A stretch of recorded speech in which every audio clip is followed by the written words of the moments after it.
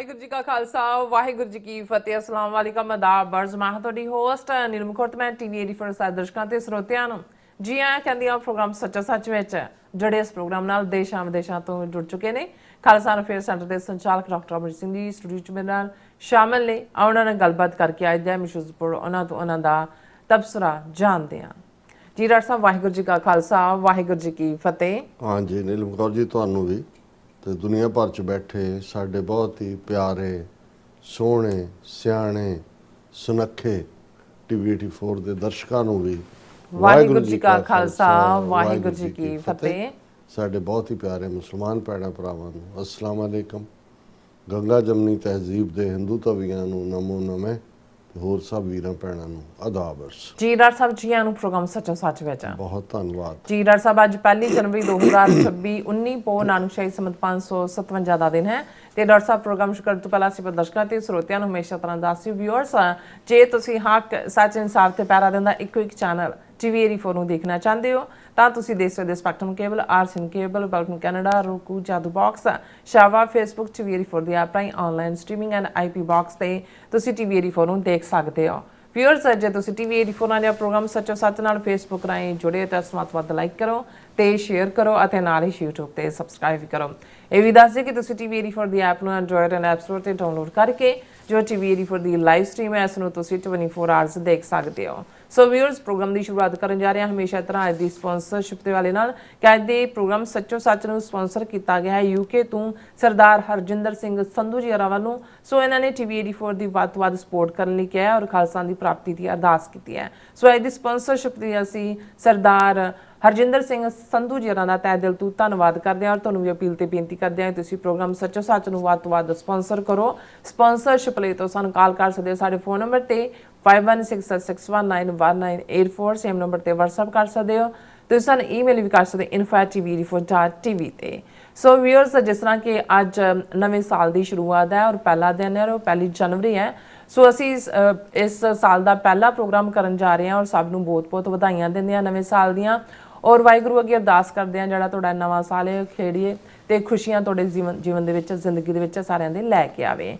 ਸੋ ਜਿਸ ਤਰ੍ਹਾਂ ਕਿ ਆਪਣੇ ਕੌਮੀ ਘਰ ਸਿੱਖ ਕੌਮ ਦੇ ਕੌਮੀ ਘਰ ਖਾਲਸਾ ਦੀ ਜਿਹੜੀ ਪ੍ਰਾਪਤੀ ਜਲਦ ਤੋਂ ਜਲਦ ਹੋਵੇ ਔਰ ਜਿਸ ਤਰ੍ਹਾਂ ਕਿ ਆਪਾਂ ਨਵੇਂ ਸਾਲ ਦੀਆਂ ਵਧਾਈਆਂ ਵੀ ਦੇ ਰਹੇ ਹਾਂ ਔਰ ਉੱਥੇ ਆਪਾਂ ਜਿਸ ਤਰ੍ਹਾਂ ਕਿ ਅੱਜ 1 ਜਨਵਰੀ ਦਾ ਦਿਨ ਅਕਾਲ ਤਖਤ ਸਾਹਿਬ ਦੇ ਜਥੇਦਾਰ ਭਾਈ ਗੁਰਦੇਵ ਸਿੰਘ ਕੌਂਕੇ ਦਾ ਜਿਹੜਾ ਸ਼ਹੀਦੀ ਦਿਨ ਹੈ ਔਰ 1 ਜਨਵਰੀ 1993 ਨੂੰ ਉਹਨਾਂ ਨੂੰ ਬਹੁਤ ਸਾਰੇ ਜਿਹੜੇ ਤਸੀਹੇ ਦੇ ਕੇ ਜਿਹੜਾ ਸ਼ਹੀਦ ਕੀਤਾ ਗਿਆ।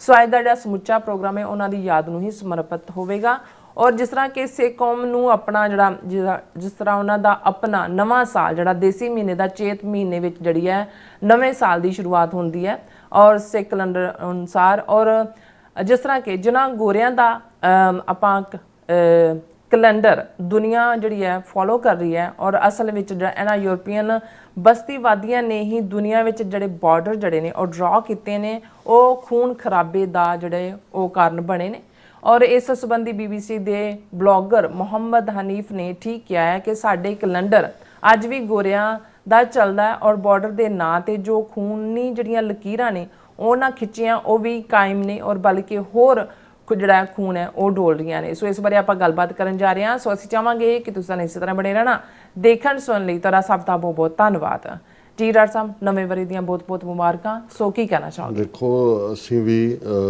ਆਪਣੇ ਸਾਰੇ ਹੀ ਵਿਊਅਰਸ ਨੂੰ ਵੈਲ ਵਿਸ਼ੇਸ ਦਿੰਦੇ ਹਾਂ। ਕੱਲ੍ਹ ਵੀ ਨਿਊ ਈਅਰ ਈਵ ਦੇ ਉੱਤੇ ਜਿਹੜੇ ਸਾਡੇ ਸਾਰੇ ਟੌਪਿਕ ਜਿੱਥੇ 2025 ਦੀਆਂ ਘਟਨਾਵਾਂ ਨਾਲ ਸੰਬੰਧਿਤ ਸਨ ਉੱਥੇ ਇਸ ਪਾਸੇ ਵੱਲ ਵੀ ਜਿਹੜਾ ਹੈ ਉਹ ਵਿਚਾਰ ਚਰਚਾ ਹੋਈ ਸੀ ਕਿ ਕਿਵੇਂ ਜਿਨ੍ਹਾਂ ਦੇ ਰਾਜ ਭਾਗ ਹੁੰਦੇ ਨੇ ਉਹਨਾਂ ਦੇ ਸਿੱਕੇ ਚੱਲਦੇ ਨੇ ਉਹਨਾਂ ਦੇ ਝੰਡੇ ਝੂਲਦੇ ਨੇ ਉਹਨਾਂ ਦੇ ਕੈਲੰਡਰ ਲਾਗੂ ਹੁੰਦੇ ਨੇ। ਬਿਲਕੁਲ ਜਦੋਂ ਅਸੀਂ ਛੋਟੇ ਜਿਹੇ ਵਕਫੇ ਦੇ ਵਿੱਚ ਆਏ ਸਿੱਖ ਰਾਜ ਜਿਹਨੂੰ ਸਿੱਖ ਐਮਪਾਇਰ ਕਰਕੇ ਜਿਹੜਾ ਐਡਰੈਸ ਕੀਤਾ ਜਾਂਦਾ ਹੈ ਕਿਉਂਕਿ ਬਹੁਤ ਵੱਡਾ 2.5 ਲੱਖ ਸਕੁਅਰ ਮਾਈਲ ਤੋਂ ਵੱਡਾ ਇਲਾਕਾ ਔਰ ਜਿਹਦੇ 'ਚ ਇੱਕ ਪੀਸ ਔਰ ਪ੍ਰੋਸਪੈਰਿਟੀ ਜਿੱਥੇ ਸਜ਼ਾਏ ਮੌਤ ਤੱਕ ਨਹੀਂ ਸੀ। ਜਿਹੜਾ ਸਿੱਖ ਰਾਜ ਦਾ ਨਾਨਕਸ਼ਾਹੀ ਸਿੱਕਾ ਉਸ ਵੇਲੇ ਦੀ ਜਿਹੜੀ ਬ੍ਰਿਟਿਸ਼ ਕਰੰਸੀ ਸੀ ਉਹਦੇ ਨਾਲੋਂ 12 ਗੁਣਾ ਜ਼ਿਆਦਾ ਮਜ਼ਬੂਤ ਸੀ। ਡੈਥ ਸੈਂਟੈਂਸ, ਕਿਸੇ ਨੂੰ ਵੀ ਫਾਂਸੀ ਦੀ ਸਜ਼ਾ ਨਹੀਂ ਸੀ ਦਿੱਤੀ ਜਾਂਦੀ, ਕੋਈ ਜੇਲ੍ਹਾਂ ਤੱਕ ਨਹੀਂ ਸਨ। ਔਰ ਇੰਨੇ ਵੱਡੇ ਐਮਪਾਇਰ ਦੇ ਵਿੱਚ ਸਾਰੀਆਂ ਹੀ ਕੌਮਾਂ ਦੇ ਲੋਕ, ਹਿੰਦੂ, ਸਿੱਖ, ਮੁਸਲਮਾਨ, ਈਸਾਈ, ਕਿਉਂਕਿ 50 ਤੋਂ ਜ਼ਿਆਦਾ ਜਿਹੜੇ ਜਰਨੈਲ ਔਰ ਬਾਕੀ ਐਕਸਪਰਟ ਮਹਾਰਾਜਾ ਰਣਜੀਤ ਸਿੰਘ ਦੇ ਦਰਬਾਰ 'ਚ ਯੂਰਪ ਔਰ ਅਮਰੀਕਾ ਤੱਕ ਦੇ ਸੀ, ਉਹ ਸਾਰੇ ਈਸਾਈ ਸਨ। ਉਹ ਸਾਰੇ ਹੀ ਬੜੇ ਪੀਸਫੁਲੀ ਆਪੋ ਆਪਣੇ ਅਕੀਦੇ ਮੁਤਾਬਕ ਆਪਣੀ ਜ਼ਿੰਦਗੀ ਵੀ ਜਿਉਂਦੇ ਸਨ।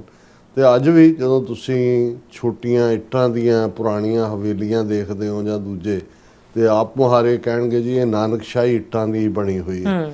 ਹੁਣ ਇੱਟਾਂ ਵੀ ਜਿਹੜੀਆਂ ਨੇ ਉਹ ਰਾਜ ਭਾਗ ਨਾਲ ਜੁੜੀਆਂ ਹੁੰਦੀਆਂ ਨੇ, ਸਿੱਕਾ ਤਾਂ ਹੈ ਹੀ ਹੈ ਸੀ, ਔਰ ਇਹ ਰਾਜ ਭਾਗ ਦਾ ਆਪਣਾ ਕਮਾਲ ਹੁੰਦਾ। ਬਿਲਕੁਲ। ਹੁਣ ਜਦੋਂ ਅਸੀਂ 2026 ਦੀ ਗੱਲ ਕਰ ਰਹੇ ਹਾਂ ਔਰ ਪੋਜ਼ਿਟਿਵ ਨੋਟ ਦੇ ਨਾਲ ਹੀ ਅਸੀਂ ਸ਼ੁਰੂ ਕਰਨਾ ਚਾਹੁੰਦੇ ਹਾਂ। ਮੇਰੀਆਂ ਨਜ਼ਰਾਂ 'ਚੋਂ ਮੁਹੰਮਦ ਹਨੀਫ ਜਿਹੜੇ BBC ਦੇ ਬਲੌਗਰ ਨੇ, ਬੜੀ ਠੇਠ ਪੰਜਾਬੀ ਦੇ ਵਿੱਚ ਉਹਨਾਂ ਦਾ ਜਿਹੜਾ ਆਡੀਓ ਵੀ ਹੁੰਦਾ ਹੈ ਔਰ ਉਸ ਦੀ ਸਕ੍ਰਿਪਟ ਵੀ ਹੁੰਦੀ ਹੈ ਉਹਨਾਂ ਦੇ ਬਲੌਗ ਦੀ, ਤੇ ਉਹਨਾਂ ਨੇ ਇਸ ਵੱਲ ਇਸ਼ਾਰਾ ਕੀਤਾ ਕਿਉਂਕਿ ਜਦੋਂ ਅਸੀਂ ਮਾਣ ਨਾਲ ਕਹਿੰਦੇ ਹਾਂ ਕਿ ਸਾਡਾ ਨਾਨਕਸ਼ਾਹੀ ਕੈਲੰਡਰ ਉਸ ਧਰਤੀ ਦੇ, ਪੰਜਾਬ ਦੀ ਧਰਤੀ ਦੇ 6 ਮੌਸਮਾਂ 6 ਰੁੱਤਾਂ ਦੇ ਮੁਤਾਬਕ, ਔਰ ਗੁਰੂ ਸਾਹਿਬਾਨ ਨੇ 12 ਮਾਹ ਤੁਖਾਰੀ, ਗੁਰੂ ਨਾਨਕ ਪਾਤਸ਼ਾਹ ਨੇ ਉਚਾਰਨ ਕੀਤਾ 12 ਮਹੀਨਿਆਂ ਦਾ ਜ਼ਿਕਰ, ਔਰ ਇਸੇ ਤਰ੍ਹਾਂ ਜਿਹੜਾ 12 ਮਾਹ ਮਾਝ ਗੁਰੂ ਅਰਜਨ ਸਾਹਿਬ ਨੇ ਬਿਆਨਿਆ।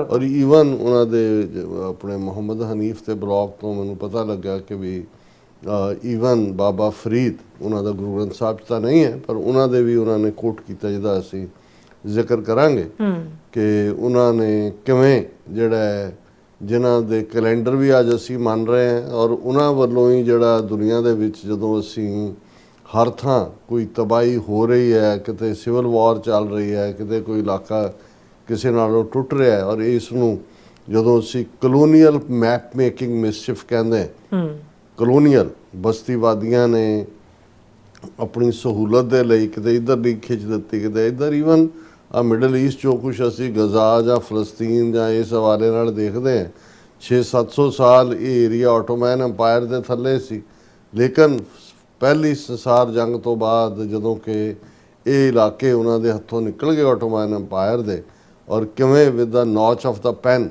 ਇਹ ਸਾਰੇ ਜਿਹੜੇ ਮੁਲਕ ਨੇ ਇਹ ਆਪੋ ਆਪਣੀ, ਕਿਉਂਕਿ ਉਦੋਂ ਤੱਕ ਤੇਲ ਨਿਕਲ ਚੁੱਕਾ ਸੀ, ਔਰ ਕਿਵੇਂ ਆਪਣੀ ਸਹੂਲਤ ਲਈ ਕ੍ਰੀਏਟ ਕੀਤੇ। ਔਰ ਇਹਨਾਂ 80 ਸਾਲਾਂ ਦੇ ਵਿੱਚ ਜੇ ਅਸੀਂ ਸੈਕੰਡ ਵਰਲਡ ਵਾਰ ਤੋਂ ਬਾਅਦ ਦੇ ਪੀਰੀਅਡ 'ਚ ਦੇਖੀਏ ਕਿਵੇਂ ਲੱਖਾਂ ਲੋਕਾਂ ਦੀ ਮੌਤ ਹੁੰਦੀ ਹੈ। ਇਸੇ ਤਰ੍ਹਾਂ ਜਦੋਂ ਅਸੀਂ ਇਹ ਗੱਲ ਕਰ ਰਹੇ ਸੀ ਕਿ ਭਾਈ ਨਿਊ ਈਅਰ ਈਵ ਦੇ ਮੌਕੇ ਦੇ ਉੱਤੇ ਚਾਈਨਾ ਨੇ ਤਾਈਵਾਨ ਨੂੰ ਘੇਰਿਆ ਹੋਇਆ, ਤੇ ਜੇ ਚਾਈਨੀਜ਼ ਅੱਜ ਵੀ ਉੱਥੇ ਕ੍ਰਿਸਚੀਅਨਸ ਨੂੰ ਵੜਨ ਨਹੀਂ ਦਿੰਦੇ ਜਾਂ ਉਹਨਾਂ ਦੇ ਮਿਸ਼ਨਸ ਜਾਂ ਪ੍ਰਚਾਰ ਨਹੀਂ ਕਰਨ ਦਿੰਦੇ ਜਾਂ ਹੋਰ ਉਹਨਾਂ ਦੀਆਂ ਪਾਬੰਦੀਆਂ ਨੇ, ਕਿ ਇਹਨਾਂ ਨੇ ਕਿਵੇਂ ਉਸ ਕਲੋਨੀਅਲ ਪੀਰੀਅਡ ਦੇ ਵਿੱਚ ਕਿਵੇਂ ਚੀਨ ਨੂੰ ਨਸ਼ਿਆਂ ਦੇ ਵਿੱਚ ਧੱਕਿਆ, ਓਪੀਅਮ ਕਿਵੇਂ ਟਨਾਂ ਦੇ ਟਨ ਉੱਥੇ ਜਿਹੜੀ ਹੈ ਵੇਚੀ, ਪੈਸਾ ਬਣਾਇਆ।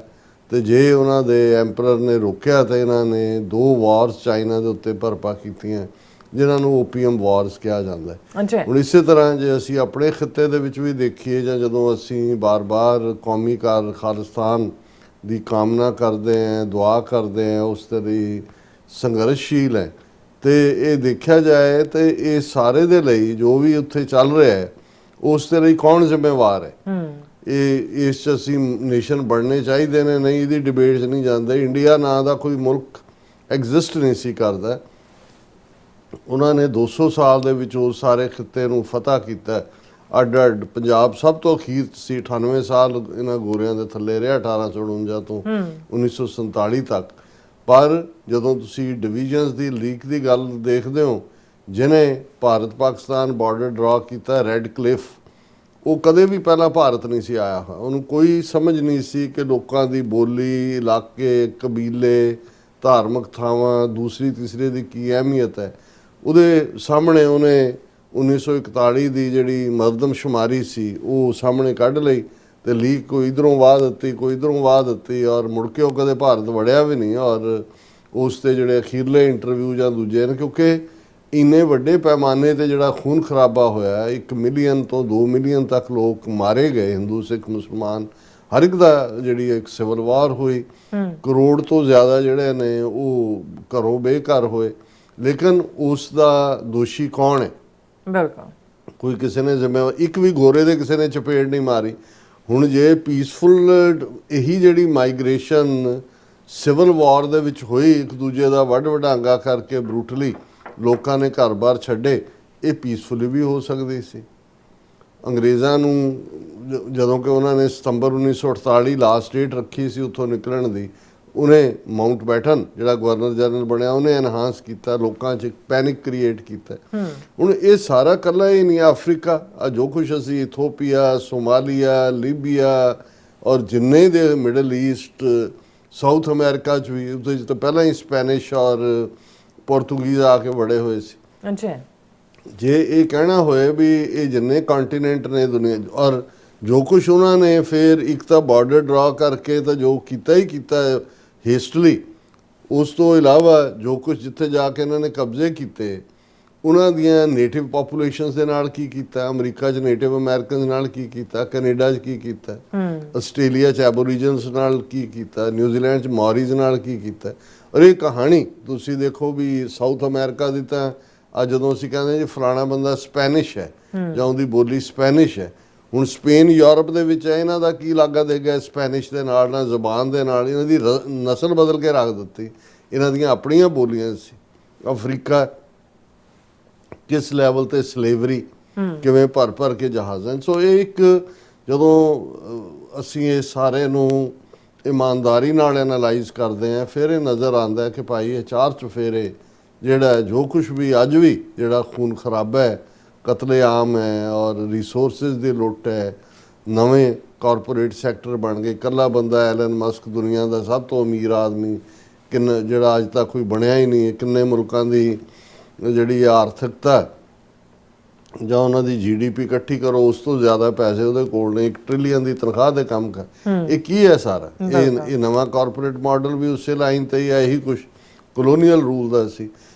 ਔਰ ਇਹ ਸਾਰੇ ਦਾ ਜਿਹੜਾ ਅਸੀਂ ਡੀਟੇਲ ਦੇ ਵਿੱਚ ਜ਼ਿਕਰ ਵੀ ਕਰਾਂਗੇ, ਉਹਨਾਂ ਦਾ ਮੈਂ ਬਲੌਗ ਹੀ ਪੜ੍ਹਾਂਗਾ ਮੁਹੰਮਦ ਹਨੀਫ ਦਾ। ਪਰ ਜਿਵੇਂ ਤੁਸੀਂ ਕਿਹਾ ਵੀ ਅੱਜ ਜਿੱਥੇ ਨਵੇਂ ਵਰ੍ਹੇ ਦਾ ਆਗਾਜ਼ ਹੈ, ਉੱਥੇ ਇਤਿਹਾਸਕ ਦਿਨ ਦੇ ਤੌਰ ਤੇ 1 ਜਨਵਰੀ 1993 ਉਹ ਦਿਨ ਹੈ ਜਦੋਂ ਕਿ ਸਰਬੱਤ ਖਾਲਸਾ ਵੱਲੋਂ ਥਾਪੇ ਗਏ ਅਕਾਲ ਤਖਤ ਸਾਹਿਬ ਦੇ ਐਕਟਿੰਗ ਜਥੇਦਾਰ ਭਾਈ ਗੁਰਦੇਵ ਸਿੰਘ ਕੌਂਕੇ, ਉਹਨਾਂ ਨੂੰ ਬਹੁਤ ਬੁਰੀ ਤਰ੍ਹਾਂ ਤਸੀਹੇ ਦੇ ਕੇ ਸ਼ਹੀਦ ਕੀਤਾ ਗਿਆ ਸੀ। ਉਹਨਾਂ ਦਾ ਪਵਿੱਤਰ ਸਰੀਰ ਵੀ ਪਰਿਵਾਰ ਦੇ ਹਵਾਲੇ ਨਹੀਂ ਸੀ ਕੀਤਾ ਗਿਆ। ਇਹ ਕਿਹਾ ਗਿਆ ਕਿ ਜੀ ਇਹ ਉਹਨਾਂ ਨੂੰ ਅਸੀਂ ਜਿਹੜਾ ਉਹ ਕਿਤੇ ਹਥਿਆਰਾਂ ਦੀ ਬਰਾਮਦਗੀ ਲਈ ਲਿਜਾ ਰਹੇ ਸੀ ਔਰ ਉਹ ਦੌੜ ਗਏ। ਇਹ ਇੱਕ ਤਰੀਕਾ ਸੀ ਉਦੋਂ ਮਾਰ ਕੇ, ਕਿਉਂਕਿ ਉਹਨਾਂ ਨੂੰ ਇੰਨਾ ਟੌਰਚਰ ਕੀਤਾ ਗਿਆ ਜਗਰਾਵਾਂ 'ਚ ਰੱਖ ਕੇ, ਥਾਣੇ 'ਚ ਸਵਰਨਾ ਘੋਟਣਾ ਔਰ ਦੂਸਰੇ ਜ਼ਾਲਮ ਪੁਲਿਸ ਅਫਸਰਾਂ ਵੱਲੋਂ। ਔਰ ਜ਼ਾਹਰ ਹੈ ਇੰਡੀਅਨ ਏਜੰਸੀਆਂ ਜਿਹੜੀਆਂ ਉਹਨੂੰ, ਪੰਜਾਬ ਦੇ ਵਿੱਚ OP ਸ਼ਰਮਾ ਬੈਠਾ ਸੀ ਚੰਡੀਗੜ੍ਹ 'ਚ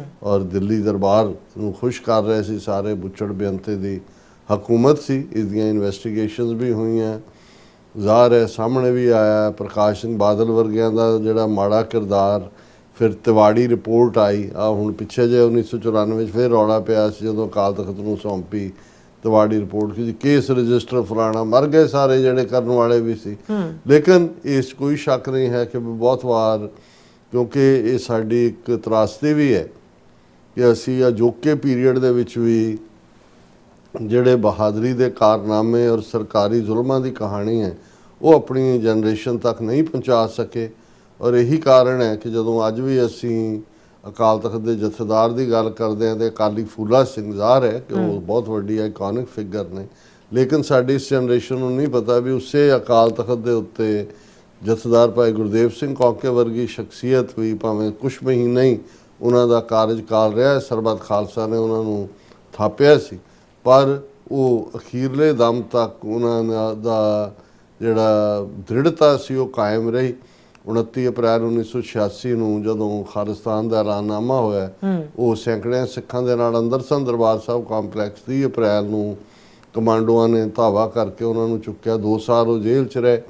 ਫਿਰ ਜਦੋਂ ਤੱਕ ਉਹ ਬਾਹਰ ਆਏ ਔਰ ਉਸ ਤੋਂ ਬਾਅਦ ਅਗੇਨ ਉਹਨਾਂ ਨੂੰ ਲਗਾਤਾਰਤਾ ਦੇ ਨਾਲ ਫੜਨ ਔਰ ਗ੍ਰਿਫਤਾਰੀਆਂ ਦਾ ਸਿਲਸਿਲਾ ਜਾਰੀ ਰਿਹਾ, ਪਰ ਉਹਨਾਂ ਨੇ ਬਹੁਤ ਵੱਡੇ ਕੰਮ ਕੀਤੇ ਔਰ ਇਹਦੇ 'ਚ ਕੋਈ ਸ਼ੱਕ ਨਹੀਂ ਹੈ ਕਿ ਬੜੀ ਦਰਸ਼ਕ ਦੇਖ ਵੀ ਸਕਦੇ ਨੇ ਉਹਨਾਂ ਦੀ ਤਸਵੀਰ ਜੀ ਕਿ ਜਦੋਂ ਉਹ ਦਰਬਾਰ ਸਾਹਿਬ ਕੰਪਲੈਕਸ ਦੇ ਵਿੱਚ ਆਪਣੇ ਸਿੰਘਾਂ ਦੇ ਨਾਲ ਤੁਰਦੇ ਸਨ ਔਰ ਪਰਿਕਰਮਾ ਕਰਦੇ ਸੀ, ਇੱਕ ਝਲਕਾਰਾ ਜਿਹਾ ਪੈਂਦਾ ਸੀ ਜਿਵੇਂ ਸੰਤ ਜਰਨੈਲ ਸਿੰਘ ਪਿੰਡੋਂ, ਲੰਮਾ ਕੱਦ ਉਹਨਾਂ ਦਾ, ਪ੍ਰਭਾਵਸ਼ਾਲੀ ਉਹਨਾਂ ਦੀ ਸ਼ਖਸੀਅਤ, ਨਾਮ ਬਾਣੀ ਨਾਲ ਜੁੜੀ ਹੋਈ। ਔਰ ਜਦੋਂ ਉਹਨਾਂ ਨੂੰ ਜੇਲ੍ਹ ਦੇ ਵਿੱਚ ਵੀ ਸੰਗਰੂਰ ਔਰ ਦੂਸਰੇ ਹਾਈ ਸਿਕਿਉਰਿਟੀ 'ਚ ਸੀ, ਉਹਨਾਂ ਦਾ ਜਿਹੜਾ ਉਹ ਮੁੱਖ ਫੋਕਸ ਸਿਮਰਨ ਕਰਾਉਣਾ, ਔਰ ਜਦੋਂ ਉਹ ਬਾਹਰ ਹੁੰਦੇ ਸੀ ਉਹਨਾਂ ਦਾ ਸੀ ਕਿ ਭਾਈ ਜਿਹੜਾ ਆਪਸੀ ਆਪਣੇ ਝਗੜੇ ਜਿਹੜੇ ਨੇ ਉਹ ਅਦਾਲਤਾਂ 'ਚ ਨਾ ਲਿਜਾਓ, ਉਹ ਆਪਸ 'ਚ ਨਜਿੱਠੋ। ਉਹਨਾਂ ਦੇ ਐਫਰਟ ਨਾਲ ਬਹੁਤ ਸਾਰੀਆਂ ਬੱਚੀਆਂ ਜਿਨ੍ਹਾਂ ਨੂੰ ਉਹਨਾਂ ਦੇ ਗਰੀਡੀ ਸਹੁਰਿਆਂ ਨੇ ਦਾਜ ਔਰ ਦੂਜੇ ਕਰਕੇ ਘਰੀਂ ਛੱਡਿਆ ਹੋਇਆ ਸੀ ਜਾਂ ਉਹ ਬੈਠੀਆਂ ਸੀ ਵਿਚਾਰੀਆਂ, ਉਹਨਾਂ ਨੂੰ ਵਾਪਸ ਘਰੀਂ ਵਸਾਉਣਾ। ਬਹੁਤ ਸਾਰੇ ਮਸਲੇ ਜਿਹੜੇ ਨੇ ਆਪਸੀ, ਉਹਨਾਂ ਦੀ ਪੰਚਾਇਤਾਂ ਦੀ ਲਾਈਨ ਲੱਗੀ ਹੁੰਦੀ ਸੀ ਕਿ ਸਾਡੇ ਇਹ ਮਸਲੇ ਵੀ ਹੱਲ ਕਰਾਓ। ਸੋ ਸਰਕਾਰ ਨੂੰ ਲੱਗਾ ਕਿ ਵੀ ਇਹ ਤਾਂ ਸੰਤ ਪਿੰਡਾਂ ਵਾਲਿਆਂ ਬਾਅਦ ਉਹਨਾਂ ਵਰਗੀ ਦਿੱਖ, ਜਬੇ ਔਰ ਇਮਾਨਦਾਰੀ ਔਰ ਦ੍ਰਿੜਤਾ ਔਰ ਦਲੇਰੀ ਵਾਲਾ ਬੰਦਾ ਮਿਲਿਆ, ਔਰ ਇਵੇਂ ਉਹਨਾਂ ਨੂੰ ਟੌਰਚਰ ਕਰਕੇ ਸ਼ਹੀਦ ਕੀਤਾ ਗਿਆ। ਔਰ ਅਸੀਂ ਇਹ ਪ੍ਰੋਗਰਾਮ ਉਹਨਾਂ ਦੀ ਯਾਦ ਨੂੰ ਸਮਰਪਿਤ ਕਰਦੇ। ਔਰ ਅੱਜ ਦਾ ਜਿਵੇਂ ਮੈਂਸ਼ਨ ਕੀਤਾ ਹੈ ਕਿ ਵੀ ਪ੍ਰੋਗਰਾਮ ਨੂੰ ਸਪਾਂਸਰ ਅਸੀਂ ਮਾਫੀ ਵੀ ਚਾਹੁੰਦੇ ਹਾਂ, ਵੀਰ ਹਰਜਿੰਦਰ ਸਿੰਘ ਸੰਧੂ ਜਿਹੜੇ UK ਬੇਸਡ ਨੇ, ਉਹ ਸਾਡੇ ਪ੍ਰੋਗਰਾਮ ਦੇ ਐਡਮਾਇਰਰ ਨੇ, ਲਗਾਤਾਰ ਤਾਂ ਕਈ ਹਫ਼ਤੇ ਪਹਿਲਾਂ ਉਹਨਾਂ ਨੇ ਜਿਹੜਾ ਲਿਬਰਲੀ ਕੰਟਰੀਬਿਊਟ ਕੀਤਾ। ਔਰ ਅਸੀਂ ਜਿਹੜਾ ਹੈ ਉਹ ਖੁਦ ਸ਼ਾਇਰ ਨੇ, ਉਹਨਾਂ ਦੀ ਇੱਕ ਨਜ਼ਮ ਵੀ ਉਹਨਾਂ ਨੇ ਭੇਜੀ ਨਾਲ। ਉਹਨਾਂ ਦਾ ਜਿਹੜਾ ਅਸੀਂ ਇਹ ਸਾਰੇ ਪੀਰੀਅਡ 'ਚ ਉਹ ਮੇਰਾ ਇਹ ਸੀ ਕਿ ਉਹਨਾਂ ਦੀ ਸਪਾਂਸਰਸ਼ਿਪ ਅਸੀਂ ਉਸ 'ਤੇ ਨਹੀਂ ਕਰੀਏ ਜਦੋਂ ਕਿ ਅਸੀਂ ਉਹਨਾਂ ਦੀ ਨਜ਼ਮ ਵੀ ਸ਼ੇਅਰ ਕਰੀਏ। ਸੋ ਮੈਂ ਸਮਝਦਾ ਹਾਂ ਵੀ ਇੱਕ ਗਿਲਟ ਵੀ ਸੀ ਕਿ ਵੀ ਉਹਨਾਂ ਨੂੰ ਬਹੁਤ ਲੇਟ ਅਸੀਂ ਜਿਹੜੀ ਥਾਂ ਦਿੱਤੀ ਹੈ, ਤੇ ਇਸ ਲਈ ਅਸੀਂ ਇਹ ਵਰਾ 2026 ਦੀ ਇਸ 1 ਜਨਵਰੀ ਦੀ ਸ਼ਾਮ ਦੇ ਇਸ ਪ੍ਰੋਗਰਾਮ 'ਚ ਜਿਹੜਾ ਸਾਡਾ ਪਹਿਲਾ ਪ੍ਰੋਗਰਾਮ ਹੈ, ਅਸੀਂ ਉਸ ਦਾ ਆਗਾਜ਼ ਉਹਨਾਂ ਦੀ ਨਜ਼ਮ ਦੇ ਨਾਲ ਹੀ ਕਰਦੇ ਹਾਂ, ਜਿਹਦੇ 'ਚ ਉਹਨਾਂ ਨੇ ਕਿਹਾ, ਬਹੁਤ ਖੂਬਸੂਰਤ ਨਜ਼ਮ ਹੈ, ਹਾਲੇ ਨਹੀਂ ਵੇਲਾ ਸੌਣ ਦਾ, ਇੱਕ ਹੋਰ ਹੰਬਲਾ ਮਾਰ ਦੇ, ਮਹਿਰਮ ਉਡੀਕੇ ਸੋਹਣਿਆਂ, ਕੰਢੇ ਖੜੋਤਾ ਪਾਰ ਦੇ, ਠੰਡੀਆਂ ਨੇ ਛਾਵਾਂ ਭਾਵੇਂ, ਮਿੱਠੀਆਂ ਹਵਾਵਾਂ ਭਾਵੇਂ, ਸੁੰਦਰ ਫਿਜ਼ਾਵਾਂ ਸਦੜੇ, ਦਿਲਕਸ਼ ਅਦਾਵਾਂ ਸਦੜੇ, ਕਦਮਾਂ ਨੂੰ ਕਰ ਲੈ ਛੋਹਲੀਆਂ ਤੇ ਸਾਥ ਨੂੰ ਇਕਰਾਰ ਦੇ, ਹਾਲੇ ਨਹੀਂ ਵੇਲਾ ਸੌਣ ਦਾ, ਇੱਕ ਹੋਰ ਹੰਬਲਾ ਮਾਰ ਦੇ। ਐ ਮਾਸੂਮ ਸ਼ਹਿਜ਼ਾਦੜੇ, ਤੇਰੇ ਦੁਆਲੇ ਸਾਜ਼ਿਸ਼ਾਂ, ਬਗਲਾਂ ਵਿੱਚ ਨੇ ਛੁਰੀਆਂ, ਮੂੰਹਾਂ ਦੇ ਵਿੱਚ ਵੀ ਛੁਰੀਆਂ, ਹਿਜੜੇ ਨੇ ਆਗੂ ਹੋ ਗਏ ਇਹਨਾਂ ਬੌਣਿਆਂ ਦੀ ਡਾਰ ਦੇ, ਹਾਲੇ ਨਹੀਂ ਵੇਲਾ ਸੌਣ ਦਾ, ਇੱਕ ਹੋਰ ਹਮਲਾ ਮਾਰ ਦੇ। ਰਾਹ ਤੇਰੇ ਦਾ ਸ਼ੁਗਲ ਹੈ ਛਵੀਆਂ ਦੇ ਉੱਤੇ ਨੱਚਣਾ, ਰਾਹ ਤੇਰੇ ਦਾ ਸ਼ੁਗਲ ਹੈ ਛਵੀਆਂ ਦੇ ਉੱਤੇ ਨੱਚਣਾ, ਤਵੀਆਂ ਦੇ ਉੱਤੇ ਪੁੱਜਣਾ, ਕਦੇ ਅਣਪਛਾਤੇ ਮੱਚਣਾ, ਭਾਂਬੜ ਅਲੰਬੇ ਉੱਠ ਰਹੇ, ਤੂੰ ਠਾਰ ਸਕਦਾ ਠਾਰ ਦੇ, ਹਾਲੇ ਨਹੀਂ ਵੇਲਾ ਸੌਣ ਦਾ, ਇੱਕ ਹੋਰ ਹਮਲਾ ਮਾਰ ਦੇ। ਅਕਿਰਤ ਕਣਾ ਸੰਗ ਜੀਣ ਕੀ, ਇਹ ਉਹਨਾਂ ਨੇ ਬੜਾ ਖੂਬਸੂਰਤ ਸਿੰਬੋਲਿਜ਼ਮ ਇਸਤੇਮਾਲ ਕੀਤਾ ਹੈ, ਜੋ ਜਿਸ ਸਿਚੁਏਸ਼ਨ ਜੋ ਅਸੀਂ ਲੰਘ ਰਹੇ ਹਾਂ, ਸਾਡੀ ਕੌਮ ਜਿਨ੍ਹਾਂ ਅਕਿਰਤ ਕਣਾ ਦੇ ਨਾਲ ਜਿਨ੍ਹਾਂ ਦੇ ਅਸੀਂ ਵਸ ਪਏ ਹਾਂ। ਅਕਿਰਤ ਕਣਾ ਸੰਗ ਜੀਣ ਕੀ, ਕਹਿਣਾ ਹੈ ਪਾਕ ਕਲਾਮ ਦਾ, ਸਿਰਾਂ ਧੜਾਂ ਦੀਆਂ ਲੋਹਣੀਆਂ, ਰਸਤਾ ਨਹੀਂ ਹੈ ਆਮ ਦਾ, ਬੱਕਰੇ ਨੇ ਰਾਖੀ ਬੌਲ ਦੀ, ਉੱਠ ਕੇ ਲਲਕਾਰਾ ਮਾਰ ਦੇ, ਹਾਲੇ ਨਹੀਂ ਵੇਲਾ ਸੌਣ ਦਾ, ਇੱਕ ਹੋਰ ਹਮਲਾ ਮਾਰ ਦੇ। ਹਾਥੀ ਨੇ ਸਜਣਾ ਝੂਲ ਦੇ, ਤੇਰੇ ਦੁਆਰੇ ਮੂਹਰੇ, ਹਾਥੀ ਨੇ ਸਜਣਾ ਝੂਲ ਦੇ, ਤੇਰੇ ਦੁਆਰੇ ਮੂਹਰੇ, ਮੁੱਛਾਂ ਕਰ ਰੱਖੀ ਕੁੰਡੀਆਂ, ਉੱਚੇ ਸਜਾ ਲੈ ਟੋਰੇ, ਬੁੱਲੀ ਲਿਆਂਦੇ ਸਿਕਰੀ, ਗਾਜ਼ੀ ਜੋ ਹਨ ਗੁਫਤਾਰ ਦੇ, ਹਾਲੇ ਨਹੀਂ ਵੇਲਾ ਸੌਣ ਦਾ, ਇੱਕ ਹੋਰ ਹਮਲਾ ਮਾਰ ਦੇ। ਉਹ ਨਕਸ਼ ਸੁਨੱਖੇ ਦਿਸ ਰਹੇ, ਘਰ ਘਾਟ ਤੇਰੇ ਦੇਸ ਦੇ, ਉਹ ਨਕਸ਼ ਸੁਨੱਖੇ ਦਿਸ ਰਹੇ, ਘਰ ਘਾਟ ਤੇਰੇ ਦੇਸ ਦੇ, ਪੈ ਨਾ ਦਲੀਲੀ ਦਿਲਬਰਾ, ਦੁਬਦਾ ਦੀ ਪੱਟੀ ਮੇਸ ਦੇ ਨਕਸ਼ੇ ਚੋਂ ਨਕਸ਼ਾ ਉਭਰਿਆ, ਕੜ ਭੰਨ ਕੁਫਰ ਦੀ ਗਾਰ ਦੇ, ਹਾਲੇ ਨੀ ਵੇਲਾ ਸੌਣ ਦਾ, ਇੱਕ ਹੋਰ ਹੰਬਲਾ ਮਾਰ ਦੇ। ਅਖੀਰਲਾ ਸੈਂਟੈਂਸ ਹੈ, ਜੀ ਨਿੱਕੇ ਨਿਸ਼ਾਨੇ ਸੋਚ ਨਾ, ਰੱਖ ਅੰਬਰ ਨਿਗਾਹਾਂ ਸਾਹਮਣੇ। ਅਸਮਾਨ ਨਿੱਕੇ ਨਿਸ਼ਾਨੇ ਸੋਚ ਨਾ, ਰੱਖ ਅੰਬਰ ਨਿਗਾਹਾਂ ਸਾਹਮਣੇ। ਪਿੰਜਰੇ ਦਾ ਮੋਹ ਨਹੀਂ ਕਰੀਦਾ, ਸੋਨੇ ਦੇ ਹੋਣ ਭਾਵੇਂ, ਭੁੱਲਾਂ ਸੁਧਾਰਨ ਮੌਕੜਾ, ਇਸ ਵਾਰ ਚਿੱਠੇ ਤਾਰ ਦੇ, ਹਾਲੇ ਨਹੀਂ ਵੇਲਾ ਸੌਣ ਦਾ, ਇੱਕ ਹੋਰ ਹਮਲਾ ਮਾਰ ਦੇ। ਸੋ ਅਸੀਂ ਵੀਰ ਹਰਜਿੰਦਰ ਸਿੰਘ ਜੀ ਦਾ ਬਹੁਤ ਬਹੁਤ ਸ਼ੁਕਰੀਆ ਅਦਾ ਕਰਦੇ ਹਾਂ, ਔਰ ਅਸੀਂ ਉਹਨਾਂ ਤੋਂ ਇਹ ਤਵੱਕੋ ਵੀ ਕਰਦੇ ਹਾਂ, ਜਿਵੇਂ ਸਾਡੇ ਵੀਰ ਸ਼ੇਰਬਾਜ਼ ਸਿੰਘ ਢਿੱਲੋਂ, ਭਾਈ ਸੰਤੋਖ ਸਿੰਘ, ਉਹ ਲਗਾਤਾਰ ਕੰਟਰੀਬਿਊਟਰ ਨੇ। ਤੁਸੀਂ ਸੰਧੂ ਸਾਹਿਬ ਬਹੁਤ ਖੂਬਸੂਰਤ ਤੁਹਾਡੀਆਂ ਨਜ਼ਮਾਂ, ਤੁਹਾਡੀ ਨਜ਼ਮ ਹੈ, ਔਰ ਤੁਸੀਂ ਸਾਨੂੰ ਰੈਗੂਲਰਲੀ ਭੇਜ ਸਕਦੇ ਹਾਂ। ਅਸੀਂ ਇੱਕ ਸੈਗਮੈਂਟ ਹਫਤੇ ਦੇ ਵਿੱਚ ਐਕਸਕਲੂਸਿਵਲੀ ਸ਼ਾਇਰਾਂ ਦੇ ਨਾਂ ਵੀ ਕਰ ਦਿਆਂਗੇ। ਔਰ ਹੁਣ ਜਦੋਂ ਅਸੀਂ ਇਹ ਕਿਹਾ ਕਿ ਵੀ ਇਹ ਜਿਹੜੀ ਕਲੋਨੀਅਲ ਮੈਪ ਮੇਕਿੰਗ ਹੈ, ਇਹੀ ਮਿਸਚਿਫ ਹੈ, ਔਰ ਇਹ ਮੁਹੰਮਦ ਹਨੀਫ ਉਹਨਾਂ ਦਾ ਬਲੌਗ ਜਿਹੜਾ BBC ਨੇ ਕਿਹਾ, ਉਹਦੀ ਹੈਡਲਾਈਨ ਹੀ ਇਹ ਹੈ, ਸਾਡੇ ਕੈਲੰਡਰ ਅੱਜ ਵੀ ਗੋਰਿਆਂ ਦਾ ਚੱਲਦਾ ਹੈ, ਬਾਰਡਰ ਦੇ ਨਾਂ ਤੇ ਜੋ ਖੂਨੀ ਲਕੀਰਾਂ ਉਹਨਾਂ ਖਿੱਚੀਆਂ ਉਹ ਵੀ ਕਾਇਮ ਨੇ, ਬਲਕਿ ਹੋਰ ਖੂਨੀ ਹੋ ਗਈਆਂ। ਉਹਨਾਂ ਕਿਹਾ ਨਵਾਂ ਸਾਲ ਸ਼ੁਰੂ ਹੋ ਗਿਆ, ਮੁਬਾਰਕ ਤੇ ਬਣਦੀ ਹੈ, ਲੇਕਿਨ ਨਾਲ ਇਹ ਵੀ ਖਿਆਲ ਆਉਂਦਾ ਹੈ ਕਿ ਇਹ ਨਵਾਂ ਸਾਲ ਗੋਰਿਆਂ ਦਾ ਸ਼ੁਰੂ ਹੋਇਆ, ਇਹ ਕੈਲੰਡਰ ਸਾਨੂੰ ਗੋਰਿਆਂ ਨੇ ਦਿੱਤਾ ਸੀ। ਸਾਡੇ ਆਪਣੇ ਦੇਸੀਆਂ ਦਾ, ਪੰਜਾਬੀਆਂ ਦਾ ਵੀ ਇੱਕ ਕੈਲੰਡਰ ਹੈ ਜਿਹੜਾ ਆਪਣੇ ਮੁਕਾਮੀ ਮੌਸਮਾਂ ਦੇ ਹਿਸਾਬ ਨਾਲ ਬਣਾਇਆ ਗਿਆ ਸੀ। ਉਹਨਾਂ ਦਾ ਨਵਾਂ ਸਾਲ ਹਾਲੇ ਚੇਤਰ 'ਚ ਸ਼ੁਰੂ ਹੋਣਾ। ਬਿਲਕੁਲ ਗੋਰਿਆਂ ਨੂੰ ਇੱਥੋਂ ਗਏ ਕੋਈ 80 ਕੁ ਵਰੇ ਹੋਣ ਵਾਲੇ ਨੇ, ਲੇਕਿਨ ਸਾਡੇ ਕੈਲੰਡਰ ਉਹਨਾਂ ਦਾ ਹੀ ਚੱਲਦਾ ਹੈ, ਤੇ ਨਾਲ ਨਾਲ ਬਾਰਡਰ ਦੇ ਨਾਂ ਤੇ ਜਿਹੜੀ ਖੂਨੀ ਲਕੀਰਾਂ ਉਹ ਖਿੱਚ ਕੇ ਗਏ ਸਨ, ਉਹ ਵੀ ਅਜੇ ਤੱਕ ਕਾਇਮ ਦਾਇਮ ਹਨ, ਬਲਕਿ ਪਹਿਲਾਂ ਤੋਂ ਵੀ ਜ਼ਿਆਦਾ ਖੂਨੀ ਹੋ ਗਈਆਂ ਹਨ। ਇਹ ਜਿਹੜਾ ਸਾਲ ਗੁਜ਼ਰਿਆ, ਪੂਰੇ ਸਾਲ ਵਿੱਚ ਜੰਗ ਦਾ ਮਾਹੌਲ ਰਿਹਾ, 4-5 ਦਿਨ ਦਾ ਯੁੱਧ ਵੀ ਪਿਆ, ਜਹਾਜ਼ ਡਿੱਗੇ ਨੇ, ਮਿਜ਼ਾਈਲ ਉੱਡੇ ਨੇ, ਫਿਰ 7 ਸਮੁੰਦਰ ਪਾਰ ਬੈਠੇ ਇੱਕ ਹੋਰ ਗੋਰੇ ਡੋਨਲਡ ਟਰੰਪ ਨੇ ਟੈਲੀਫੋਨ ਕਰਕੇ ਸਾਡਾ ਸੀਜ਼ਫਾਇਰ ਕਰਵਾਇਆ।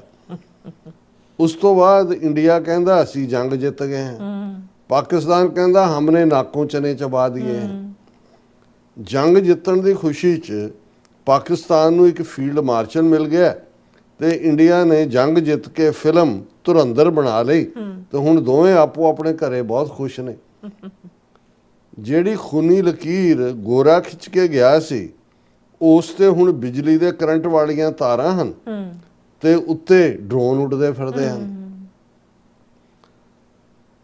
ਇੰਡੀਆ ਤੇ ਪਾਕਿਸਤਾਨ ਨੇ ਇੱਕ ਦੂਜੇ ਨੂੰ ਹਰਾਇਆ। ਸਾਡੇ ਗੁਆਂਢ ਵਿੱਚ ਇੱਕ ਹੋਰ ਵੀ ਮੁਲਕ ਹੈ ਅਫਗਾਨਿਸਤਾਨ, ਉਹ ਪੂਰੀ ਦੁਨੀਆ ਨੂੰ ਹਰਾ ਚੁੱਕਿਆ, ਇੱਕ ਨਹੀਂ 2 ਦਫਾ। ਪਾਕਿਸਤਾਨ ਨਾਲ ਉਸ ਦੀ ਬੜੀ ਭਰਾਬੰਦੀ ਸੀ, ਖਲਕਤ ਵੀ ਆਉਂਦੀ ਜਾਂਦੀ ਸੀ, ਤੇ ਇੱਧਰ ਦਾ ਮਾਲ ਵੀ ਉੱਧਰ ਤੇ ਉੱਧਰ ਦਾ ਮਾਲ ਇੱਧਰ ਖੁੱਲਾ ਆਉਂਦਾ ਸੀ। ਹੁਣ ਉਹ ਵੀ ਸਾਡੇ ਨਾਲ ਰੁੱਸ ਗਏ ਨੇ। ਉਸ ਬਾਰਡਰ ਤੇ ਵੀ ਹੁਣ ਮਿਸਾਈਲ ਤੇ ਰਾਕਟ ਹੀ ਆ ਜਾ ਸਕਦੇ ਨੇ। ਕਣਕ ਤੇ ਅਨਾਰਾਂ ਦੀਆਂ ਫਸਲਾਂ ਅਸੀਂ ਆਪਣੇ ਘਰਾਂ 'ਚ ਬੈਠੇ ਗਾਲ ਰਹੇ ਹਾਂ। ਬਾਰਡਰਾਂ ਦੇ ਅੰਦਰ ਆਪਣੀ ਆਪਣੀ ਆਵਾਮ ਨੂੰ ਬੰਦ ਕਰਕੇ ਡਰਾ ਕੇ ਹੁਕਮਰਾਨ ਸਾਡੇ ਖੁਸ਼ ਹਨ। ਜੇ ਕੋਈ ਸ਼ਿਕਾਇਤ ਕਰੇ ਕਿ ਸਾਡੀ ਦਾਲ ਰੋਟੀ ਦਾ ਖਰਚਾ ਪੂਰਾ ਨਹੀਂ ਹੁੰਦਾ, ਜਾਂ ਤੁਸੀਂ ਸਾਨੂੰ ਖੁੱਲ੍ਹ ਕੇ ਸਾਹ ਨਹੀਂ ਲੈਣ ਦਿੰਦੇ, ਤਾਂ ਉਹ ਸਾਨੂੰ ਕਹਿ ਦਿੰਦੇ ਨੇ ਕਿ ਸਾਡਾ ਸ਼ੁਕਰ ਅਦਾ ਕਰੋ ਕਿ ਅਸੀਂ ਤੁਹਾਡੇ ਗੁਆਂਢੀ ਦੁਸ਼ਮਣ ਤੋਂ ਤੁਹਾਨੂੰ ਬਚਾ ਲਿਆ। ਇੱਥੋਂ ਕਿਤੇ ਦੂਰ ਬੈਠਾ ਅਮਰੀਕਾ ਦਾ ਸਦਰ ਟਰੰਪ ਹੁਣ ਵੀ ਜਦੋਂ ਮੂੰਹ ਖੋਲ੍ਹਦਾ ਹੈ ਤਾਂ ਇਹੀ ਕਹਿੰਦਾ ਹੈ ਕਿ ਇੰਡੀਆ ਪਾਕਿਸਤਾਨ 'ਚ 1.5-2 ਅਰਬ ਬੰਦਾ ਵਸਦਾ, ਤੇ ਇਹ ਸਾਰੇ ਇੱਕ ਦੂਜੇ ਨੂੰ ਮਾਰੂ ਸਨ, ਇਹਨਾਂ ਨੂੰ ਸਿਰਫ ਮੈਂ ਹੀ ਬਚਾ ਲਿਆ। ਅਮਰੀਕਾ ਦੇ ਰਾਸ਼ਟਰਪਤੀ ਟਰੰਪ ਫੋਨ ਤੇ ਗੱਲਬਾਤ, ਇਹ ਉਹਨੂੰ ਕੋਟ ਕੀਤਾ ਉਹਨਾਂ ਨੇ ਕਿ ਵੀ ਇਵੇਂ ਕਹਿੰਦਾ, ਗੋਰਿਆਂ ਦੀਆਂ ਗੱਲਾਂ ਤੇ ਗੋਰਿਆਂ ਦਾ ਨਵਾਂ ਸਾਲ ਮੁਬਾਰਕ ਤਾਂ ਹੈ ਹੀ, ਲੇਕਿਨ ਜਿਹੜਾ ਇੱਥੇ ਆਪਣਾ ਦੇਸੀ ਕੈਲੰਡਰ ਹੈ ਉਸ ਵਿੱਚ ਵੀ 12 ਮਹੀਨੇ ਹਨ। ਵਾਰਿਸ ਸ਼ਾਹ ਤੋਂ ਲੈ ਕੇ ਬਾਬਾ ਫਰੀਦ ਤੱਕ ਸਾਡੇ ਸਾਰੇ ਸ਼ਾਇਰਾਂ ਨੇ ਇਹਨਾਂ ਮੌਸਮਾਂ ਤੇ ਨਜ਼ਮਾਂ ਲਿਖੀਆਂ ਹਨ, ਜਿਨ੍ਹਾਂ ਨੂੰ 12 ਮਾਹ ਕਹਿੰਦੇ ਹਨ, ਜਿਸ ਦੇ ਵਿੱਚ ਉਹਨਾਂ ਨੇ ਆਪਣੇ ਮੌਸਮਾਂ ਦੇ ਹਰ ਮਹੀਨੇ ਦਾ ਦੁੱਖ ਸੁੱਖ ਬਿਆਨ ਕੀਤਾ ਹੈ। ਬਿਲਕੁਲ। ਗੋਰਿਆਂ ਦਾ ਦਸੰਬਰ ਜਨਵਰੀ ਚੱਲ ਰਿਹਾ ਹੈ ਤੇ ਸਾਡਾ ਇਹ ਪੋਹ ਦਾ ਮਹੀਨਾ ਹੈ। ਪੰਜਾਬੀ ਦੇ ਵੱਡੇ ਸ਼ਾਇਰ ਮੌਲਵੀ ਗੁਲਾਮ ਰਸੂਲ ਪੋਹ ਦੇ ਮਹੀਨੇ ਦਾ ਕੁਝ ਇੰਜ ਬਿਆਨ ਕਰਦੇ ਹਨ। ਪੋਹ ਪਾਲਾ ਪਿਆ ਕਮਾਲ ਹੋਇਆ, ਥਰ ਥਰ ਕੰਬੇ ਜਾਨ ਵਿਚਾਰੀ ਹੋ। ਪੋਹ ਪਾਲਾ ਪਿਆ ਕਮਾਲ ਹੋਇਆ, ਥਰ ਥਰ ਖੰਬੇ ਜਾਨ ਵਿਚਾਰੀ ਹੋ। ਕੁੰਜ ਵਾਂਗ ਪੁਕਾਰਦੀ ਰਾਤ ਸਾਰੀ, ਲੱਗੀ ਹਿਜਰ ਦੀ ਸਖਤ ਬਿਮਾਰੀ ਹੋ। ਬਾਗ ਉਜੜਿਆ ਤੇ ਪੱਤਰ ਝੜ ਗਏ, ਬੁਲਬੁਲ ਕੈਦ ਦੇ ਵਿੱਚ ਦੁਖਾਰੀ ਹੋ। ਗੁਲਾਮ ਰਸੂਲ ਕੀ ਆਖੇ ਮਾਲੀ ਤਾਈ, ਹੁਣ ਮਿਟ ਗਈ ਸਭ ਇਆਰੀ ਹੋ। ਸੋ ਮੈਨੂੰ ਲੱਗਾ ਕਿ ਵੀ ਇਹ ਆਪਣੇ ਕੈਲੰਡਰ ਦੀ ਗੱਲ ਅਸੀਂ ਹੀ ਨਹੀਂ ਕਰਦੇ, ਇਹ ਲਹਿੰਦੇ ਪੰਜਾਬ ਦੇ ਜਿਹੜੇ ਇਸ ਲੈਵਲ ਦੇ ਲੋਕ ਨੇ ਉਹ ਵੀ ਹੁਣ ਸੋਚਦੇ ਨੇ ਕਿ ਭਾਈ ਸਾਡਾ ਚੇਤ ਵਿਸਾਖ ਜੇਠ ਹਾੜ ਸਾਵਣ ਭਾਦੋਂ ਅੱਸੂ ਕੱਤਕ ਮੱਘਰ ਪੋਹ ਮਾਹ ਫੱਗਣ, ਇਹ ਸਾਡਾ 12 ਮਹੀਨਿਆਂ ਦਾ ਕੈਲੰਡਰ ਜਿਹੜਾ ਉੱਥੋਂ ਦੇ ਮੌਸਮਾਂ ਨਾਲ ਰੁੱਤਾਂ ਨਾਲ ਜੁੜਿਆ ਹੋਇਆ, ਔਰ ਇਸ ਦੇ ਉੱਤੇ ਰੂਹਾਨੀ ਕਲਾਮ ਵੀ ਔਰ ਦੁਨਿਆਵੀ ਤੌਰ ਦੇ ਉੱਤੇ ਵੀ। ਹੁਣ ਜਦੋਂ ਅਸੀਂ ਪੋਹ ਦੀ ਗੱਲ ਕਰੋ, ਔਰ ਇੰਨੇ ਅਖਾਣ ਨੇ ਇਹਨਾਂ ਫਿਰ ਮਹੀਨਿਆਂ ਦੇ ਨਾਲ ਜੁੜੇ ਹੋਏ, ਮੌਸਮਾਂ ਦੇ ਨਾਲ, ਔਰ ਦਿਨੇ ਧੁੱਪਾਂ ਰਾਤੀ ਪਾਲੇ, ਪੋਹ ਮਾਘ ਦੇ ਪਾਲੇ, ਇਸ ਕਿਸਮ ਕਿੰਨੇ ਅਖਾਣ ਨੇ। ਕਿੰਨਾ ਕੁਝ ਜੀ ਡਾਕਟਰ ਸਾਹਿਬ, ਤੁਹਾਡਾ ਬਹੁਤ ਸ਼ੁਕਰੀਆ। ਸੋ ਥਲੇ ਬ੍ਰੇਕ ਔਰ ਬ੍ਰੇਕ ਤੇ ਜਾਣ ਤੋਂ ਪਹਿਲਾਂ ਅਸੀਂ ਦਰਸ਼ਕਾਂ ਤੇ ਸਰੋਤਿਆਂ ਨੂੰ ਅਪੀਲ ਤੇ ਬੇਨਤੀ ਕਰਦੀ ਹੈ, ਵਿਊਅਰਸ, ਜਿਸ ਤਰ੍ਹਾਂ ਤੁਸੀਂ ਜਾਣਦੇ ਹੋ ਕਿ ਟੀਵੀ 84 ਇੱਕ ਪੰਥਕ ਚੈਨਲ ਹੈ। ਟੀਵੀ 84 ਦੀ ਚੜ੍ਹਦੀ ਕਲਾ ਲਈ ਵੱਧ ਤੋਂ ਵੱਧ ਡੋਨੇਟ ਕਰੋ। ਡੋਨੇਟ ਕਰਨ ਲਈ ਸਾਡੀ ਵੈਬਸਾਈਟ tv84.tv ਤੇ ਜਾ ਕੇ ਪੇਪਲ ਦੀ ਵਰਤੋਂ ਕਰਕੇ 1 ਟਾਈਮ ਡੋਨੇਟ ਕਰ ਸਕਦੇ ਹੋ, ਮੰਥਲੀ ਡੋਨੇਟ ਵੀ ਕਰ ਸਕਦੇ ਹੋ। ਤੁਸੀਂ ਟੀਵੀ 84 ਦੇ ਨਾਮ ਤੇ ਚੈੱਕ ਬਣਾ ਕੇ ਸਾਨੂੰ ਮੇਲ ਵੀ ਕਰ ਸਕਦੇ ਹੋ ਸਾਡੇ ਇਸ ਪਤੇ ਤੇ 36-01 37th Avenue, ਲੌਂਗ ਆਈਲੈਂਡ ਸਿਟੀ, ਨਿਊਯਾਰਕ 11101 USA, ਜਾਂ ਫਿਰ ਤੁਸੀਂ ਸਾਨੂੰ ਫੋਨ ਰਾਹੀਂ ਵੀ ਸੰਪਰਕ ਕਰ ਸਕਦੇ ਹੋ 5166611984। ਤੁਸੀਂ ਸਾਨੂੰ ਈਮੇਲ ਵੀ ਕਰ ਸਕਦੇ info@tv84.tv ਤੇ। ਅਸੀਂ ਤੁਹਾਡੇ ਤਹਿ ਦਿਲ ਤੋਂ ਸ਼ੁਕਰਗੁਜ਼ਾਰ ਹੋਵਾਂਗੇ। ਸੋ ਇੱਥੇ ਲੈਣੇ ਬ੍ਰੇਕ। ਵਿਊਅਰਸ, ਤੁਸੀਂ ਇਸੇ ਤਰ੍ਹਾਂ ਬਣੇ ਰਹਿਣਾ। ਮਿਲਦੇ ਹਾਂ after this short break.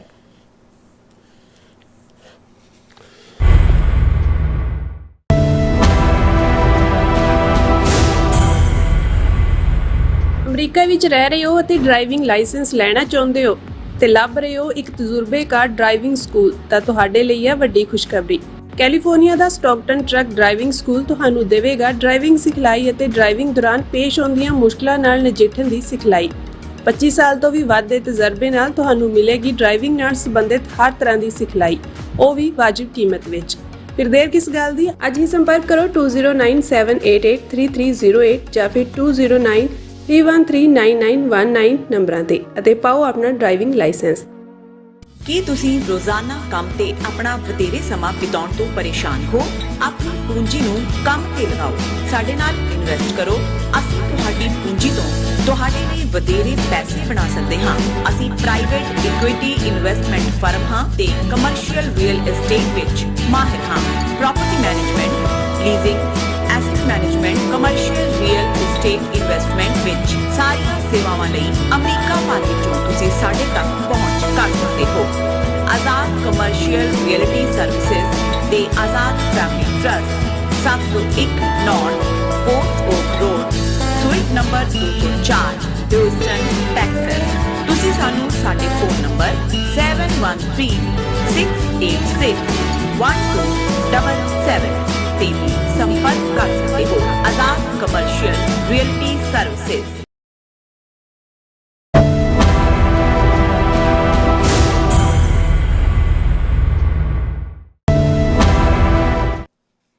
Welcome back on program. So viewers, ਗੱਲਬਾਤ ਕਰਨ ਜਾ ਰਹੇ ਹਾਂ ਕਿ ਅੱਜ ਦੇ ਯੁੱਗ ਵਿੱਚ ਅਸਲੀ ਲੜਾਈ ਨੈਰੇਟਿਵ ਜਾਂ ਬਿਰਤਾਂਤ ਦੀ ਹੈ, ਔਰ ਪਿਛਲੇ ਵਰੇ ਦੌਰਾਨ ਜਿਹੜੇ ਬੀਜੇਪੀ ਨੇ ਸਿੱਖ ਇਤਿਹਾਸਿਕ ਜਿਹੜੇ ਦਿਨਾਂ ਨੂੰ ਸਰਕਾਰੀ ਪੱਧਰ ਤੇ ਮਨਾਇਆ, ਪਰ ਉਸ ਦਾ ਨੈਰੇਟਿਵ ਹਿੰਦੂਤਵਾਦੀ ਵਿਚਾਰਧਾਰਾ ਨੂੰ ਹੀ ਪ੍ਰਮੋਟ ਕਰਨਾ ਸੀ।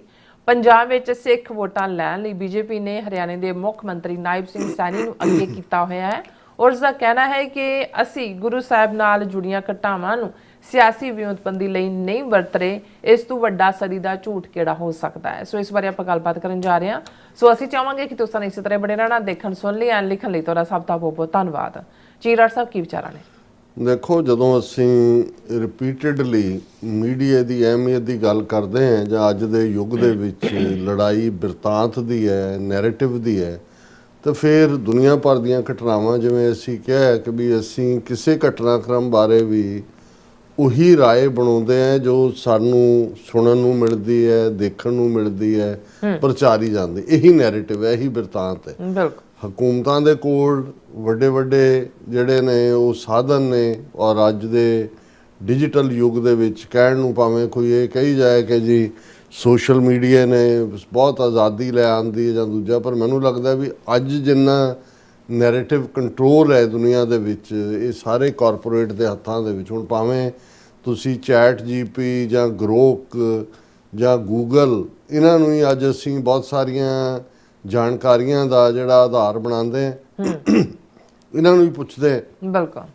ਪਰ ਇਹਨਾਂ ਦੇ ਕੋਲ ਜਿਹੜੀ ਜਾਣਕਾਰੀ ਹੈ, ਜਦੋਂ ਉਹ ਜਵਾਬ ਆਉਂਦਾ ਹੈ, ਇਹਨਾਂ ਸਾਰੇ ਜਿਹੜੇ ਸੋਰਸ ਜਿਨ੍ਹਾਂ ਨੂੰ ਅਸੀਂ ਮੰਨਦੇ ਹਾਂ, ਉਹ ਉਹੀ ਹੈ ਜਿਹੜਾ ਉਹਨਾਂ ਨੂੰ ਫੀਡ ਕੀਤਾ ਹੋਇਆ। ਤੇ ਫੀਡ ਕਿਹਨੇ ਕੀਤਾ, ਕਿਹਦੇ ਇੰਟਰਸਟ ਨੇ, ਕਿੱਥੇ ਕੀ ਜੁੜਿਆ ਹੋਇਆ, ਕਿਹਨੂੰ ਬਾਹਰ ਕੱਢਣਾ। ਔਰ ਅਸੀਂ ਰਿਪੀਟਡਲੀ ਦੇਖਦੇ ਹਾਂ ਕਿ ਭਾਈ ਇਹ ਤੁਹਾਡਾ YouTube ਹੈ, Facebook ਹੈ, ਦੂਸਰਾ ਤੁਹਾਨੂੰ ਜਦੋਂ ਮਰਜ਼ੀ ਉਹ ਬਲੌਕ ਕਰ ਦਿੰਦੇ ਨੇ, ਜਦੋਂ ਮਰਜ਼ੀ ਸਟ੍ਰਾਈਕ ਕਰ ਦਿੰਦੇ ਨੇ। ਔਰ ਇੱਕ ਪਾਸੇ ਜਿਹੜੇ ਨਫ਼ਰਤ ਨਾਲ ਭਰੇ ਹੋਏ ਮੈਸੇਜ ਨੇ, ਜਿਹੜੇ WhatsApp ਗਰੁੱਪਸ ਦੇ ਵਿੱਚ ਲੱਖਾਂ ਤੱਕ ਪਹੁੰਚਦੇ ਨੇ, ਉਹ ਬੇਰੋਕ ਟੋਕ ਜਾ ਰਹੇ ਨੇ। ਸੋ ਅੱਜ ਜਿੰਨਾ ਮੈਂ ਸਮਝਦਾ ਵੀ ਕੰਟਰੋਲਡ ਨੈਰੇਟਿਵ ਹੈ, ਇੰਨਾ ਸ਼ਾਇਦ ਪਹਿਲਾਂ ਕਦੇ ਨਹੀਂ ਹੋਇਆ। ਪਹਿਲਾਂ ਤਾਂ ਤੁਹਾਨੂੰ ਸੋਚਣ ਦਾ ਵੀ ਕੋਈ ਮੌਕਾ ਮਿਲਦਾ ਸੀ, ਕੋਈ ਬੰਦਾ ਟਰੈਵਲ ਵੀ ਕਰਦਾ ਸੀ, ਕੁਝ ਖਬਰਾਂ ਜਿਹੜੀਆਂ ਨੇ ਉਹਨਾਂ ਰਾਹੀਂ ਵੀ ਪਹੁੰਚਦੀਆਂ ਸੀ, ਕੋਈ ਆਈ ਵਿਟਨੈਸ ਅਕਾਊਂਟ ਵੀ ਹੁੰਦੇ ਸੀ। ਹੁਣ ਤਾਂ ਉਹਨਾਂ ਨੇ ਜਾਲੀ ਉਸ ਕਿਸਮ ਦੇ ਵਿਟਨੈਸਿਸ ਖੜੇ ਕਰਕੇ ਜਿਹੜੇ ਨੇ ਉਹ ਉਸ ਦਾ ਨੈਰੇਟਿਵ ਬਿਲਡ ਕੀਤਾ ਹੁੰਦਾ। ਔਰ ਅਸੀਂ ਜਦੋਂ 20-25 ਸਾਲ ਦੇ ਹਵਾਲੇ ਨਾਲ ਗੱਲ ਕੀਤੀ, ਔਰ ਅਸੀਂ ਕਿਹਾ ਕਿ ਭਾਈ ਜਿਹੜਾ ਜਿਸ ਅੰਦਾਜ਼ ਦੇ ਵਿੱਚ ਬੀਜੇਪੀ ਨੇ ਸਿੱਖ ਇਤਿਹਾਸਕ ਦਿਨਾਂ ਨੂੰ, ਸਿੱਖ ਓਕੇਜ਼ਨਸ ਨੂੰ, ਇੱਕ ਤਾਂ ਹੁੰਦਾ ਉਹਨੂੰ ਹਾਈਜੈਕ ਕਰਨਾ, ਇੱਕ ਹੁੰਦਾ ਉਸ ਹਾਈਜੈਕ ਤੋਂ ਬਾਅਦ ਉਹਦਾ ਨੈਰੇਟਿਵ ਸੈੱਟ ਕਰਨਾ ਕਿ ਇਤਿਹਾਸ ਇਵੇਂ ਨਹੀਂ ਹੈ, ਇਤਿਹਾਸ ਇਵੇਂ। ਔਰ ਉਹਦੇ 'ਚ ਬੀਜੇਪੀ ਨੇ ਕੰਸਿਸਟੈਂਟਲੀ ਪਿਛਲੇ ਲੰਬੇ ਸਮੇਂ ਤੋਂ ਕੰਮ ਕਰਕੇ, ਪਹਿਲਾਂ ਤਾਂ 4 ਵੱਡੇ ਜਿਹੜੇ ਸਾਡੇ ਅਦਾਰੇ, ਗੁਰਦੁਆਰਾ ਕਮੇਟੀਆਂ ਜਿਨ੍ਹਾਂ ਦੇ ਥੱਲੇ ਸੈਂਕੜਿਆਂ ਇਤਿਹਾਸਕ ਗੁਰਦੁਆਰੇ ਨੇ, ਉਹਨਾਂ ਦੇ ਉੱਤੇ ਆਪਣੇ ਬੰਦੇ ਜਿਹੜੇ ਨੇ ਉਹ ਫਿੱਟ ਕੀਤੇ। ਉਹਨਾਂ 'ਚ ਜ਼ਾਹਰ ਹੈ ਤਖਤ ਹਜ਼ੂਰ ਸਾਹਿਬ ਕਮੇਟੀ, ਕਿਉਂਕਿ ਮਹਾਰਾਸ਼ਟਰ ਦੇ ਵਿੱਚ ਵੀ ਬੀਜੇਪੀ ਦੀ ਗਵਰਨਮੈਂਟ ਹੈ, ਸ਼ਿਵ ਸੈਨਾ ਦੇ ਨਾਲ ਵੀ ਪਹਿਲਾਂ ਅਲਾਇੰਸ ਸੀ, ਹੁਣ ਤਾਂ ਚੀਫ ਮਿਨਿਸਟਰ ਹੀ ਜਿਹੜਾ ਉਹ ਬੀਜੇਪੀ ਦਾ। ਔਰ ਉੱਥੇ ਕੋਈ ਆਮ ਇਲੈਕਸ਼ਨਾਂ ਨਹੀਂ ਹੁੰਦੀਆਂ, ਉਹ ਨੋਮੀਨੇਸ਼ਨ ਕਲੈਕਟਰ ਦੂਜਾ, ਸੋ ਪੱਕਾ ਸਰਕਾਰੀ ਅਦਾਰਾ। ਔਰ ਤੁਸੀਂ ਦੇਖੋਗੇ ਕਿ ਭਾਈ ਹਜ਼ੂਰ ਸਾਹਿਬ ਦੀ ਵਿਜ਼ਿਟ ਹਰ ਸਿੱਖ ਇੱਕ ਵਾਰ ਜ਼ਿੰਦਗੀ 'ਚ ਜ਼ਰੂਰ ਜਿਹੜਾ ਹੈ ਉਹ ਦੀਦਾਰ ਕਰਨਾ ਚਾਹੁੰਦਾ।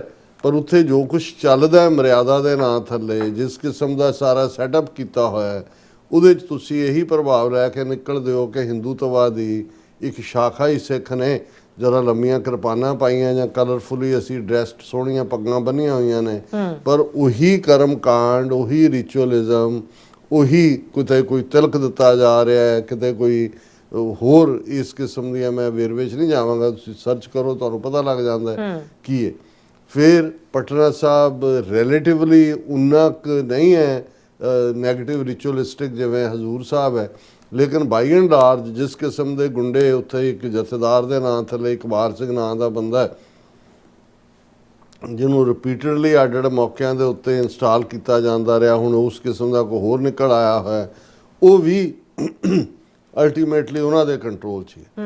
ਹੁਣ ਪੰਜਾਬ ਦੇ ਗੁਆਂਢ 'ਚ ਵੱਡੇ 2 ਅਦਾਰੇ, ਦਿੱਲੀ ਗੁਰਦੁਆਰਾ ਮੈਨੇਜਮੈਂਟ ਕਮੇਟੀ ਔਰ ਹਰਿਆਣਾ ਸਿੱਖ ਗੁਰਦੁਆਰਾ ਪ੍ਰਬੰਧਕ ਕਮੇਟੀ, ਉੱਥੇ ਸਿੱਧੇ ਬੀਜੇਪੀ, ਦਿੱਲੀ ਵਾਲੇ ਤਾਂ ਉਹੀ ਬੀਜੇਪੀ ਦਾ ਮਿਨਿਸਟਰ ਵੀ ਮਨਜਿੰਦਰ ਸਰਸਾ এনवायरमेंट ਮਿਨਿਸਟਰ ਬਣਿਆ ਹੋਇਆ, ਉਹੀ ਕੰਟਰੋਲਿੰਗ ਪਾਵਰ ਹੈ, ਉਹਦੀ ਘਰ ਵਾਲੀ ਬੀਜੇਪੀ ਦੀ ਕਾਉਂਸਲਰ, ਔਰ ਸਿੱਧਾ ਹੀ ਜਿਹੜੀ ਬੀਜੇਪੀ ਸਪੋਰਟਿੰਗ ਗਰੁੱਪ ਹੈ ਉਹ ਦਿੱਲੀ ਮੈਨੇਜਮੈਂਟ। ਔਰ ਇਹੀ ਹੈ ਵੀ ਜਿਹੜੇ ਉੱਥੇ ਜਿਹੜੇ ਕਥਾਵਾਚਕ ਬੰਗਲਾ ਸਾਹਿਬ ਜਾਂ ਦੂਸਰੇ ਤੋਂ ਨੇ, ਤੁਸੀਂ ਦੇਖੋਗੇ ਕੱਲਾ ਇਹ ਨਹੀਂ, ਜਦੋਂ ਅਸੀਂ ਕਹਿੰਦੇ ਹਾਂ ਜੀ ਹਿੰਦੂਤਵੀ ਨੈਰੇਟਿਵ ਜਾਂ ਬੀਜੇਪੀ ਨੇ ਸਿੱਧੇ ਤੌਰ ਤੇ ਗੁਰੂ ਤੇਗ ਬਹਾਦਰ ਸਾਹਿਬ ਦੀ ਸ਼ਹੀਦੀ ਸਮਾਗਮ ਕਰਵਾਏ ਜਾਂ ਭਾਈ ਮਤੀ ਦਾਸ, ਭਾਈ ਸਤੀ ਦਾਸ, ਭਾਈ ਦਿਆਲਾ ਜੀ ਦਾ, ਜਾਂ ਮਹਾਰਾਸ਼ਟਰ ਦੀ ਬੀਜੇਪੀ ਸਰਕਾਰ ਨੇ ਸਰਕਾਰੀ ਪੱਧਰ ਦੇ ਉੱਤੇ ਗੁਰੂ ਤੇਗ ਬਹਾਦਰ ਸਾਹਿਬ ਦੇ ਸ਼ਹੀਦੀ ਦਿਨ ਨੂੰ ਮਨਾਇਆ। ਕਿਵੇਂ ਗੁਰੂ ਇੱਕ ਪਾਸੇ ਦੇਖੋ ਕਿਵੇਂ ਪਾਵਰ ਦੇ ਨਾਲ ਘੁਸਪੈਠ ਦੇ ਨਾਲ ਹਾਲਾਤ ਬਦਲਾਏ ਜਾਂਦੇ ਨੇ। ਜਦੋਂ ਅਸੀਂ ਗੁਰੂ ਗ੍ਰੰਥ ਸਾਹਿਬ ਦੇ ਅਦਬ ਅਦਾਬ ਦੀ ਗੱਲ ਕਰਦੇ ਹਾਂ, ਫਿਰ ਮਨ ਦੀਆਂ ਅੱਖਾਂ ਸਾਹਮਣੇ ਸੰਤ ਕਰਤਾਰ ਸਿੰਘ ਖਾਲਸਾ ਪਿੰਡਾਂ ਵਾਲੇ, ਜਿਨ੍ਹਾਂ ਨੇ ਜਦੋਂ ਇੰਦਰਾ ਗਾਂਧੀ 1975 ਦੇ ਵਿੱਚ 300 ਸਾਲਾ ਗੁਰੂ ਤੇਗ ਬਹਾਦਰ ਸਾਹਿਬ ਦਾ ਸ਼ਹੀਦੀ, ਜਿਸ ਦੇ ਲਈ ਅਨੰਦਪੁਰ ਸਾਹਿਬ ਤੋਂ ਦਿੱਲੀ ਤੱਕ ਜਿਹੜਾ ਨਗਰ ਕੀਰਤਨ ਕੱਢਿਆ ਗਿਆ ਸੀ, ਗਿਆਨੀ ਜ਼ੈਲ ਸਿੰਘ ਚੀਫ ਮਿਨਿਸਟਰ ਸੀ ਪੰਜਾਬ ਦਾ ਉਦੋਂ, ਔਰ ਵੱਡੇ ਪੰਡਾਲ ਦੇ ਵਿੱਚ ਸਜੇ ਦੀਵਾਨ ਦੇ ਵਿੱਚ ਇੰਦਰਾ ਗਾਂਧੀ ਆਈ ਔਰ ਬਾਕੀ ਜਿਹੜੇ ਨੇ ਉੱਠ ਕੇ ਖੜੇ ਹੋ ਗਏ ਸਵਾਗਤ ਲਈ, ਔਰ ਸੰਤਾਂ ਨੂੰ ਮੌਕਾ ਬਣਦਿਆਂ ਉਹਨਾਂ ਨੇ ਸਭ ਤੋਂ ਪਹਿਲਾਂ ਜਿਹੜਾ ਉਹਨਾਂ ਨੂੰ ਜਿਹੜਾ ਉਹ ਝਾੜਿਆ ਸੀ ਬੁਰੀ ਤਰ੍ਹਾਂ ਕਿ ਭਾਈ ਤੁਸੀਂ ਜਿਹੜਾ ਇਵੇਂ ਕਰਕੇ ਅਪਮਾਨ ਕੀਤਾ। ਹੁਣ ਕਦੇ ਕਿਸੇ ਨੇ ਸੋਚਿਆ ਸੀ ਕਿ ਉਸੇ ਹੀ ਜਿਹੜੀ ਟਕਸਾਲ ਦੀ ਲੜੀ ਨੂੰ ਅੱਗੇ ਤੋਰਦਿਆਂ ਸੰਤ ਕਰਤਾਰ ਸਿੰਘ ਤੋਂ ਬਾਅਦ ਸੰਤ ਜਰਨੈਲ ਸਿੰਘ ਉਸ ਸਟਰਗਲ ਨੂੰ ਕਿਸ ਦੁਨੀਆ ਦੇ ਅਸਮਾਨਾਂ 7ਵੇਂ ਅਸਮਾਨ ਤੇ ਲੈ ਗਏ, ਜੋ ਉਹਨਾਂ ਨੇ ਸ਼ਹੀਦੀ ਦੇ ਨਾਲ ਔਰ ਖਾਲਿਸਤਾਨ ਦੇ ਕੌਜ਼ ਨੂੰ ਅੱਗੇ ਤੋਰਿਆ। ਤੇ ਉਸ ਤੋਂ ਇੱਕ ਬਾਅਦ ਬਾਬਾ ਜੀ ਜਿਹੜੇ ਅੱਜ ਬਿਲਕੁਲ ਉਹਨਾਂ ਦੀਆਂ ਨੀਤੀਆਂ ਕੀ ਨੇ, ਕੁੰਭ ਨਹਾਉਣ ਦਾ ਜ਼ਿਕਰ ਦੀ ਅਜੇ ਡਿਬੇਟ 'ਚੋਂ ਹੀ ਨਹੀਂ ਸੀ ਨਿਕਲੇ, ਤੇ ਜਿਹੜਾ ਮਹਾਰਾਸ਼ਟਰ 'ਚ ਸਰਕਾਰੀ ਪੱਧਰ ਤੇ ਸਮਾਗਮ ਹੋਇਆ, ਗੁਰੂ ਗ੍ਰੰਥ ਸਾਹਿਬ ਦਾ ਪ੍ਰਕਾਸ਼ ਹੈ ਔਰ ਬਾਕੀ ਮਿਨਿਸਟਰਾਂ ਦੇ ਨਾਲ ਬਾਬਾ ਜੀ ਵੀ ਜਿਹੜੇ ਨੇ ਲੱਤਾਂ ਲਮਕਾ ਕੇ ਬੈਠੇ ਨੇ ਕੁਰਸੀਆਂ ਦੇ ਉੱਤੇ, ਸੋਫਿਆਂ ਦੇ ਉੱਤੇ। ਇਹ ਕਿਹਨੇ ਸੋਚਿਆ? ਹਾਲਾਂ ਉਹਨਾਂ ਦੇ ਜਿਹੜੇ ਅੱਡ ਅੱਡ ਟਕਸਾਲ ਦੇ ਵਿਦਿਆਰਥੀ ਨੇ, ਉਹਨਾਂ ਨੇ 2 ਦਿਨ ਪਹਿਲਾਂ ਹੀ ਅਕਾਲ ਤਖਤ ਦੇ ਜਥੇਦਾਰ ਗਿਆਨੀ ਕੁਲਦੀਪ ਸਿੰਘ ਗੜਗੱਜ ਨੂੰ ਇਸ ਦੇ ਉੱਤੇ ਜਿਹੜਾ ਉਹ ਲਿਖਿਆ ਔਰ ਸ਼ਿਕਾਇਤ ਕੀਤੀ ਹੈ, ਕਾਰਵਾਈ ਦੀ ਮੰਗ ਕੀਤੀ। ਕਿਹਨੇ ਕਾਰਵਾਈ ਕਰਨੀ ਹੈ? ਸਾਰੇ ਹੀ, ਜਿਵੇਂ ਮੈਂ ਕਿਹਾ ਕਿ ਵੀ ਇਹ ਜੇ ਜਿੱਧਰ ਨਜ਼ਰ ਮਾਰੋ ਅਮਿਤ ਸ਼ਾਹ ਦੇ ਉਸ ਗੰਦੇ ਚੋਲੇ ਦਾ ਜਿਹੜੀਆਂ ਲੀਰਾਂ ਨੇ ਉਹ ਫੜੀਆਂ ਹੋਈਆਂ ਬਹੁਤ ਸਾਰਿਆਂ ਨੇ, ਔਰ ਉਹ ਸਾਰੇ ਹੀ ਕਿਤੇ ਨਾ ਕਿਤੇ ਉਸ ਕਿਸਮ ਦਾ। ਸੋ ਜੋ ਨੈਰੇਟਿਵ ਉਹਨਾਂ 'ਚੋਂ ਦਿੱਲੀ ਕਮੇਟੀ ਔਰ ਹਰਿਆਣਾ ਕਮੇਟੀ ਉਹਨਾਂ ਰਾਹੀਂ ਹੁਣ ਉਹੀ ਮੋਦੀ ਜਾਂ ਅਮਿਤ ਸ਼ਾਹ ਜਿਹੜੇ ਪੰਜਾਬ 'ਚ ਤਾਂ ਨਹੀਂ ਵੜੇ ਅਨੰਦਪੁਰ ਸਾਹਿਬ ਜਿੱਥੇ ਮੇਨ ਜਿਹੜੇ ਸਮਾਗਮ ਸੀ, ਲੇਕਿਨ ਉਹਨਾਂ ਨੇ ਹਰਿਆਣੇ ਦੇ ਕੁਰੂਕਸ਼ੇਤਰਾ 'ਚ ਸਮਾਗਮ ਕਰਕੇ ਉਹ ਪੂਰੀ ਤਰ੍ਹਾਂ ਉਸ ਨੂੰ ਨਾਲ ਹੀ ਕੋਈ ਗੀਤਾ ਦੇ ਸਮਾਗਮ ਨਾਲ ਜੋੜ ਕੇ ਉਹਦਾ ਪੂਰਾ ਹਿੰਦੂਕਰਨ ਕੀਤਾ। ਪੂਰਾ ਉਹੀ ਨੈਰੇਟਿਵ ਉਹਨਾਂ ਨੇ ਬਣਾਇਆ। ਔਰ ਪੰਜਾਬ ਦੇ ਵਿੱਚ ਵੀ ਬੇਸ਼ੱਕ ਸ਼੍ਰੋਮਣੀ ਗੁਰਦੁਆਰਾ ਪ੍ਰਬੰਧਕ ਕਮੇਟੀ ਉਹਨਾਂ ਨੂੰ ਉਲਝਾ ਲਿਆ, ਉਹਨਾਂ ਨੇ ਅਗਲੇ ਪੱਧਰ ਦੇ ਉੱਤੇ ਗੁਰੂ ਗ੍ਰੰਥ ਸਾਹਿਬ ਦੇ ਸਰੂਪਾਂ ਦੀ ਜਿਹੜੀ ਬੇਅਦਬੀ ਜਾਂ ਸਰੂਪ ਗਾਇਬ ਹੋਏ ਉਹਨਾਂ ਦੇ ਹਵਾਲੇ ਨਾਲ ਗ੍ਰਿਫਤਾਰੀਆਂ ਦਾ ਕੇਸ ਰਜਿਸਟਰ FIR ਅੱਜ ਹੀ ਜਿਹੜਾ ਮੇਨ ਇਹਨਾਂ ਦਾ ਅਕਾਊਂਟੈਂਟ ਸੀ ਸੁਖਬੀਰ ਬਾਦਲ ਦੇ ਵੀ ਨੇੜੇ ਕੋਹਲੀ, ਉਹਨੂੰ ਜਿਹੜਾ ਚੰਡੀਗੜ੍ਹੋਂ ਗ੍ਰਿਫਤਾਰ ਕੀਤਾ। ਸੋ ਉਹ ਏਜੰਸੀਆਂ ਇੱਕ ਆਪਣੀ ਖੇਡ ਰਹੀਆਂ ਕਿਉਂਕਿ ਫਾਈਨਲੀ ਉਹਨਾਂ ਨੇ ਸ਼੍ਰੋਮਣੀ ਕਮੇਟੀ ਨੂੰ ਵੀ ਸਿੱਧੇ ਤੌਰ ਦੇ ਉੱਤੇ ਆਲਰੇਡੀ ਸਿੱਧੇ ਤੌਰ ਤੇ ਵੀ ਬਹੁਤ ਸਾਰਾ ਏਜੰਡਾ ਉਹਨਾਂ ਦਾ ਹੀ ਲਾਗੂ ਕਰਦੇ ਨੇ। ਪਰ ਤੁਹਾਨੂੰ ਇਹ ਨਜ਼ਰ ਨਹੀਂ ਆਇਆ ਹੋਵੇਗਾ ਕਿ ਈਵਨ ਜਿਹੜੇ ਸ਼੍ਰੋਮਣੀ ਕਮੇਟੀ ਰਾਹੀਂ ਆਰਗੇਨਾਈਜ਼ ਸਮਾਗਮ ਵੀ ਬਹੁਤ ਸਾਰੀਆਂ ਥਾਵਾਂ ਦੇ ਉੱਤੇ ਹੁੰਦੇ ਨੇ ਜਾਂ ਹੋਏ ਨੇ, ਉਹਨਾਂ 'ਚ ਖੁੱਲ੍ਹ ਕੇ, ਕਿਉਂਕਿ ਉਹ ਤਾਂ ਡੀਕਦੇ ਨੇ ਕਿ ਬੀਜੇਪੀ ਵਾਲੇ ਕਦੋਂ ਆਵਾਜ਼ ਮਾਰਨ ਤੇ ਅਗਲੀਆਂ ਜਿਹੜੀਆਂ 2027 ਦੀਆਂ ਪੰਜਾਬ ਦੇ ਵਿੱਚ ਚੋਣਾਂ ਹੋਣੀਆਂ ਨੇ ਅਗਲੇ ਵਰੇ, ਉਹਨਾਂ 'ਚ ਬੀਜੇਪੀ ਔਰ ਸੁਖਬੀਰ ਬਾਦਲ ਆਪਣਾ ਅਲਾਇੰਸ ਬਣੋ। ਸੋ ਇਹ ਨੈਰੇਟਿਵ ਬਿਲਕੁਲ ਉਹਨਾਂ ਨੇ, ਔਰ ਜਿਵੇਂ ਇਹ ਸਾਰੇ ਦੇ ਲਈ ਉਹਨਾਂ ਨੇ ਹਰਿਆਣੇ ਦਾ ਚੀਫ ਮਿਨਿਸਟਰ ਜਿਹੜਾ ਮਿਸਟਰ ਸੈਣੀ ਉਸ ਦਾ ਚਿਹਰਾ ਅੱਗੇ ਕੀਤਾ ਹੋਇਆ, ਔਰ ਉਹਨੇ ਬੜੀ ਪੋਲਾਈਟਲੀ ਜਦੋਂ ਉਹਨੂੰ ਪੁੱਛਿਆ ਗਿਆ ਕਿ ਭਾਈ ਇਹ ਚੱਲ ਰਿਹਾ ਵੀ ਇਹ ਜਿਹੜਾ ਤੁਸੀਂ ਸਿੱਖ ਇਵੈਂਟਸ ਬਣਾ ਰਹੇ ਹੋ, ਉਹਦਾ ਜੋ ਜਿਸ ਤਰੀਕੇ ਨਾਲ ਤੁਸੀਂ ਨੈਰੇਟਿਵ ਦੇ ਰਹੇ ਹੋ, ਅਲਟੀਮੇਟਲੀ ਤੁਹਾਡੀ ਨਿਗਾਹ ਜਿਹੜੀ ਹੈ ਉਹ ਪੰਜਾਬ ਦੀ ਸਿੱਖ ਵੋਟ ਦੇ ਉੱਤੇ ਹੈ, ਬੀਜੇਪੀ ਦਾ ਫਾਇਦਾ 2027 ਚੁੱਕਣਾ ਚਾਹੁੰਦੀ ਹੈ। ਉਹ ਕਹਿੰਦਾ Guru centric events matter of faith not political strategy. ਇਹ ਸਾਡੀ ਕੋਈ ਸਿਆਸੀ ਵਿਉਂਤਬੰਦੀ ਨਹੀਂ ਹੈ, ਅਸੀਂ ਤਾਂ ਬਹੁਤ ਗੁਰੂਆਂ ਦੇ ਵਿੱਚ ਵਿਸ਼ਵਾਸ ਰੱਖਣ ਵਾਲੇ ਹਾਂ, ਔਰ ਸਾਡਾ we remember the Sikh Gurus with complete devotion and reverence and that is all there is to do. ਹੋਰ ਕੋਈ ਨਹੀਂ ਹੈ, ਅਸੀਂ ਤਾਂ ਵਿਸ਼ਵਾਸ ਨਾਲ ਇਹਨਾਂ ਨੂੰ ਮਨਾ ਰਹੇ ਹਾਂ। ਔਰ ਇਹ ਜਿਹੜਾ it is not appropriate to link this with Punjab assembly election and this. ਹੁਣ ਇਹ ਅਸੀਂ ਜਦੋਂ ਇਹ ਕਹਿੰਦੇ ਹਾਂ ਕਿ ਭਾਈ ਇਹ ਨੈਰੇਟਿਵ ਦੀ ਲੜਾਈ ਦੇ ਵਿੱਚ ਅਸੀਂ ਪਛੜ ਰਹੇ ਹਾਂ, ਕਿਉਂਕਿ ਸਾਡੀ ਕੌਮ ਦੇ ਇੱਕ ਵੱਡੇ ਹਿੱਸੇ ਨੂੰ ਇਸ ਅਹਿਮੀਅਤ ਦਾ ਅਹਿਸਾਸ ਹੀ ਨਹੀਂ ਹੈ ਕਿ ਭਾਈ ਅਸੀਂ ਤਾਂ ਸੋਸ਼ਲ ਮੀਡੀਆ ਦੇ ਉੱਤੇ ਜਿਹੜਾ ਉਹ ਇੱਕ ਤੋਂ ਦੂਜਾ ਇਸ਼ੂ ਇਵੇਂ ਹੀ ਹੈ ਜਿਵੇਂ ਕਿ ਉਹ ਤੁਹਾਨੂੰ ਇੱਕ ਮੰਕੀ ਰੈਂਚ ਸੁੱਟਦੇ ਨੇ ਤੁਹਾਡੇ, ਤੁਸੀਂ ਉਹਦੇ ਤੇ ਹੀ ਜੰਪ ਕਰਨਾ ਸ਼ੁਰੂ ਕਰ ਦਿੰਦੇ ਹੋ। ਹੁਣ ਇੱਕ ਪਾਸੇ ਦੁਨੀਆ ਸਮਝਣ ਦੀ ਕੋਸ਼ਿਸ਼ ਕਰ ਰਹੀ ਹੈ, ਜਿਵੇਂ ਅਸੀਂ ਜ਼ਿਕਰ ਕੀਤਾ ਸੀ ਕਿ ਨਿਊਯਾਰਕ ਟਾਈਮਜ਼ ਨੇ ਲੰਬਾ ਚੌੜਾ ਆਰਟੀਕਲ ਪਿਛਲੇ ਦਿਨਾਂ ਦੇ ਵਿੱਚ RSS ਔਰ ਉਹਦੀ ਵਰਕਿੰਗ ਪੈਟਰਨ ਕੀ ਹੈ ਪਿਛਲੇ ਹਫਤੇ, youth hostels, blood banks, yoga, how one for right network spread across the world. ਕਿ ਇਹ ਇਕੱਲਾ ਇਹੀ ਨਹੀਂ ਹੈ ਵੀ ਉੱਥੇ ਉਹਨਾਂ ਨੇ ਸ਼ਾਖਾਵਾਂ ਲਾਉਂਦੇ ਨੇ, 83,000 ਤੋਂ ਜ਼ਿਆਦਾ RSS ਦੀਆਂ ਸ਼ਾਖਾਵਾਂ ਰੋਜ਼ਾਨਾ ਲੱਗਦੀਆਂ। ਜਾਂ ਇਸ ਆਰਟੀਕਲ ਨਿਊਯਾਰਕ ਟਾਈਮਜ਼ ਨੇ ਦੱਸਿਆ ਵੀ ਕਿਵੇਂ ਜੁਡੀਸ਼ਰੀ ਦੇ ਵਿੱਚ ਵੀ ਹੁਣ ਹਿੰਦੂ ਜੱਜ ਨੇ, ਮੀਡੀਆ ਤਾਂ ਪਹਿਲਾਂ ਹੀ ਉਹਨਾਂ ਦਾ ਸੀ, ਬਿਊਰੋਕਰੇਸੀ ਦੇ ਵਿੱਚ ਆਲਾ ਅਫਸਰ ਉਹਨਾਂ ਦੇ ਨੇ, ਔਰ ਪੈਸਾ ਬੇਸ਼ੁਮਾਰ ਹੈ, ਔਰ ਸਿੱਧਾ ਤੌਰ ਦੇ ਉੱਤੇ ਇਹਨਾਂ ਦੇ ਉੱਤੇ ਫਾਸ਼ੀਵਾਦ ਔਰ ਨਾਜ਼ੀਵਾਦ ਉਹਦਾ ਕੰਬੀਨੇਸ਼ਨ, ਉਸ ਚੋਂ ਹੀ ਇਹ ਸੰਸਥਾ ਦਾ ਜਨਮ ਹੋਇਆ। ਔਰ ਇਹ ਹੁਣ ਜਿਉਂ ਹੀ ਨਿਊਯਾਰਕ ਟਾਈਮਜ਼ ਔਰ ਇਹ ਬਿਲੀਵ ਕਰਦੇ ਨੇ, ਕਨਸਟੀਟਿਊਸ਼ਨ 'ਚ ਬਿਲੀਵ ਨਹੀਂ ਕਰਦੇ, ਤਿਰੰਗੇ 'ਚ ਵੀ ਬਿਲੀਵ ਨਹੀਂ ਕਰਦੇ, ਇਹ ਤਾਂ ਮਨੂ ਸਮ੍ਰਿਤੀ ਔਰ ਆਪਣੇ ਭਗਵੇਤਵਾਦ 'ਚ ਕਰਦੇ ਨੇ। ਹੁਣ ਜਿਉਂ ਹੀ ਇਹਨਾਂ ਦਾ ਐਕਸਪੋਜ਼ਰ ਹੋਇਆ, ਕਾਂਗਰਸ ਨੇ ਥੋੜ੍ਹਾ ਬਹੁਤ ਉਸ 'ਚੋਂ ਆਪਣੀ ਗੱਲ ਕੀਤੀ, ਨਾਲ ਦੀ ਨਾਲ ਮੋਹਨ ਭਾਗਵਤ ਦੀ ਸਟੇਟਮੈਂਟ ਆ ਗਈ, RSS chief urges Hindus to look beyond caste, wealth ਔਰ ਲੈਂਗੁਏਜ। ਉਹਨੇ ਕਿਹਾ ਜੀ ਅਸੀਂ ਤਾਂ ਹਿੰਦੂਆਂ ਨੂੰ ਇਹੀ ਕਹਿੰਦੇ ਹਾਂ ਜੀ, ਕੋਈ ਜ਼ਾਤ ਪਾਤ 'ਚ ਯਕੀਨ ਨਾ ਰੱਖੋ, ਕੋਈ ਜਿਹੜਾ ਉਹ ਦੌਲਤ ਔਰ ਗਰੀਬ ਦੇ ਵਿੱਚ ਕੋਈ ਫਰਕ ਨਾ ਕਰੋ, ਕੋਈ ਭਾਸ਼ਾ ਬੇਸਡ, ਜ਼ਬਾਨ ਬੇਸਡ ਡਿਸਕ੍ਰਿਮੀਨੇਸ਼ਨ ਨਾ ਕਰੋ। ਹੁਣ ਤੁਸੀਂ ਇਹ ਦੇਖੋ ਵੀ ਕਿੰਨੇ ਇਹਨਾਂ ਦੇ, ਅਸੀਂ ਬਹੁਤ ਵਾਰੀ ਜਿਹੜਾ ਕੋਈ ਦੋ ਮੂੰਹਾਂ ਗੱਲ ਕਰਦਾ ਹੈ, ਦੋਗਲੀ, ਉਹਦੇ ਲਈ ਪੰਜਾਬੀ 'ਚ ਅਸੀਂ ਕਹਿੰਦੇ ਹਾਂ ਦੋ ਮੂੰਹਾਂ ਸੱਪ। ਹੁਣ ਇਹਨਾਂ ਦੇ ਤਾਂ ਜਿਵੇਂ ਸ਼ੇਸ਼ਨਾਗ ਦੇ ਪਤਾ ਨਹੀਂ ਕਿੰਨੇ ਕੁ ਸਿਰ ਨੇ ਤੇ ਉਹਦੇ ਅੱਗੋਂ ਕਿੰਨੇ ਨੇ, ਇਹਨਾਂ ਦੀਆਂ ਤਾਂ ਉਨੀਆਂ ਹੀ ਝੂਠੀਆਂ ਜ਼ਬਾਨਾਂ ਨੇ ਉਹਨਾਂ ਨੇ। ਹੁਣ ਜਿਹੜਾ ਹਿੰਦੂ ਧਰਮ ਖੜਾ ਹੀ ਵਰਨ ਆਸ਼ਰਮ ਤੇ ਹੈ, ਜ਼ਾਤ ਪਾਤ ਤੇ ਹੈ, ਜਿਸ ਮਨੂ ਸਮ੍ਰਿਤੀ ਨੂੰ ਇਹ ਆਪਣਾ ਭਵਿੱਖ ਦਾ ਸੰਵਿਧਾਨ ਦੱਸਦੇ ਨੇ, ਮਨੂ ਜੀ ਕਰਕੇ ਕਹਿੰਦੇ ਨੇ, ਰਾਜਸਥਾਨ ਹਾਈ ਕੋਰਟ ਦੇ ਪ੍ਰੀਸਿੰਕਟਸ ਦੇ ਵਿੱਚ ਜਿਹੜੀ ਹੈ ਮਨੂ ਦੀ ਮੂਰਤੀ ਸਥਾਪਿਤ ਕੀਤੀ ਹੋਈ ਹੈ। ਔਰ ਜਦੋਂ ਸੰਵਿਧਾਨ ਡਿਸਕਸ ਹੋ ਰਿਹਾ ਸੀ ਔਰ RSS ਦੇ ਜਿਹੜੇ ਉਹਨਾਂ ਨੇ ਕਿਹਾ ਸੀ ਅਸੀਂ ਇਸ ਨੂੰ ਨਹੀਂ ਮੰਨਦੇ ਕਿਉਂਕਿ ਇਹਦੇ 'ਚ ਤਾਂ ਸ਼ੂਦਰ ਨੂੰ ਬ੍ਰਾਹਮਣ ਦੇ ਬਰਾਬਰ ਬਿਠਾ ਦਿੱਤਾ ਹੈ, ਅਸੀਂ ਤਾਂ ਜਿਹੜਾ ਉਹ ਮਨੂ ਸਮ੍ਰਿਤੀ ਸਾਡਾ ਸੰਵਿਧਾਨ ਹੈ। ਔਰ ਹੁਣ ਵੀ ਜਦੋਂ ਉਹਨਾਂ ਨੇ 130 ਤੋਂ ਜ਼ਿਆਦਾ ਸੋਧਾਂ ਪਿਛਲੇ ਪੀਰੀਅਡ 'ਚ ਵੀ ਹੋਈਆਂ, ਹੁਣ ਜਦੋਂ ਉਹ ਇਹ ਗੱਲ ਕਰਨਾ ਚਾਹੁੰਦੇ ਨੇ ਕਿ ਜਿਹਦੇ 'ਚੋਂ ਸੈਕੂਲਰ ਲਫ਼ਜ਼ ਕੱਢੋ, ਇਹਦੇ 'ਚੋਂ ਹਿੰਦੂ ਆਲਰੇਡੀ, ਮੋਹਨ ਭਾਗਵਤ ਕਹਿੰਦਾ ਕਹਿਣ ਦੀ ਲੋੜ ਹੀ ਨਹੀਂ, ਆਲਰੇਡੀ ਭਾਰਤ ਜਿਹੜਾ ਉਹ ਹਿੰਦੂ ਰਾਸ਼ਟਰ ਹੈ। ਔਰ ਆਲਰੇਡੀ ਜਿਹੜੇ ਹੁਣ VIP ਆਉਂਦੇ ਨੇ, ਪਿਛਲੇ ਦਿਨਾਂ 'ਚ ਨੈਟੋ ਦੇ ਲੀਡਰ ਆਏ ਜਾਂ ਦੂਸਰੇ ਪ੍ਰਾਈਮ ਮਿਨਿਸਟਰ ਜਾਂ ਕੋਈ ਆਉਂਦਾ ਹੈ, ਉਹਨੂੰ ਮੋਦੀ ਜਿਹੜਾ ਉਹ ਗੀਤਾ ਭੇਟ ਕਰਦਾ। ਸੋ ਆਲਰੇਡੀ ਗੀਤਾ ਨੂੰ ਇਹਨਾਂ ਨੇ ਹਿੰਦੂਆਂ ਦੇ ਨੇਸ਼ਨ ਦਾ ਗ੍ਰੰਥ ਡਿਕਲੇਅਰ ਕਰ ਦਿੱਤਾ। ਜਾਂ ਤਾਂ ਇਹ ਹੈ ਨਾ ਕਿ ਭਾਈ ਸਾਰੇ ਮਜ਼ਹਬ ਜਿੰਨੇ ਉੱਥੇ ਐਗਜ਼ਿਸਟ ਕਰਦੇ ਨੇ ਤੁਸੀਂ ਉਹਨਾਂ ਦੇ ਨਾਲ ਸੰਬੰਧਿਤ ਪੁਸਤਕਾਂ ਉਹਨਾਂ ਨੂੰ ਦਿੰਦੇ।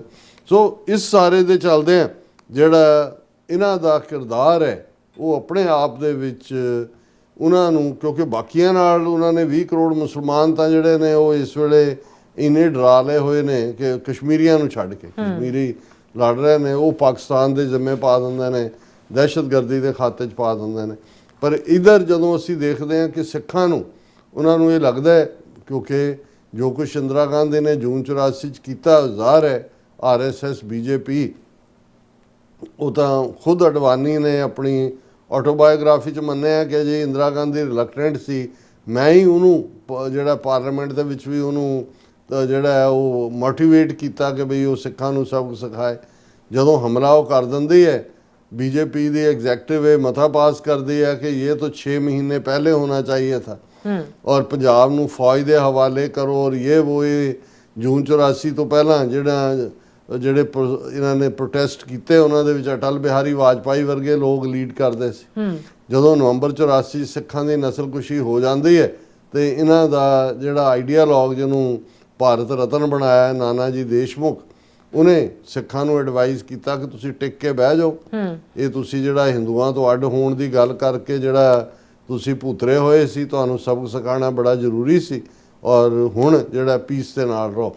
ਸੋ ਜਦੋਂ ਤੁਸੀਂ ਇਸ ਸਾਰੇ ਪਾਰਟ ਨੂੰ ਦੇਖਦੇ ਹੋ ਔਰ ਇਹਨਾਂ ਇੱਕ 42 ਸਾਲਾਂ 'ਚ ਇਹ ਜੂਨ 84 ਤੋਂ ਪਹਿਲਾਂ ਦੀ ਗੱਲ ਹੈ, ਜਾਂ ਜੂਨ 84 ਨਵੰਬਰ 84 ਦੇ ਨਾਲ ਹੁਣ ਤਾਂ ਸਿੱਧੇ ਤੌਰ ਦੇ ਉੱਤੇ ਉਹਨਾਂ ਦੇ ਕੋਲ ਇੰਨੇ ਪੱਗਾਂ ਵਾਲੇ ਨੇ, ਸੈਂਟਰ ਦੇ ਵਿੱਚ ਮਿਨਿਸਟਰ ਹਰਦੀਪ ਪੁਰੀ ਵਰਗੇ ਨਾਲ ਬਿਠਾਏ ਹੋਏ ਨੇ, ਪੰਜਾਬ ਦੇ ਵਿੱਚ ਕੈਪਟਨ ਅਮਰਿੰਦਰ ਤੋਂ ਲੈ ਕੇ ਹੁਣ ਉਹ ਇੱਕ ਜ਼ਮਾਨੇ ਦੇ ਵਿੱਚ ਜਦੋਂ ਭਾਵੇਂ ਇਹਨਾਂ ਦਾ ਅਕਾਲੀਆਂ ਦੇ ਨਾਲ ਹੀ ਅਲਾਇੰਸ ਬੀਜੇਪੀ ਦੇ ਰਿਹਾ, ਪਰ ਉਹ ਵੀ ਪੋਲੀਟੀਕਲ ਕਨਵੀਨੀਅੰਸ ਵੀ ਸੀ ਕਿਸੇ ਨਾ ਕਿਸੇ ਹੱਦ ਤੱਕ, ਕਿਉਂਕਿ ਅਕਾਲੀਆਂ ਦਾ ਵੋਟ ਬੈਂਕ ਪਿੰਡਾਂ 'ਚ ਸੀ। ਉਹ ਕੋਈ ਸਿੱਖ ਬੀਜੇਪੀ ਉਹਨੂੰ ਦੀਵਾ, ਇਹਨਾਂ ਦਾ ਭਾਰਤੀ ਜਨਸੰਘ ਦਾ ਚੋਣ ਨਿਸ਼ਾਨ ਹੁੰਦਾ ਸੀ, ਉਹਨੂੰ ਕੋਈ ਦੀਵੇ ਨੂੰ ਨਹੀਂ ਸੀ ਕਦੇ ਵੀ ਉਹਦੇ ਤੇ ਮੋਹਰ ਲਾਉਂਦਾ ਜਾਂ ਉਹਨੂੰ ਵੋਟ ਪਾਉਂਦਾ। ਤੇ ਇਹਨਾਂ ਦਾ ਆਧਾਰ ਸ਼ਹਿਰਾਂ 'ਚ ਸੀ, ਸ਼ਹਿਰੀ ਹਿੰਦੂ ਕਦੇ ਵੀ ਕਿਸੇ ਅਕਾਲੀ ਜਾਂ ਸਿੱਖ ਨੂੰ ਵੋਟ ਨਹੀਂ ਸੀ ਪਾਉਂਦਾ।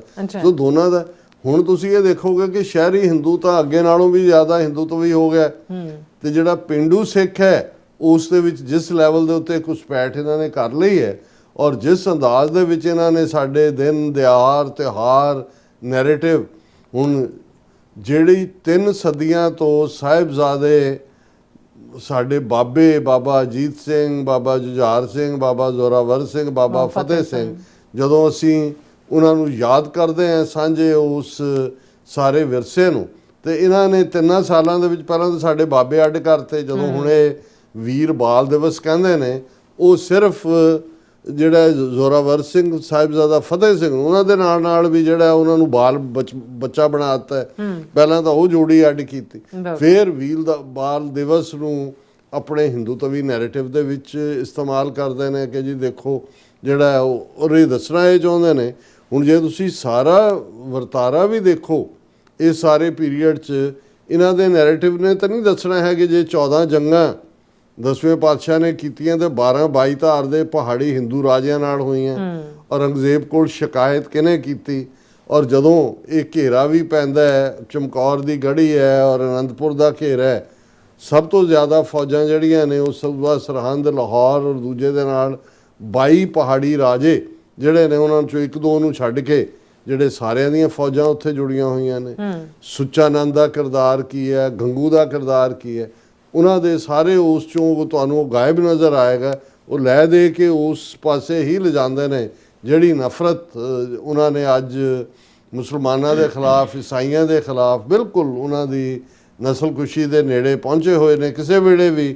ਔਰ ਗਾਜ਼ੀਆਬਾਦ ਦੇ ਵਿੱਚ ਇਹਨਾਂ ਦੇ ਵਰਕਰ ਤਲਵਾਰਾਂ ਵੰਡ ਰਹੇ ਨੇ। ਸੋ ਇਸ ਸਾਰੇ ਦੇ ਚੱਲਦੇ ਆ ਮੈਂ ਸਮਝਦਾ ਵੀ ਸਾਡੇ ਲਈ ਇਹ ਬਹੁਤ ਇੰਪੋਰਟੈਂਟ ਹੈ ਕਿ ਅਸੀਂ ਸਮਝੀਏ ਕਿ ਨੈਰੇਟਿਵ ਕਿੰਨਾ ਇੰਪੋਰਟੈਂਟ ਹੈ। ਹੁਣ ਨਿਊ ਈਅਰ ਈਵ ਦੇ ਉੱਤੇ ਵੱਡੇ ਇਕੱਠ ਹੋਏ, ਮੈਂ ਦੇਖਦਾ ਕਿ ਜਿਨ੍ਹਾਂ ਗੁਰਦੁਆਰਿਆਂ 'ਚ ਮਿਡਨਾਈਟ ਜਦੋਂ ਜਕਾਰੇ ਗੱਜਦੇ ਸੀ, ਖਾਲਿਸਤਾਨ ਦੇ 5 ਨਾਅਰੇ ਵੀ ਹੁੰਦੇ ਸੀ, ਅੱਜ ਉਹ ਵੀ ਗਾਇਬ ਹੋ ਗਏ। ਹੁਣ ਦੇਖਣ ਨੂੰ ਲੱਗੇਗਾ ਜੀ ਦੇਖੋ ਕਿੰਨੀ ਸੰਗਤ ਆਈ, ਉਹ ਵੱਡੀ ਉੱਥੋਂ ਤੱਕ ਜਿਹੜੀ ਆ ਉਹ ਜਿਹੜੀ ਆ ਲਾਈਨ ਲੱਗੀ ਹੋਈ ਹੈ। ਤੁਸੀਂ ਕਰੀ ਜਾਓ, ਤੁਹਾਨੂੰ ਕੌਣ ਰੋਕਦਾ? ਉੱਥੇ ਵੀ ਕੌਣ ਰੋਕਦਾ? ਜੇ ਤੁਸੀਂ ਕੌਮੀ ਘਰ ਜਾਂ ਅਕਾਲ ਤਖਤ ਦੀ ਸੋਵਰਨਿਟੀ ਜਾਂ ਆਪਣੀ ਆਜ਼ਾਦ ਹਸਤੀ ਨੂੰ ਛੱਡ ਕੇ, ਉਹਨਾਂ ਦਾ ਬਥੇਰੇ ਉਹਨਾਂ ਦੇ ਵੀ ਸੈਕਟ ਨੇ, ਉਹ ਸਾਰੀ ਰਾਤ ਵੀ ਜਿਹੜੇ ਨੇ ਉਹ ਜਾਗਰਣ ਵੀ ਕਰਦੇ ਨੇ, ਜਗਰਾਤੇ ਵੀ ਕਰਦੇ ਨੇ, ਦਿਨੇ ਵੀ ਕਰਦੇ ਨੇ, ਪੂਜਾ ਵੀ ਉਹਨਾਂ ਦੀ ਹਿੰਦੂਆਂ ਦੀ ਟਫ ਪੂਜਾ ਤੋਂ ਪੂਜਾ ਕਿਹਦੀ ਹੋਣੀ ਹੈ? ਉਹ ਹਰ ਚੀਜ਼ ਦੇ ਲਈ ਉਹਨਾਂ ਦਾ ਅੱਡ ਦੇਵਤਾ ਹੈ, ਅੱਡ ਪੂਜਾ ਸਮੱਗਰੀ ਹੈ। ਤੁਸੀਂ ਵੀ ਜਿੰਨਾ, ਔਰ ਮੈਂ ਇਹ ਦੇਖ ਰਿਹਾ ਵੀ ਇੰਨਾ ਜ਼ਿਆਦਾ ਐਮਫੇਸਿਸ ਸਾਡਾ ਜਿਹੜੇ ਰਿਚੁਅਲਸ ਨੇ ਉਹਨਾਂ ਦੇ ਉੱਤੇ ਚਲਾ ਗਿਆ ਕਿ ਗੁਰੂ ਗ੍ਰੰਥ ਸਾਹਿਬ ਦੇ ਮੈਸੇਜ ਦੀ ਸਪਿਰਿਟ ਵੀ ਅਸੀਂ ਗਾਇਬ ਕਰ ਦਿੱਤੀ ਹੈ ਉਸ ਨੈਰੇਟਿਵ 'ਚੋਂ। ਔਰ ਜਿਹੜੀ ਪੋਲੀਟੀਕਲ ਆਵਾਜ਼ ਹੈ ਉਹ ਬਿਲਕੁਲ ਹੀ ਜਿਹੜੀ ਹੈ ਉਹ ਮਾਈਨਸ ਹੋ ਰਹੀ ਹੈ। ਸੋ ਇਹ ਸਾਡਾ ਤਾਂ ਬਾਰ-ਬਾਰ ਉਹੀ ਕਹਿਣਾ ਬਣਦਾ, ਅਸੀਂ ਤਾਂ ਜਿੰਨੀ ਦੇਰ ਗੁਰੂ ਨੇ ਹਿੰਮਤ ਦਿੱਤੀ ਹੈ, ਸਾਹ ਦਿੱਤੇ ਨੇ, ਇਸ ਗੱਲ ਨੂੰ ਜਾਰੀ ਰੱਖਾਂਗੇ। ਪਰ ਇਸ ਵੇਲੇ ਨੈਰੇਟਿਵ ਦੀ ਲੜਾਈ ਵੀ ਜਿਹੜੀ ਸਾਡੇ ਤੇ ਜ਼ੁਲਮ ਤਾਂ ਹੋ ਰਹੇ ਨੇ, ਇਤਿਹਾਸ ਵੀ ਬਦਲਿਆ ਜਾ ਰਿਹਾ ਹੈ। ਆਉਣ ਵਾਲੇ ਪੀਰੀਅਡ 'ਚ ਹੋਰ ਵੀ ਖੂਨ ਖਰਾਬਾ ਇਹਨਾਂ ਨੇ ਕਰਨਾ ਹੈ। ਪਰ ਅਨਫੋਰਚੂਨੇਟਲੀ ਈਵਨ 40-41 ਸਾਲ ਬਾਅਦ, ਜੂਨ 84 'ਚ ਵੀ ਸਾਨੂੰ ਲੱਗਦਾ ਸੀ ਕਿ ਭਾਈ ਸਾਡੀ ਗੱਲ ਤਾਂ ਕੋਈ ਸੁਣਨ ਵਾਲਾ ਨਹੀਂ ਹੈ, ਤੇ ਅੱਜ ਵੀ 41 ਸਾਲ ਬਾਅਦ ਸਾਨੂੰ ਇਹ ਲੱਗਦਾ ਹੈ ਵੀ ਸਾਡੀਆਂ ਖੁਸ਼ ਆਵਾਜ਼ਾਂ ਜਿਹੜੀਆਂ ਨਿਕਲਦੀਆਂ ਨੇ ਉਹ ਨਗਾਰਖਾਨੇ 'ਚ ਤੂਤੀ ਵਾਂਗ ਹੈ, ਔਰ ਨੈਰੇਟਿਵ ਅੱਜ ਵੀ ਸਾਡਾ ਦੁਸ਼ਮਣ ਹੀ ਕੰਟਰੋਲ ਕਰ ਰਿਹਾ। ਜੀ ਰਾਜ ਸਾਹਿਬ, ਤੁਹਾਡਾ ਬਹੁਤ ਸ਼ੁਕਰੀਆ ਸਾਥ ਲੈਣ ਬ੍ਰੇਕ। ਵਿਊਅਰਸ ਤੁਸੀਂ ਇਸੇ ਤਰ੍ਹਾਂ ਬਣੇ ਰਹਿਣਾ, ਮਿਲਦੇ ਹਾਂ ਛੋਟੇ ਜਿਹੇ ਵਕਫੇ ਤੋਂ ਬਾਅਦ।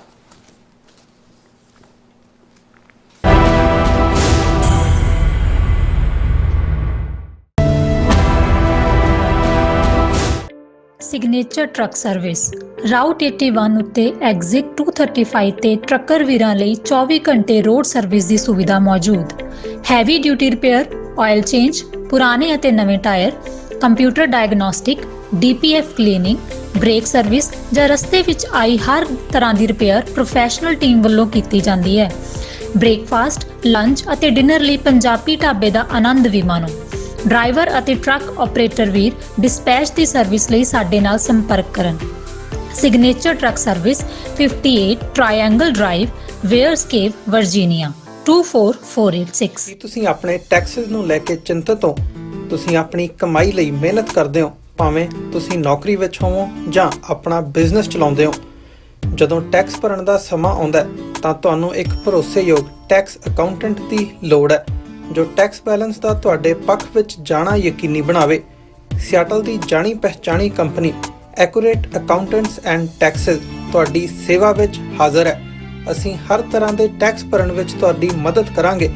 ਟੈਕਸ ਸੰਬੰਧੀ ਕਿਸੇ ਵੀ ਤਰ੍ਹਾਂ ਦੇ ਸਵਾਲ ਲਈ ਅੱਜ ਹੀ ਸਾਡੇ ਤੱਕ ਪਹੁੰਚ ਕਰੋ। Accurate accountants and Texas.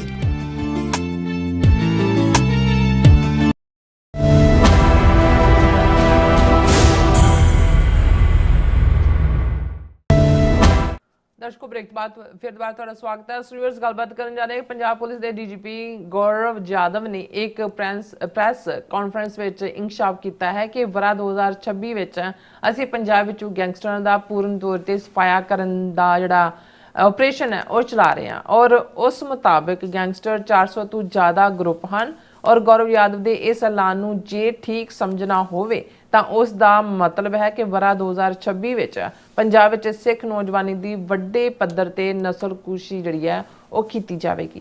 ਸੋ ਇਸ ਬਾਰੇ ਆਪਾਂ ਗੱਲਬਾਤ ਕਰਨ ਜਾ ਰਹੇ ਹਾਂ। ਸੋ ਅਸੀਂ ਚਾਹਾਂਗੇ ਕਿ ਤੁਸੀਂ ਇਸੇ ਤਰ੍ਹਾਂ ਬਣੇ ਰਹਿਣਾ। ਦੇਖਣ ਸੁਣ ਲਈ ਲਿਖਣ ਲਈ ਤੁਹਾਡਾ ਸਭ ਦਾ ਬਹੁਤ ਬਹੁਤ ਧੰਨਵਾਦ। ਜੀ ਡਾਕਟਰ ਸਾਹਿਬ ਕੀ ਕਹਿਣਾ ਚਾਹੋਗੇ?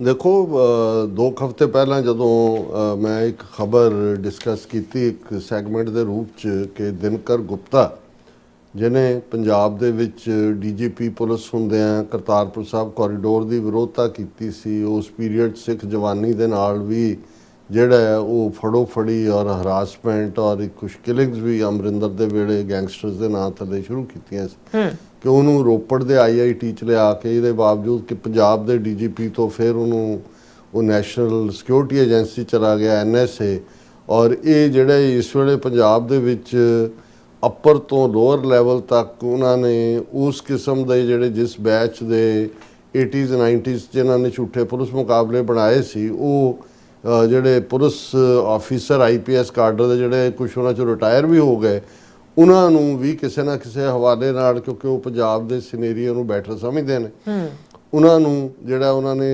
ਰੱਖਿਆ ਹੋਇਆ ਔਰ ਇਸੇ ਤਰ੍ਹਾਂ ਗੌਰਵ ਯਾਦਵ ਜਿਹੜਾ ਨਫ਼ਰਤ ਨਾਲ ਭਰਿਆ ਹੋਇਆ ਪੰਜਾਬ ਦਾ DGP ਪੁਲਿਸ ਹੈ ਇਸ ਨੂੰ ਜਿਹੜਾ ਉਹ ਆਉਣ ਵਾਲੇ ਪੀਰੀਅਡ ਦੇ ਵਿੱਚ ਜਿਹੜੇ ਅੱਡ ਇਹਨਾਂ ਦੇ ਹੋਰ ਵੀ ਸਿੱਖ ਮਾਰੂ ਇਹਨਾਂ ਦੇ ਸੋ ਕਾਲਡ ਆਪਰੇਸ਼ਨ ਨੇ ਉਹਨਾਂ ਨੂੰ ਜਿਹੜਾ ਇਹ ਹੈਡ ਕਰਦਾ। ਹਾਲਾਂ ਬਿਹਾਈਂਡ ਇਹਨਾਂ ਦੇ ਬਹੁਤ ਵੱਡਾ ਨੈਟਵਰਕ ਹੈ। ਪੰਜਾਬ ਦੇ 23 ਜ਼ਿਲ੍ਹਿਆਂ ਦੇ ਵਿੱਚ ਹਰ ਡਿਸਟ੍ਰਿਕਟ ਹੈੱਡਕੁਆਰਟਰ ਦੇ ਵਿੱਚ NSA ਦਾ ਜਿਹੜਾ ਦਫ਼ਤਰ ਖੋਲ੍ਹਿਆ ਹੋਇਆ ਕਿਉਂਕਿ under the constitution law and order ਜਿਹੜਾ ਹੈ ਸਟੇਟ ਸਬਜੈਕਟ ਹੈ ਪਰ ਜੇ ਇਹਨੂੰ ਤੁਸੀਂ ਟੈਰਰਿਜ਼ਮ ਨਾਲ ਜੋੜਦੇ ਹੋ ਤਾਂ ਫਿਰ ਇਹ ਨੈਸ਼ਨਲ ਸਿਕਿਉਰਿਟੀ ਦਾ ਇਸ਼ੂ ਬਣ ਜਾਂਦਾ ਹੈ। ਨੈਸ਼ਨਲ ਸਿਕਿਉਰਿਟੀ ਦਾ ਇਸ਼ੂ ਬਣਿਆ ਤੇ NSA ਜਿਹੜਾ ਇਨਵੋਲਵ ਹੋ ਜਾਂਦਾ ਹੈ ਔਰ ਉਹ ਫਿਰ ਘਰੋਂ ਚੁੱਕ ਵੀ ਹੁਣ ਉਹਨਾਂ ਨੂੰ ਕੋਈ ਦੱਸਣ ਦੀ ਲੋੜ ਨਹੀਂ ਹੁੰਦੀ ਕਿ ਭਾਈ ਉਹਨਾਂ ਨੇ ਕਿਹਨੂੰ ਕਿੱਥੇ ਰੱਖਣਾ ਕੀ ਹੈ। ਉਹਨਾਂ ਨੇ ਆਪਣਾ ਪੰਜਾਬ ਦੇ ਸਾਰੇ ਜ਼ਿਲ੍ਹਿਆਂ ਦੇ ਵਿੱਚ ਆਪਣਾ ਬੇਸ ਬਣਾਇਆ। ਅੱਜ ਜਦੋਂ ਮੈਂ ਇਹ ਖਬਰ ਹਾਲਾਂ ਆਮ ਦੇਖਣ ਵਾਲੇ ਨੂੰ ਹਾਰਮਲੈਸ ਖਬਰ ਲੱਗੇਗੀ। ਹੈਡਲਾਈਨ ਹੈ 2026 will see strongest operation against gangsters DGP। ਹੁਣ ਉਹਦੇ 'ਚ ਇਹ ਜਿਹੜਾ ਡਾਇਰੈਕਟਰ ਜਨਰਲ ਪੁਲਿਸ ਹੈ ਗੌਰਵ ਯਾਦਵ ਉਹ ਇੱਕ ਹੋਰ ਸੀਨੀਅਰ ਪੁਲਿਸ ਅਫਸਰ ਪੱਗ ਵਾਲਾ ਬੁੱਢਾ ਉਸ ਦੇ ਨਾਲ ਬੈਠਾ ਪ੍ਰੈਸ ਕਾਨਫਰੰਸ ਕਰ ਰਿਹਾ ਔਰ ਇਹ ਕਹਿ ਰਿਹਾ ਕਿ 2026 ਦੇ ਵਿੱਚ ਗੈਂਗਸਟਰਸ ਦੇ ਖਿਲਾਫ ਸਾਡਾ ਸਟਰੋਂਗੈਸਟ ਆਪਰੇਸ਼ਨ ਹੋਏਗਾ। ਹੁਣ ਸਟਰੋਂਗੈਸਟ ਆਪਰੇਸ਼ਨ ਦਾ ਔਰ ਜਦੋਂ ਮੈਂ ਇਸ ਦੀਆਂ ਡਿਟੇਲਸ ਦੇਖੀਆਂ ਮੈਂ ਕਿਹਾ ਜੀ ਇਹ ਤਾਂ ਜਿਹੜਾ ਉਹ ਕਹਿ ਜੋ ਰਿਹਾ ਇਹਦਾ ਮਤਲਬ ਕੁਝ ਹੋਰ ਹੈ। ਹੁਣ ਉਹਦਾ ਉਹ ਜਦੋਂ ਇਹ ਕਹਿ ਰਿਹਾ ਉਹ ਕਹਿ ਰਿਹਾ ਕਿ ਜੀ ਅਸੀਂ 2026 ਦੀ ਜਿਹੜੀ ਵਿਜ਼ਨ ਹੈ ਉਹ ਤੁਹਾਨੂੰ ਦੱਸਣਾ ਚਾਹੁੰਦੇ ਹਾਂ। ਪ੍ਰੈਸ ਕਾਨਫਰੰਸ ਕਹਿੰਦਾ कि the year would see the strongest operation against gangsters, while the police would have technology driven massive infrastructure and capability upgrade। कि साढ़े कोल टैक्नोलॉजी ड्रिवन बहुत ज़बरदस्त हुण साढ़े कोल नैटवर्क और दूजा है। और असी और बिगिनिंग इत्थों कीती कि ये जिहड़ी सारी गैंगस्टर्स और जो कुछ है इन्हां दे बिहाइंड पाकिस्तान है। पाकिस्तान और फिर वो कहता है कि भी directly accusing Pakistan chief of defence forces Asim Munir and the countries inter service intelligence ISI of launching fresh conspiracies to create disturbance in Punjab by supplying weapons to gangsters and terrorists। Yadav said the police was able to thwart such plans in ਹੁਣ ਪਹਿਲਾਂ ਹੀ ਜਿਹੜਾ ਉਹਨੇ ਸਿੱਧਾ ISI ਔਰ ਪਾਕਿਸਤਾਨ ਦੀ ਫੌਜ ਨਾਲ ਕਿ ਜੋ ਵੱਡੇ ਪੈਮਾਨੇ ਤੇ ਪੰਜਾਬ 'ਚ ਗੜਬੜ ਕਰਵਾਉਣ ਦੇ ਲਈ ਬਹੁਤ ਅਸਲਾ ਔਰ ਡਰੋਨਸ ਔਰ ਉਹਨਾਂ ਦੇ ਰਾਹੀਂ ਉਹ ਭੇਜ ਰਹੇ ਨੇ। ਹੁਣ ਇਹਦੀ ਤੁਸੀਂ ਡੀਟੇਲ ਦੇਖੋਗੇ ਤਾਂ ਫਿਰ ਇਹ ਅੰਦਾਜ਼ਾ ਹੋਏਗਾ ਕਿ ਪੰਜਾਬ 'ਚ ਕਿਸ ਲੈਵਲ ਦੀ ਕਿਲਿੰਗ ਗੈਂਗਸਟਰ ਦੇ ਨਾਂ ਥੱਲੇ ਸਿੱਖ ਨੌਜਵਾਨੀ ਦਾ ਕਾਂਡ ਕਰਨਾ। ਉਹਦੇ 'ਚੋਂ ਕਹਿੰਦਾ ਹੈ ਕਿ he said nearly 40 foreign based gangsters were trying to cause violence in the state। कि 40 ਜਿਹੜੀਆਂ ਫੋਰਨ ਬੇਸਡ ਕਿ 40 ਗੈਂਗਾਂ ਜਿਹੜੀਆਂ ਨੇ ਉਹ ਤਾਂ ਬਾਹਰ ਨੇ, ਬਾਹਰਲੇ ਮੁਲਕਾਂ 'ਚ ਨੇ। ਜ਼ਾਹਰ ਹੈ ਕਿ ਵੀ ਇਹ ਜੋ ਕੁਛ ਬਿਸ਼ਨੋਈ ਗੈਂਗ ਔਰ ਦੂਜੇ ਤੀਜੇ ਰਾਹੀਂ ਕਰਵਾ ਇਹਨਾਂ ਦੀਆਂ ਹੀ ਨੇ। ਪਰ ਉਹ ਹੁਣ ਦਾ ਤੁਸੀਂ ਜੇ ਸਕੇਲ ਦੇਖੋ ਫਿਰ ਉਹ ਕਹਿੰਦਾ he added that the exact number of gangs and modules keeps changing and presently there were more than 400 such groups। ਹੁਣ ਜੇ 400 ਤੋਂ ਜ਼ਿਆਦਾ ਗੈਂਗਾਂ ਨੇ, 2 ਜਾਂ 3 ਮੈਂਬਰਾਂ ਵਾਲਿਆਂ ਨੂੰ ਤਾਂ ਗੈਂਗ ਨਹੀਂ ਕਹਿੰਦੇ। ਹੁਣ 400 ਨੂੰ ਤੁਸੀਂ ਜੇ ਐਵਰੇਜ 10 ਬੰਦੇ ਇੱਕ ਗੈਂਗ 'ਚ ਰੱਖੋ, ਹਾਲਾਂਕਿ ਬਹੁਤ ਵੱਡਾ ਵੱਡਾ ਇਹਨਾਂ ਦਾ ਨੈਟਵਰਕ ਹੈ, ਤੇ ਉਹ ਵੀ 4000 ਬਣ ਜਾਂਦਾ। ਸੋ ਮਤਲਬ ਇਹ ਹੈ ਵੀ ਉਹ ਹੁਣ ਮੀਡੀਆ ਰਾਹੀਂ ਇਸ ਗੱਲ ਲਈ ਤਿਆਰ ਕਰ ਰਹੇ ਨੇ ਕਿ ਜੀ ਆਉਣ ਵਾਲੇ ਸਾਲ 'ਚ ਅਸੀਂ ਸਿੱਖਾਂ ਨੂੰ ਮਾਰਨਾ, ਸਿੱਖਾਂ ਦੇ ਮੁੰਡਿਆਂ ਨੂੰ। ਇਹ 400 ਤੋਂ ਜ਼ਿਆਦਾ ਇਹਨਾਂ ਦੀਆਂ ਗੈਂਗਾਂ ਨੇ ਵੱਡੀਆਂ ਵੱਡੀਆਂ, ਔਰ ਉਹਨਾਂ 'ਚੋਂ 40 ਬਾਹਰ ਬੈਠੇ ਨੇ। ਔਰ ਅਸੀਂ ਇਹਨਾਂ ਦੇ ਉੱਤੇ ਔਰ ਇਹਦੇ ਲਈ ਸਾਡੇ ਕੋਲ ਬੜੀ ਹੁਣ ਫੰਡਿੰਗ ਆ ਗਈ ਹੈ। ਉਹਨਾਂ ਕਿਹਾ ਵੀ ਸੈਕੰਡ ਲਾਈਨ ਆਫ ਡਿਫੈਂਸ ਅਸੀਂ 2367 CCTV ਕੈਮਰੇ ਜਿਹੜੇ ਨੇ 585 ਲੋਕੇਸ਼ਨਾਂ ਦੇ ਉੱਤੇ ਜਿਹੜੇ ਨੇ ਇੰਸਟਾਲ ਕਰ ਦਿੱਤੇ ਨੇ ਬਾਰਡਰ ਦੇ ਨੇੜੇ। ਔਰ ਇਹ 50 ਕਰੋੜ ਜਿਹੜਾ ਰੁਪਈਆ ਇਸ ਦੇ ਉੱਤੇ ਅਸੀਂ ਖਰਚ ਕੀਤਾ। ਇਹ ਸਾਡਾ ਫੋਰਸ ਮਲਟੀਪਲਾਇਰ ਹੋਏਗਾ। ਫਿਰ ਉਹਨੇ ਇਹ ਗੱਲ ਨੂੰ ਜਸਟੀਫਾਈ ਕਰਨ ਲਈ ਕਿ ਜੀ ਪਾਕਿਸਤਾਨ ਇਹ ਸਾਰੀ ਗੜਬੜ ਕਰਾ ਰਿਹਾ ਕਿ ਜੀ ਉਹਨੇ ਕਿਹਾ ਪਿਛਲੇ ਸਾਲ ਦੇ ਵਿੱਚ 260 ਡਰੋਨ ਜਿਹੜੇ ਨੇ ਉਹ ਅਸੀਂ ਥੱਲੇ ਲਾਏ, ਹਾਲਾਂਕਿ 515 ਜਿਹੜੇ ਸੀ ਉਹ ਨਜ਼ਰ ਆਏ। This year our second line of defence ਅਸੀਂ ਇਸ ਨੂੰ ਹੋਰ ਵੀ ਮਜ਼ਬੂਤੀ ਨਾਲ ਕਰਾਂਗੇ। ਸੋ ਅਸੀਂ ਇਹ ਮਹਿਸੂਸ ਕਰਦੇ ਹਾਂ ਕਿ ਭਾਈ ਇਹਨਾਂ ਨੇ ਬਹੁਤ ਖਤਰਨਾਕ ਖੇਡ ਖੇਡਣੀ ਹੈ ਜੀ। ਭਗਵੰਤ ਮਾਨ ਤਾਂ ਮੀਅਰ ਇੱਕ ਪਪਟ ਹੈ। ਔਰ ਕਿਉਂਕਿ ਆਲਰੇਡੀ 2027 ਦੀਆਂ ਚੋਣਾਂ ਨੇ, ਪੰਜਾਬ ਸਰਕਾਰ ਵੀ, ਔਰ ਇਹਦੇ 'ਚ ਕਈਆਂ ਦਾ ਇਹ ਕਹਿਣਾ ਹੁੰਦਾ ਕਿ ਜੀ ਜਦੋਂ ਤੁਸੀਂ ਇਹਨਾਂ ਨੂੰ B ਟੀਮ ਕਹਿੰਦੇ ਹੋ BJP ਦੀ, ਆਮ ਆਦਮੀ ਪਾਰਟੀ ਨੂੰ, ਇਹ ਤਾਂ ਇੱਕ ਦੂਜੇ ਦੇ ਖਿਲਾਫ ਕਿੰਨੇ ਕੇਸ ਅਰਵਿੰਦ ਕੇਜਰੀਵਾਲ ਦੇ ਬਣਾਏ, ਕਿਵੇਂ ਲੜਦੇ ਨੇ। ਇਹਨਾਂ ਦੀ ਜਿਹੜੀ ਲੜਾਈ ਸੱਤਾ ਦੀ ਹੈ ਉਹ ਸਿਰਫ ਪਾਵਰ ਗਵਰਨਿੰਗ ਦੀ ਹੈ, ਏਜੰਡਾ ਇੱਕੋ ਹੀ ਹੈ। ਇਸ ਲਈ ਤੁਹਾਨੂੰ ਕੋਈ ਨੀਤੀ ਵੀ ਆਮ ਆਦਮੀ ਪਾਰਟੀ ਦੀ BJP ਨਾਲ ਡਿਫਰ ਕਰਦੀ, ਉਹ ਪਾਣੀਆਂ ਦਾ ਮੁੱਦਾ ਹੋਏ ਪੰਜਾਬ ਦਾ, ਪੰਜਾਬੀ ਜ਼ਬਾਨ ਦਾ ਹੋਏ, ਸਿੱਖੀ ਦਾ ਹੋਏ, ਈਵਨ ਜਿਨ੍ਹਾਂ ਨੂੰ ਤੁਸੀਂ NSA ਔਰ ਦੂਸਰਿਆਂ ਦੇ ਥੱਲੇ ਅੰਦਰ ਡੱਕਿਆ ਹੋਇਆ ਜਾਂ ਦੂਜੇ। ਹੁਣ ਇੱਕ ਪਾਸੇ ਰਵਨੀਤ ਬਿੱਟੂ ਵਰਗਾ ਬੁੱਚੜ ਬੇਨਤੇ ਦਾ ਪੋਤਾ ਕਹਿੰਦਾ ਕਿ ਜੀ ਕਿਉਂ ਨਹੀਂ ਅੰਮ੍ਰਿਤਪਾਲ ਸਿੰਘ ਆ ਸਕਦਾ ਪਾਰਲੀਮੈਂਟ ਜਾਂ ਦੂਜੇ। ਇਹ ਉਹਨਾਂ ਨੇ ਆਪਣੀ ਪੋਜੀਸ਼ਨ ਲਈ, ਕਿਉਂਕਿ ਉਹਨਾਂ ਨੇ ਕੁਛ ਨਾ ਕੁਛ ਡਿਫਰੈਂਟ ਵੀ ਦਿਖਾਣਾ। ਦੇਖੋ ਜੀ ਅਸੀਂ ਤਾਂ ਕਿਹਾ ਸੀ, ਤੇ ਹੁਣ ਅਮਿਤ ਸ਼ਾਹ ਦੀ ਮਰਜ਼ੀ ਤੋਂ ਬਿਨਾ ਜਿਹੜਾ ਕੋਈ ਬਾਹਰ ਆ ਸਕਦਾ ਉਸ ਲੈਵਲ ਦਾ ਬੰਦਾ ਜਦੋਂ ਫੜਿਆ ਤੇ ਸਾਰਾ ਆਪਰੇਸ਼ਨ। ਸੋ ਇਹ ਬਿਲਕੁਲ ਇਨ ਕਾਹੂਟਸ ਨੇ, ਲੇਕਿਨ ਪ੍ਰਭਾਵ ਇਹ ਦਿੱਤਾ ਜਾਂਦਾ ਹੈ ਕਿ ਜੀ ਦੇਖੋ ਜਿਹੜਾ ਭਗਵੰਤ ਮਾਨ ਨੇ ਇਹ ਕਹਿ ਦਿੱਤਾ, ਭਗਵੰਤ ਮਾਨ ਨੇ ਉਹ ਕਹਿ ਦਿੱਤਾ। ਜੇ ਉਹਨਾਂ ਨੇ ਆਪਣਾ ਮੀਡੀਆ ਬਿਲਡ ਕੀਤਾ ਹੋਇਆ ਤੇ ਇਹਨਾਂ ਨੇ ਵੀ ਉਸ ਕਿਸਮ ਦੇ ਹੀ ਲੋਕ ਜਿਹੜੇ ਨੇ, ਤੁਹਾਨੂੰ ਇਹ ਇੱਥੇ ਬੈਠੇ ਵੀ ਕੋਈ ਪ੍ਰਾਈਮ ਏਸ਼ੀਆ TV ਦੇ ਨਾਂ ਥੱਲੇ ਕੋਈ ਦੂਜੇ ਤੀਜੇ ਉਸ ਕਿਸਮ ਦੇ ਹੀ ਲੋਕ ਮਿਲਣਗੇ ਜਿਹੜੇ ਲੱਗੇਗਾ ਜੀ ਬੜੀ ਨਿਊਟਰਲ ਇਹ ਕਵਰੇਜ ਕਰ ਰਹੇ ਨੇ, ਪਰ ਇਹ ਸਾਰੇ ਹਿੱਸੇਦਾਰ ਨੇ, ਭਾਗੀਦਾਰ ਨੇ। ਔਰ ਜੋ ਨਜ਼ਰ ਆ ਰਿਹਾ ਕਿ 2027 'ਚ ਪਾਵਰ ਕੈਪਚਰ ਕਰਨ ਦੇ ਲਈ ਬਾਈ ਹੁੱਕ ਔਰ ਬਾਈ ਕਰੁੱਕ ਕਿਸੇ ਹੱਦ ਤੱਕ ਵੀ ਇਹ ਜਾ ਸਕਦੇ ਨੇ। ਔਰ ਉਸ ਤੋਂ ਪਹਿਲਾਂ ਇਹਨਾਂ ਨੇ ਜਿਹੜੇ ਡਿਫਾਈਂਸ ਦੇਣ ਵਾਲੇ ਨੇ, ਉਹਨਾਂ ਦੇ ਵਿੱਚ ਭਾਵੇਂ ਯੂਨੀਵਰਸਿਟੀ ਦੇ ਸਟੂਡੈਂਟਸ ਹੋਣ, ਉਹਨਾਂ ਦੇ ਵਿੱਚ ਭਾਵੇਂ ਕਿਸਾਨ ਹੋਣ, ਜਾਂ ਜਿਨ੍ਹਾਂ ਨੇ ਇਹਨਾਂ ਨੂੰ ਚੈਲੰਜ ਕੀਤਾ, ਉਹਨਾਂ ਦਾ ਜਿਹੜਾ ਉਹਨਾਂ 'ਚ ਇੱਕ ਵੱਡੀ ਖਾਸ ਤੌਰ ਤੇ ਯੰਗਸਟਰਸ, ਉਹਨਾਂ ਨੂੰ ਇਹ ਗੈਂਗਸਟਰ ਕਹਿ ਕੇ ਮਾਰਨਗੇ, ਬਾਕੀਆਂ ਦੇ ਖਿਲਾਫ ਕੇਸ ਰਜਿਸਟਰ ਕਰਨਗੇ। ਆਲਰੇਡੀ ਹਾਫ ਏ ਡਜ਼ਨ ਤੋਂ ਜ਼ਿਆਦਾ ਪੱਤਰਕਾਰਾਂ ਔਰ ਦੂਸਰਿਆਂ ਨੂੰ ਜਿਨ੍ਹਾਂ ਨੇ ਕੋਈ ਦੇ ਭਗਵੰਤ ਮਾਨ ਦਾ ਹੈਲੀਕਾਪਟਰ ਦਾ ਮਿਸਯੂਜ਼ ਦੇ ਉੱਤੇ ਕੀਤਾ, ਉਹਨਾਂ ਦੇ ਉੱਤੇ ਪਰਚੇ ਪਾਏ ਨੇ ਔਰ ਦੂਜੇ ਨੇ।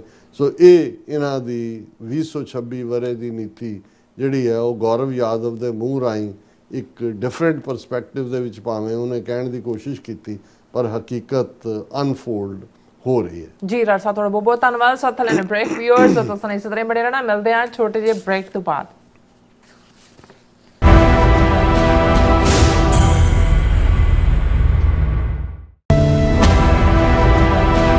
ਅਮਰੀਕਾ ਵਿੱਚ ਰਹਿ ਰਹੇ ਹੋ ਅਤੇ ਡਰਾਈਵਿੰਗ ਲਾਇਸੈਂਸ ਲੈਣਾ ਚਾਹੁੰਦੇ ਹੋ ਤੇ ਲੱਭ ਰਹੇ ਹੋ ਇੱਕ ਤਜਰਬੇਕਾਰ ਡਰਾਈਵਿੰਗ ਸਕੂਲ, ਤਾਂ ਤੁਹਾਡੇ ਲਈ ਹੈ ਵੱਡੀ ਖੁਸ਼ਖਬਰੀ।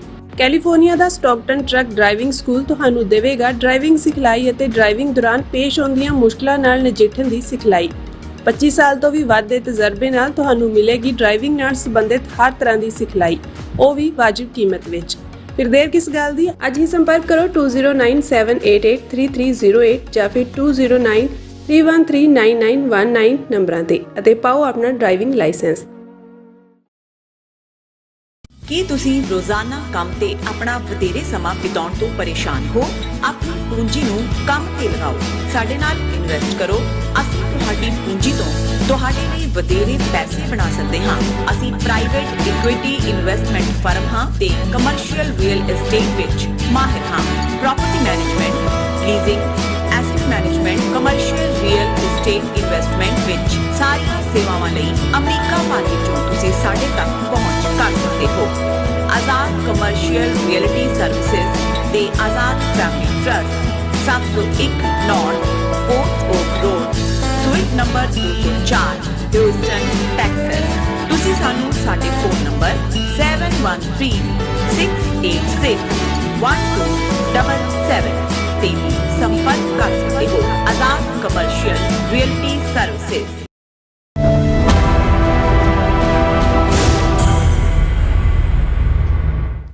Viewers, welcome back on program. So viewers, ਗੱਲਬਾਤ ਕਰਨ ਜਾ ਰਹੇ ਹਾਂ ਕਿ ਸਾਲ 2025 ਵਿੱਚ ਪਾਕਿਸਤਾਨ ਨਾਲ ਚਾਰ ਜੰਗ ਵਿੱਚ ਭਾਰਤ ਨੂੰ ਪੂਰੀ ਤਰ੍ਹਾਂ ਸ਼ਿਕਸਤ ਹੋਈ ਹੈ ਔਰ ਭਾਵੇਂ ਕਿ ਭਾਰਤੀ ਨੈਗੇਟਿਵ ਜਿੱਤ ਦਾ ਐਲਾਨ ਕਰਦਾ ਹੈ, ਇਸ ਗੱਲ ਦੀਆਂ ਸੰਭਾਵਨਾਵਾਂ ਮੌਜੂਦ ਹਨ ਕਿ ਬੁਰੀ ਤਰ੍ਹਾਂ ਝੰਬਿਆ ਭਾਰਤ 2026 ਵਿੱਚ ਦਿਲਵਦੀ ਕਰਕੇ ਪਾਕਿਸਤਾਨ ਦੇ ਗਲ ਪੈ ਸਕਦਾ ਹੈ। ਸੋ ਇਸ ਬਾਰੇ ਆਪਾਂ ਗੱਲਬਾਤ ਕਰਨ ਜਾ ਰਹੇ ਹਾਂ। ਸੋ ਅਸੀਂ ਚਾਹਾਂਗੇ ਕਿ ਤੁਸੀਂ ਇਸੇ ਤਰ੍ਹਾਂ ਬਣੇ ਰਹਿਣਾ। ਦੇਖਣ ਸੁਣ ਲਈ ਲਿਖਣ ਲਈ ਤੁਹਾਡਾ ਸਭ ਦਾ ਬਹੁਤ ਬਹੁਤ ਧੰਨਵਾਦ। ਜੀ ਡਾਕਟਰ ਸਾਹਿਬ, ਕੀ ਕਹਿਣਾ ਚਾਹੋਗੇ? ਦੇਖੋ, ਜਿਉਂ-ਜਿਉਂ ਹੁਣ ਨਵੇਂ ਵਰੇ ਦੀ ਸ਼ੁਰੂਆਤ ਹੋਈ ਹੈ ਔਰ ਸਾਊਥ ਏਸ਼ੀਆ ਦੇ ਖਿੱਤੇ ਦੇ ਉੱਤੇ ਖਾਸ ਤੌਰ ਤੇ ਬੰਗਲਾਦੇਸ਼ ਦੀਆਂ ਡਿਵੈਲਪਮੈਂਟਸ ਨੇ ਵੀ ਬਹੁਤਿਆਂ ਦਾ ਧਿਆਨ ਖਿੱਚਿਆ। ਇਕੱਲਾ ਇਹੀ ਨਹੀਂ ਕਿ ਉੱਥੇ ਫਰਵਰੀ ਦੇ ਵਿੱਚ ਚੋਣਾਂ ਹੋਣੀਆਂ ਨੇ ਜਾਂ ਚੋਣਾਂ ਤੋਂ ਬਾਅਦ ਕੀ ਹੋਏਗਾ, ਪਰ ਪਿਛਲੇ ਦਿਨਾਂ 'ਚ ਜਿਹੜੀਆਂ ਦੋ ਬੇਗਮਾਂ ਦੀ ਲੜਾਈ ਜਿਹੜੀ ਹੈ ਉਹ ਜਾਂ ਉਹਨਾਂ ਦੇ ਰੂਲ ਦਾ ਪੀਰੀਅਡ ਬੰਗਲਾਦੇਸ਼ ਆਲਟਰਨੇਟਿਵਲੀ ਰਿਹਾ। ਸ਼ੇਖ ਹਸੀਨਾ ਉਹ ਤਾਂ ਦੌੜ ਕੇ ਇੱਥੇ ਬੈਠੀ ਹੋਈ ਹੈ ਰਿਫਿਊਜ ਲੈ ਕੇ ਇੰਡੀਆ ਦੇ ਵਿੱਚ, ਔਰ ਦੂਸਰੀ ਬੀਬੀ ਖਾਲਿਦਾ ਜ਼ੀਆ ਜਿਹੜੀ ਪਾਕਿਸਤਾਨ ਦੇ ਫੌਜੀ ਜਰਨੈਲ ਜ਼ਿਆਉਰ ਰਹਿਮਾਨ ਦੀ ਵਾਈਫ ਦੇ ਨਾਤੇ ਉਸ ਦੀ ਆਪਣੀ ਪਾਰਟੀ ਰਾਹੀਂ ਉਹ ਪ੍ਰਾਈਮ ਮਿਨਿਸਟਰ ਵੀ ਰਹੀ ਔਰ ਉਸ ਨੂੰ ਸ਼ੇਖ ਹਸੀਨਾ ਨੇ ਜੇਲ੍ਹ ਦੇ ਵਿੱਚ ਡੱਕੀ ਰੱਖਿਆ ਲੰਬਾ ਵਕਤ।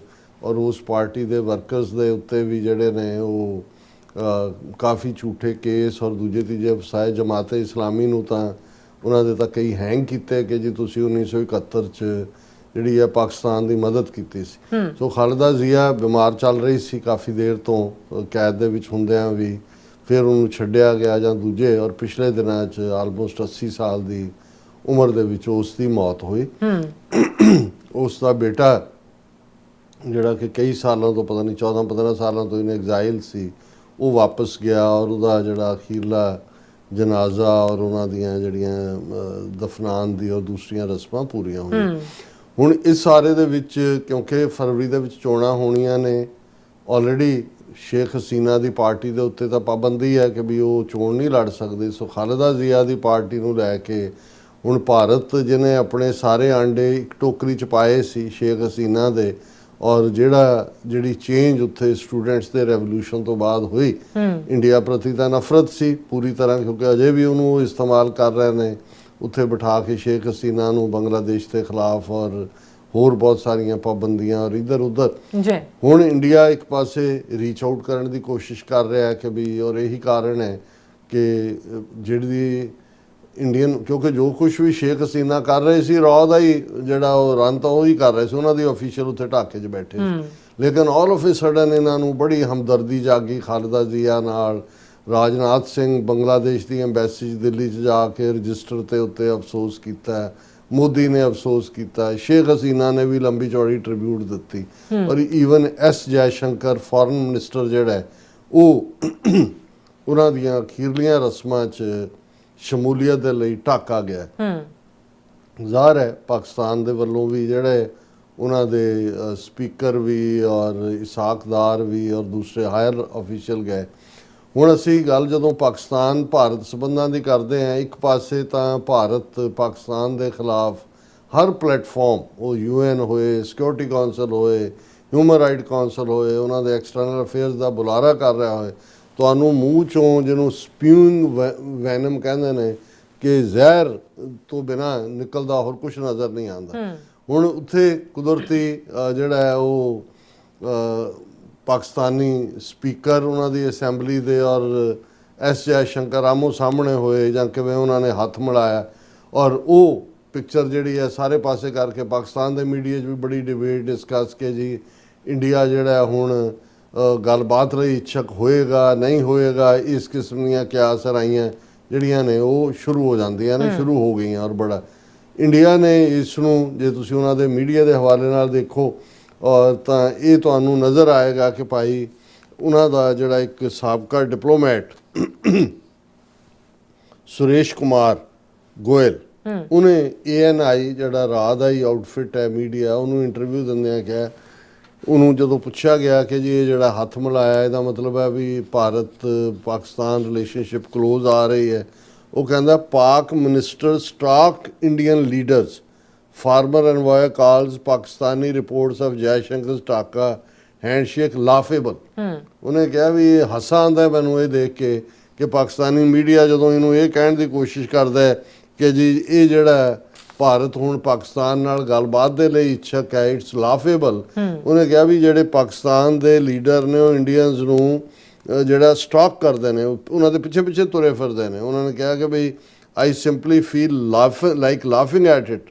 I don't think the current climate where we have terrorism attacks on Pakistan into our territory, the Pakistan Army Chief Asim Munir flaunting the prowess and how they are actually developing terrorist bases and re-establishing them, when the Pakistan Army and ISI continue to flaunt their evil towards India and mock at Indian victory and continues to falsify all things.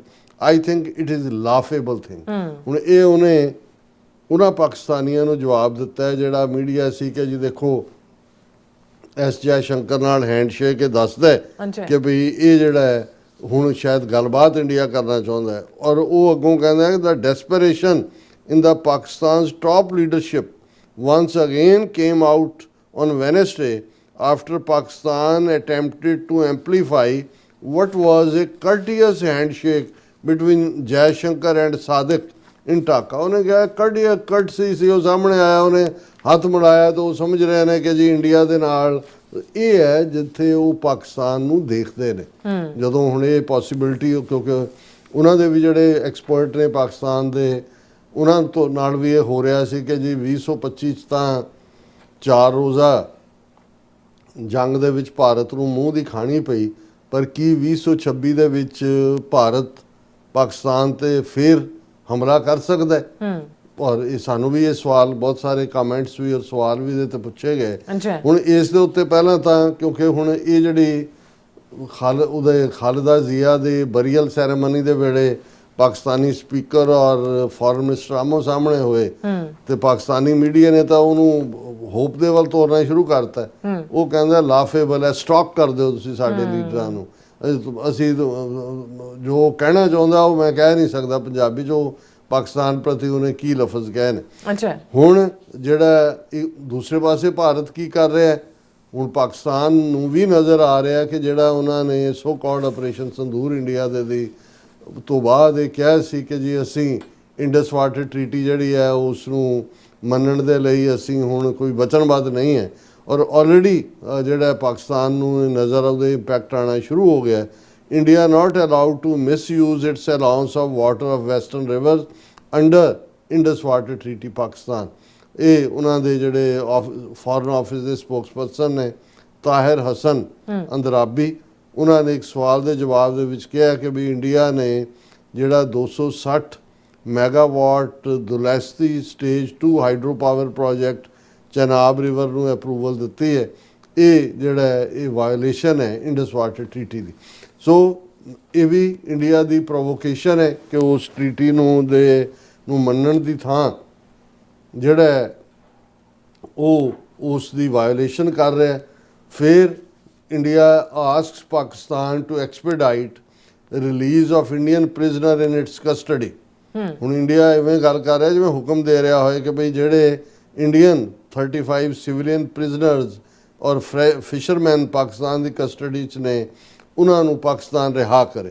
ਸੋ ਇੱਕ ਪਾਸੇ ਜਿਹੜਾ ਇਹ ਉਹਨਾਂ ਨੇ ਆਪਣੀ one ਅਪਮੈਨਸ਼ਿਪ ਵਾਲੀ line ਰੱਖੀ ਹੋਈ ਹੈ, ਦੂਸਰੇ ਪਾਸੇ ਜਿਹੜਾ ਇਹਨਾਂ ਦਾ ਆਫੀਸ਼ੀਅਲ ਰਿਸਪੌਂਸ ਹੈ। ਹੁਣ ਇਸ ਸਾਰੇ 'ਚ ਅੱਜ ਹੀ ਮੈਂ ਦੇਖ ਰਿਹਾ ਸੀ ਇੱਕ ਹੋਰ ਸਾਬਕਾ ਆਰਮੀ ਐਕਸਪਰਟ ਇੰਡੀਅਨ ਮੂਲ ਦਾ, ਇਹ ਕਹਿ ਰਿਹਾ ਸੀ ਕਿ ਵੀ ਇੰਡੀਆ ਨੇ ਜੇ ਇਹ ਭਰਮ ਪਾਲਿਆ, ਕਿਉਂਕਿ ਦੇਖੋ ਆਪਣੇ ਮੁਲਕ ਦੇ ਵਿੱਚ ਮੋਦੀ ਜੁੰਡਲੀ ਦੀ ਜਿਹੜੀ ਪੋਪੂਲੈਰਿਟੀ ਹੈ ਉਹ ਬਹੁਤ ਥੱਲੇ ਨੂੰ ਜਾ ਰਹੀ ਹੈ।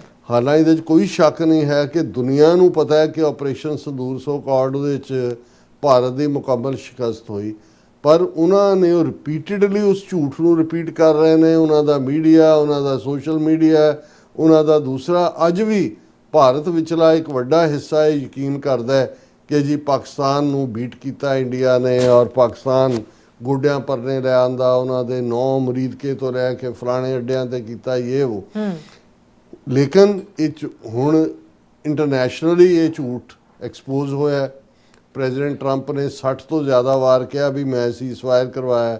ਕੱਲ੍ਹ ਅਸੀਂ ਡਿਸਕਸ ਕੀਤਾ ਸੀ ਕਿ ਚਾਈਨੀਜ਼ ਫੋਰਨ ਮਿਨਿਸਟਰ ਨੇ, ਵਿਦੇਸ਼ ਮੰਤਰੀ ਨੇ, ਚਾਈਨਾ ਵਾਲੇ ਗੈਰ ਜ਼ਿੰਮੇਵਾਰ ਗੱਲ ਨਹੀਂ ਕਰਦੇ, ਉਹਨਾਂ ਨੇ ਆਪਣੇ ਰੋਲ ਦੀ ਗੱਲ ਵੀ ਕੀਤੀ ਕਿ ਚਾਈਨਾ ਨੇ ਸੀਜ਼ਫਾਇਰ ਕਰਵਾਇਆ। ਹੁਣ ਜਿਹੜੀ ਸਭ ਤੋਂ ਕ੍ਰੈਡੀਬਲ ਮੈਂ ਸਮਝਦਾ ਹਾਂ ਕਿ ਜਦੋਂ ਪਿਛਲੇ ਮਹੀਨਿਆਂ ਦੇ ਵਿੱਚ US ਸੈਨੇਟ ਔਰ ਕਾਂਗਰਸ ਦੀ ਜਿਹੜੀ ਜੁਆਇੰਟ ਕਮੇਟੀ ਜਿਨ੍ਹਾਂ ਨੇ 500 ਤੋਂ ਜ਼ਿਆਦਾ ਸਫ਼ਿਆਂ ਦੀ ਰਿਪੋਰਟ ਜਿਹੜੀ ਕਿ ਅਮਰੀਕਨ ਸਿਕਿਉਰਿਟੀ ਦਸਤਾਵੇਜ਼ ਹੁੰਦਾ ਉਹ ਪੇਸ਼ ਕੀਤੀ, ਉਹਦੇ 'ਚ ਉਹਨਾਂ ਨੇ ਕਲੀਅਰਲੀ ਕਿਹਾ ਵੀ 4 ਰੋਜ਼ਾ ਜਿਹੜਾ ਇਹ ਹੋਇਆ ਉਹਦੇ 'ਚ ਪਾਕਿਸਤਾਨ ਦੀ ਸਕਸੈਸ ਹੋਈ ਮਿਲੀਟੈਰੀਲੀ, ਔਰ ਈਵਨ ਉਹਦੇ 'ਚ ਉਹਨਾਂ ਨੇ ਇਹ ਵੀ ਕਿਹਾ ਕਿ ਈਵਨ ਚਾਈਨਾ ਦੇ ਜਿਹੜੀਆਂ ਲੌਜਿਸਟਿਕਸ ਨੇ ਔਰ ਦੂਸਰੀਆਂ ਉਹਨਾਂ ਨੂੰ ਵੀ ਇਸਤੇਮਾਲ ਕੀਤਾ ਗਿਆ ਕਿ ਇੰਡੀਅਨ ਫੌਜ ਦੀ ਪੋਜੀਸ਼ਨ ਜਾਂ ਕੀ ਹੈ, ਜਿਹੜੀ ਚਾਈਨਾ ਦੀ ਆਪਣੀ ਸੈਟੇਲਾਈਟ ਰਾਹੀਂ ਜਾਣਕਾਰੀ ਹੈ ਔਰ ਦੂਸਰੇ ਉਹਨਾਂ ਦੇ ਨੇ, ਉਹਦੇ 'ਚ ਉਹਨਾਂ ਨੇ ਮਦਦ ਕੀਤੀ। ਸੋ ਪ੍ਰੈਜ਼ੀਡੈਂਟ ਟਰੰਪ ਪੋਲੀਟੀਕਲ ਅਪਮੈਨਸ਼ਿਪ ਕਰ ਸਕਦਾ ਹੈ, 60 ਵਾਰ ਤੋਂ ਜ਼ਿਆਦਾ ਵਾਰ ਨਹੀਂ ਕਰੇਗਾ।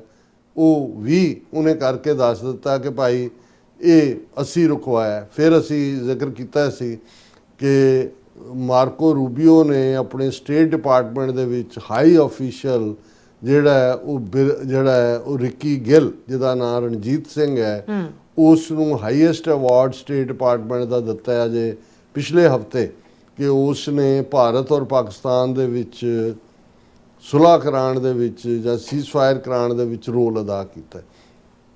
ਸੋ ਇੰਨੇ ਸਬੂਤਾਂ ਦੇ ਹੁੰਦਿਆਂ ਐਕਸਪੋਜ਼ ਤਾਂ ਹੋ ਚੁੱਕੇ ਨੇ। ਹੁਣ ਦੇਖਣਾ ਇਹ ਹੈ ਕਿ ਵੀ ਕੀ ਇਹ ਡੇਅਰ ਕਰ ਸਕਦੇ ਨੇ। ਮੈਨੂੰ ਇਹ ਲੱਗਦਾ ਹੈ ਕਿ ਵੀ ਬਹੁਤ ਵਾਰ ਇਹ ਜਿਹੜਾ ਪੋਲੀਟੀਸ਼ੀਅਨ ਕਲਾਸ ਹੈ, ਖਾਸ ਤੌਰ 'ਤੇ ਜਦੋਂ ਤੁਸੀਂ ਭਾਰਤ ਦੇ ਹਾਕਮਾਂ ਦਾ ਪਿਛਲੇ ਸਾਰੇ ਪੀਰੀਅਡ ਦੇ ਵਿੱਚ ਵਰਤਾਰਾ ਦੇਖੋ, ਇਹ ਇਕੱਲਾ ਇਹਨਾਂ ਦੇ ਹਵਾਲੇ ਨਾਲ ਨਹੀਂ ਹੈ ਕਿ ਵੀ ਇਹ ਹੰਕਾਰੇ ਹੋਏ ਨੇ। ਜਦੋਂ 1960-61 ਦੇ ਵਿੱਚ ਗੋਆ, ਨਹਿਰੂ ਨੇ ਬਾਈ ਫੋਰਸ ਗੋਆ ਦੀ ਕਿੰਨੀ ਤਾਕਤ ਸੀ, ਉਸ ਤੋਂ ਪਹਿਲਾਂ ਹੈਦਰਾਬਾਦ 1948 'ਚ ਫੌਜ ਭੇਜ ਕੇ ਉਹਦੇ 'ਤੇ ਕਬਜ਼ਾ ਕੀਤਾ ਸੀ। ਗੋਆ 'ਚੋਂ ਉੱਥੇ ਤਾਂ ਬੜੇ ਫਿਊ ਹੰਡਰਡ ਵੀ ਨਹੀਂ ਸੀ ਪੁਰਤਗਾਲੀ, ਔਰ ਉਹਦੇ ਤੇ ਕੀ ਉਹਨਾਂ ਦਾ ਬੜਾ ਹੌਸਲਾ ਵੱਧ ਗਿਆ ਨਹਿਰੂ ਦਾ ਵੀ ਲਓ ਅਸੀਂ ਤਾਂ ਵੱਡੀ ਮਿਲਟਰੀ ਪਾਵਰ ਬਣ ਗਏ।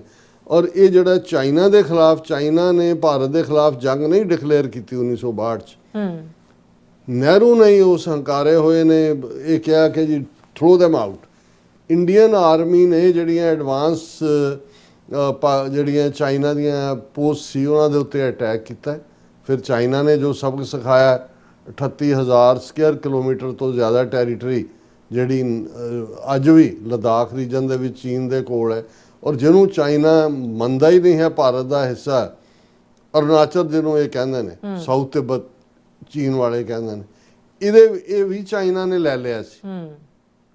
ਔਰ ਫਿਰ ਖੁਦ ਹੀ ਯੂਨੀਲੈਟਰਲੀ ਚਾਈਨਾ ਨੇ ਵਿਦਡਰਾ ਕੀਤਾ ਕਿ ਇਹਨੂੰ ਸੈਟਲ ਕਰੋ।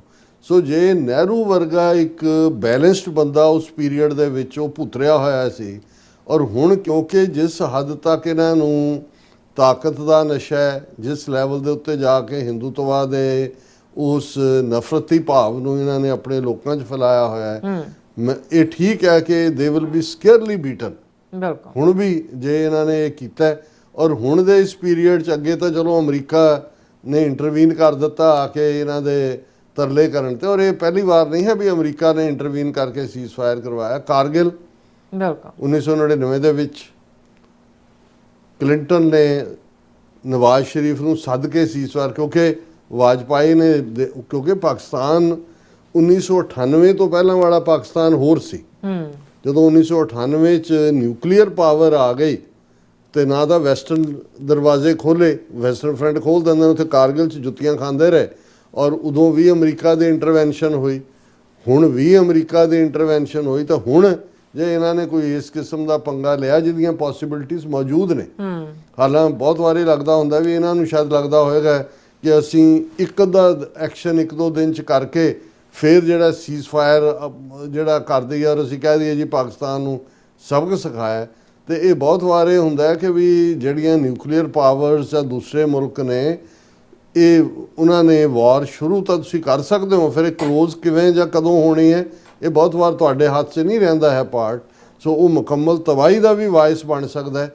ਪਰ ਮੈਨੂੰ ਇਹ ਲੱਗਦਾ ਹੈ ਵੀ ਇਸ ਗੱਲ ਦੀ, ਹਾਂ ਜੇ ਰਜੀਮ ਚੇਂਜ ਹੋ ਜਾਂਦੀ ਹੈ ਵਿਦ ਇਨ ਇੰਡੀਆ ਵੀ, ਜੋ ਕੁਛ ਇਸ ਵੇਲੇ ਅੰਦਰੂਨੀ ਤੌਰ ਦੇ ਉੱਤੇ ਵੀ ਚੱਲ ਰਿਹਾ, ਹਾਲਾਂ ਇਹਨਾਂ ਨੇ ਐਪਸਟਾਈਨ ਫਾਈਲਸ ਦੇ ਵਿੱਚ ਵੀ ਮੋਦੀ ਔਰ ਹਰਦੀਪ ਪੁਰੀ ਦਾ ਨਾਂ ਸੀ, ਉਹ ਡੀਲ ਡੂਲ ਇਹਨਾਂ ਨੇ ਕਰ ਲਈ ਹੈ। ਜੇ ਅਮਰੀਕਾ ਦੇ ਨਾਲ ਟ੍ਰੇਡ ਡੀਲ ਹੋ ਜਾਂਦੀ ਹੈ ਜਾਂ ਦੂਜਾ ਤੇ ਕੋਈ ਪੋਸੀਬਿਲਿਟੀ ਜਿਹੜੀ ਹੈ ਇਸ ਕਿਸਮ ਦੀ ਨੂੰ ਮੋਦੀ ਐਂਡ ਕੰਪਨੀ ਨੂੰ ਕੁਝ ਦਿਖਾਉਣ ਨੂੰ ਮਿਲ ਜਾਏ ਆਪਣੇ ਲੋਕਾਂ ਨੂੰ, ਇਹ ਜਿਹੜੀ ਹਾਰ ਆਪਰੇਸ਼ਨ ਸੰਦੂਰ ਦੀ ਹੈ, ਇਹ ਕਲੰਕ ਉਹਨਾਂ ਦੇ ਮੱਥਿਓਂ ਲੱਥ ਜਾਏ। ਨਹੀਂ ਤਾਂ ਅਗਲੀਆਂ ਇਲੈਕਸ਼ਨਾਂ ਜਿਹੜੀਆਂ ਨੇ ਉਹ ਫੇਸ ਕਰਨ ਤੋਂ ਪਹਿਲਾਂ ਉਹਨਾਂ ਨੂੰ ਚੀਨ ਦੇ ਖਿਲਾਫ ਤੇ ਕੁਝ ਕਰਨੋਂ ਰਹੇ, ਔਰ ਉਹਨਾਂ ਨੂੰ ਇਹ ਲੱਗਦਾ ਵੀ ਪਾਕਿਸਤਾਨ ਨੂੰ ਅਸੀਂ ਜਿਹੜਾ ਭਾਵੇਂ ਇੱਕ ਅੱਧਾ ਰੋਜ਼ 'ਚ ਕੁਛ ਨਾ ਕੁਛ ਕਰਕੇ ਫਿਰ ਇੰਟਰਨੈਸ਼ਨਲ ਤਾਕਤਾਂ ਆ ਜਾਣਗੀਆਂ ਜੀ, ਸਟਾਪ ਸੀਜ਼ ਫਾਇਰ ਹੋ ਜਾਏਗਾ।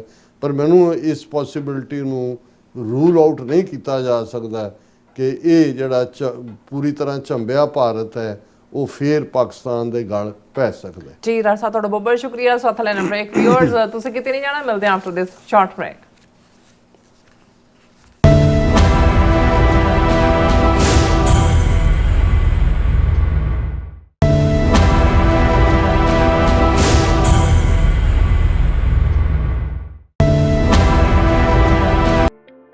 ਸਿਗਨੇਚਰ ਟਰੱਕ ਸਰਵਿਸ ਰਾਊਟ 81 ਉੱਤੇ ਐਗਜ਼ਿਟ 235 ਤੇ ਟਰੱਕਰ ਵੀਰਾਂ ਲਈ 24 ਘੰਟੇ ਰੋਡ ਸਰਵਿਸ ਦੀ ਸੁਵਿਧਾ ਮੌਜੂਦ।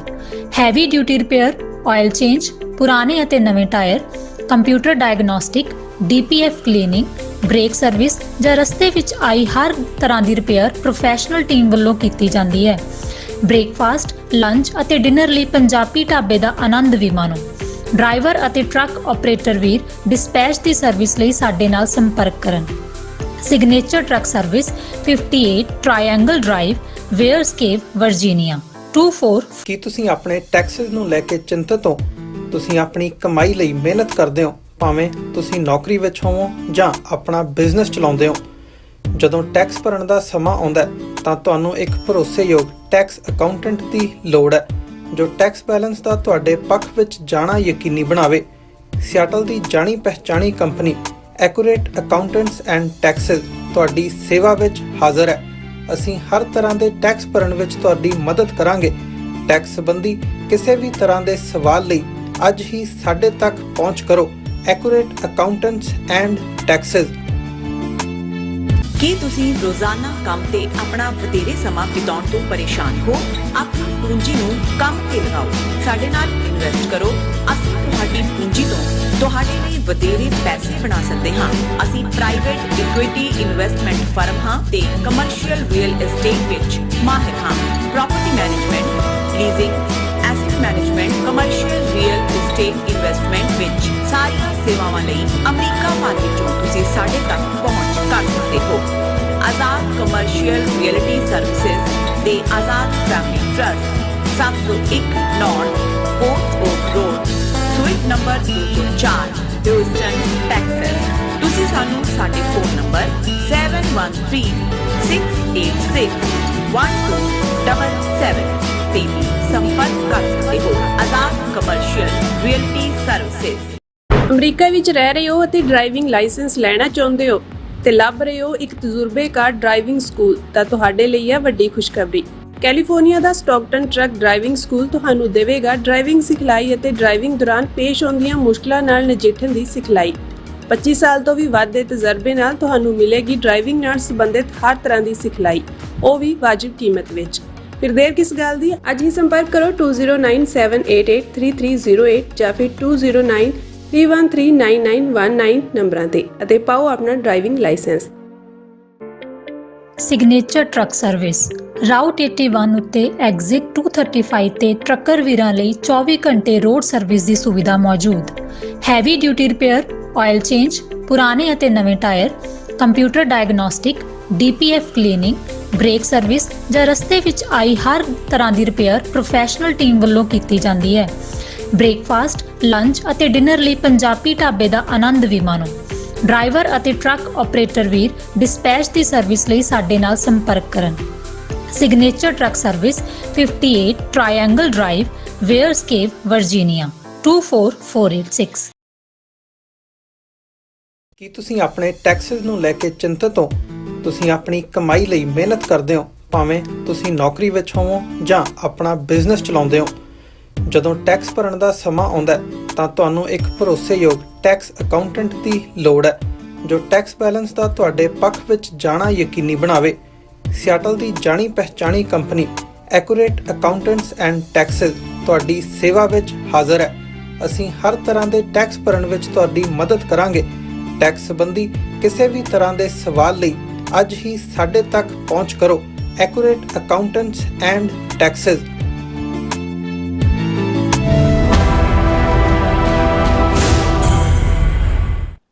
Viewers welcome back to programme. So viewers, ਅਖੀਰਲੇ ਸੈਗਮੈਂਟ ਵਿੱਚ ਆਪਾਂ ਦੋ ਨਜ਼ਮਾਂ ਆਪਣੇ ਸ਼ਾਇਰਾਂ ਦੇ ਜਿਹੜੇ ਰੈਗੂਲਰ ਸਾਡੇ ਵਿਊਅਰ ਨੇ ਉਹਨਾਂ ਦੀ ਆਪਾਂ ਸ਼ੇਅਰ ਕਰਨ ਜਾ ਰਹੇ ਹਾਂ। ਜਿਸ ਤਰ੍ਹਾਂ ਕਿ ਸਾਡੀ ਈਮੇਲ ਨੂੰ ਹੈਕ ਕੀਤਾ ਗਿਆ ਸੀ, ਹੁਣ ਉਹ ਫਿਰ ਸ਼ੁਰੂ ਹੋ ਗਈ ਹੈ। ਸੋ ਉਸ ਦੇ ਬਿਹਾਫ ਤੇ ਸਾਨੂੰ ਜਿਹੜੀਆਂ ਦੋ ਨਜ਼ਮਾਂ ਨੇ ਉਹ ਮਿਲੀਆਂ ਨੇ, ਔਰ ਇੱਕ ਨਜ਼ਮ ਹੈਗੀ ਹੈ ਸ਼ਾਹਬਾਜ਼ ਸਿੰਘ ਢਿੱਲੋਂ ਜਰਾਂ ਦੀ, ਔਰ ਦੂਸਰੀ ਨਜ਼ਮ ਹੈਗੀ ਹੈ ਟੋਰਾਂਟੋ ਤੋਂ ਭਾਈ ਸੰਤੋਖ ਸਿੰਘ ਭਾਊ ਜੀਰਾਂ ਦੀ। ਉਹਨਾਂ ਦੀ ਆਪਾਂ ਜਿਹੜੀਆਂ ਨਜ਼ਮਾਂ ਨੇ ਉਹ ਸ਼ੇਅਰ ਕਰਨ ਜਾ ਰਹੇ ਹਾਂ। ਸੋ ਨਾਲ ਹੀ ਤੁਹਾਡੇ ਲਾਈਵ ਮੈਸੇਜ ਨੇ ਉਹ ਵੀ ਆਪਾਂ ਸ਼ੇਅਰ ਕਰਾਂਗੇ। ਸੋ ਅਸੀਂ ਚਾਹਾਂਗੇ ਕਿ ਤੁਸੀਂ ਇਸ ਤਰ੍ਹਾਂ ਬਣੇ ਰਹਿਣਾ, ਦੇਖਣ ਸੁਣ ਲਿਆ, ਲਿਖਣ ਲਈ ਤੁਹਾਡਾ ਸਭ ਦਾ ਬਹੁਤ ਬਹੁਤ ਸ਼ੁਕਰੀਆ ਜੀ। ਡਾਕਟਰ ਸਾਹਿਬ ਕੀ ਵਿਚਾਰਾਂ ਨੇ ਇਹਨਾਂ ਨਜ਼ਮਾਂ ਬਾਰੇ? ਦੇਖੋ, ਕਿਉਂਕਿ ਗੁਰੂ ਤੇਗ ਬਹਾਦਰ ਸਾਹਿਬ, ਭਾਈ ਮਤੀ ਦਾਸ, ਭਾਈ ਸਤੀ ਦਾਸ, ਭਾਈ ਦਿਆਲਾ ਜੀ ਦਾ 350 ਸਾਲਾ ਸ਼ਹੀਦੀ ਸਾਲਾਨਾ ਯਾਦ ਵਾਲਾ ਵਰ੍ਹਾ ਇਹ ਕੰਟੀਨਿਊਟੀ 'ਚ ਹੈਗਾ ਜੀ। ਬੇਸ਼ੱਕ ਵੱਡੇ ਸਮਾਗਮ ਹੋ ਚੁੱਕੇ ਨੇ, ਲੇਕਿਨ ਇਹ ਸਾਰਾ ਵਰ੍ਹਾ ਵੀ ਉਹਨਾਂ ਦੀ ਯਾਦ ਨੂੰ ਸਮਰਪਿਤ ਸਮਾਗਮ ਰਹਿਣਗੇ। ਸੋ ਭਾਈ ਸੰਤੋਖ ਸਿੰਘ ਭਾਊ ਜੀ ਦੀ ਨਜ਼ਮ ਸਾਕਾ ਚਾਂਦਨੀ ਚੌਂਕ, ਔਰ ਸਬ ਹੈਡਿੰਗ ਉਹਨਾਂ ਨੇ ਦਿੱਤਾ ਤੇਗ ਬਹਾਦਰ ਸੀ ਕਿਰਿਆ ਕਰੀ ਨਾ ਕਿਨਹੂ ਆਨ। ਜੀ। ਤੇਗ ਬਹਾਦਰ ਜੀ ਵਾਰ ਕੇ ਸੀਸ ਆਪਣਾ ਚਾਦਰ ਧਰਮ ਦੇ ਉੱਤੇ ਤਾਣ ਚੱਲਿਆ, ਸੀਸ ਦੇ ਦਿੱਤਾ ਸੀ ਨਾ ਕੀਤੀ, ਠੀਕਰਾ ਦਿੱਲੀ ਦਰਬਾਰ ਤੇ ਭੰਨ ਚੱਲਿਆ। ਤੇਗ ਬਹਾਦਰ ਜੀ ਵਾਰ ਕੇ ਸੀਸ ਆਪਣਾ ਚਾਦਰ ਧਰਮ ਦੇ ਉੱਤੇ ਤਾਣ ਚੱਲਿਆ, ਸੀਸ ਦੇ ਦਿੱਤਾ ਸੀ ਨਾ ਕੀਤੀ, ਠੀਕਰਾ ਦਿੱਲੀ ਦਰਬਾਰ ਤੇ ਭੰਨ ਚੱਲਿਆ। ਕਿਸੇ ਧਰਮ ਨੂੰ ਤੂੰ ਨਹੀਂ ਮੁਕਾ ਸਕਦਾ, ਔਰੰਗਜ਼ੇਬ ਨੂੰ ਸਤਿਗੁਰ ਵੰਗਾਰ ਚੱਲਿਆ। ਮਤੀ ਦਾਸ ਚਰਾ ਕੇ ਸੀਸ ਆਪਣਾ ਮੁਖੋਂ ਜਪਜੀ ਸਾਹਿਬ ਉਚਾਰ ਚੱਲਿਆ। ਜ਼ਾਲਮ ਆਰੇ ਦੇ ਕਰਕੇ ਦੰਦ ਖੱਟੇ, ਸਿਰ ਜ਼ਾਲਮ ਦਾ ਉਹ ਝੁਕਾ ਚੱਲਿਆ, ਰੂੰ ਵਿੱਚ ਲਪੇਟਿਆ ਨਾਲ ਲਾਟਾਂ, ਸਤੀ ਦਾਸ ਜੀ ਸਤ ਨਿਭਾ ਚੱਲਿਆ। ਰੂੰ ਵਾਲੀ ਨਹੀਂ ਅੱਗ ਡਰਾ ਸਕਦੀ, ਮਿਸਾਲ ਉੱਚੀ ਉਹ ਕਰ ਜਗਾ ਚੱਲਿਆ, ਦੇਗ ਵਿੱਚ ਉਬਾਲੇ ਖਾ ਕੇ ਉਹ ਦਿਆਲਾ ਰੱਬ ਨੂੰ ਦਿਆਲ ਕਰਾ ਚੱਲਿਆ। ਅਸੀਂ ਆਪਣੇ ਜਿਹੜੇ ਸਿੱਖ ਨਹੀਂ ਨੇ ਔਰ ਇਤਿਹਾਸ ਨਾਲ ਨਹੀਂ ਬਹੁਤਾ ਜੁੜੇ ਹੋਏ, ਕਿ ਗੁਰੂ ਤੇਗ ਬਹਾਦਰ ਸਾਹਿਬ ਨੂੰ ਜਿਸ ਦਿਨ ਸ਼ਹੀਦ ਕੀਤਾ ਗਿਆ ਦਿੱਲੀ ਦੇ ਵਿੱਚ, ਉਸ ਤੋਂ ਉਸੇ ਦਿਨ ਉਹਨਾਂ ਦੇ 3 ਪਿਆਰੇ ਸਿੱਖ ਜਿਹੜੇ ਉਹਨਾਂ ਦੇ ਨਾਲ ਅਨੰਦਪੁਰ ਸਾਹਿਬ ਤੋਂ ਗਏ ਸੀ, ਉਹਨਾਂ ਨੂੰ ਵੀ ਸ਼ਹੀਦ ਕੀਤਾ ਗਿਆ। ਔਰ ਜਿਹੜਾ ਬਰੂਟਲ ਤਰੀਕੇ ਸੀ ਟਾਰਚਰ ਨਾਲ ਸ਼ਹੀਦ ਕਰਨ ਦੇ, ਭਾਈ ਮਤੀ ਦਾਸ ਜੀ ਨੂੰ ਆਰੇ ਦੇ ਨਾਲ ਚੀਰ ਕੇ 2 ਫਾੜ ਕੀਤਾ ਗਿਆ, ਵਿਚਕਾਰ ਲੱਕੜੀ ਦਾ ਫੱਟਾ ਜਿਹੜਾ ਉਹ ਲਾ ਕੇ ਔਰ ਉਹਨਾਂ ਦੇ ਸਰੀਰ ਦੇ 2 ਟੁਕੜੇ ਕੀਤੇ ਗਏ। ਭਾਈ ਸਤੀ ਦਾਸ, ਉਹਨਾਂ ਦੇ ਸਰੀਰ ਦੇ ਦੁਆਲੇ ਜਿਹੜਾ ਰੂੰ ਲਪੇਟ ਕੇ ਉਹਨਾਂ ਨੂੰ ਜਿਉਂਦਿਆਂ ਨੂੰ ਅੱਗ ਲਾ ਕੇ ਸਾੜ ਦਿੱਤਾ ਗਿਆ। ਔਰ ਭਾਈ ਦਿਆਲਾ ਜੀ, ਉਹਨਾਂ ਨੂੰ ਵੱਡੇ ਜਿਹੜਾ ਪਤੀਲੇ ਦੇ ਵਿੱਚ ਪਾਣੀ ਦੇ ਕੜਾਏ ਦੇ ਵਿੱਚ ਜਿਹੜਾ ਉਹਨਾਂ ਨੂੰ ਉਬਾਲ ਕੇ ਸ਼ਹੀਦ ਕੀਤਾ ਗਿਆ। ਸੋ ਉਸ ਦਾ ਜ਼ਿਕਰ ਭਾਈ ਸਾਹਿਬ ਨੇ ਕੀਤਾ। ਅੱਛਾ। ਦੇਗਾਂ ਵਿੱਚ ਉਬਾਲੇ ਕਈ ਵਾਰ ਖਾਧੇ, ਤਤੀਆਂ ਤਵੀਆਂ ਤੇ ਵੀ ਵੈਰੀ ਬਿਠਾ ਚੱਲਿਆ, ਭਾਈ ਜੀਵਨ ਸਿੰਘ ਦਿੱਲੀੋਂ ਤਿਆਰ ਹੋ ਕੇ ਸੀਸ ਗੁਰਾਂ ਦਾ ਆਨੰਦਪੁਰ ਲੈ ਚੱਲਿਆ। ਇਹ ਵੀ ਇੱਕ ਬਹਾਦਰੀ ਭਰੀ ਫੀਟ ਸੀ ਕਿ ਭਾਈ ਜੈਤਾ ਜੀ, ਜਿਹੜੇ ਬਾਅਦ 'ਚ ਜਦੋਂ 1699 ਈਸਵੀ ਦੀ ਵਿਸਾਖੀ ਨੂੰ ਅੰਮ੍ਰਿਤ ਦਾ ਬਾਟਾ ਤਿਆਰ ਹੋਇਆ ਔਰ ਉਹਨਾਂ ਨੇ ਅੰਮ੍ਰਿਤ ਛਕਿਆ ਔਰ ਪ੍ਰੋਮੀਨੈਂਟ ਜਰਨੈਲ ਵੀ ਹੋਏ ਔਰ ਸਰਸਾ ਦੇ ਕੰਢੇ ਜੂਝਦੇ ਸ਼ਹੀਦ ਹੋਏ।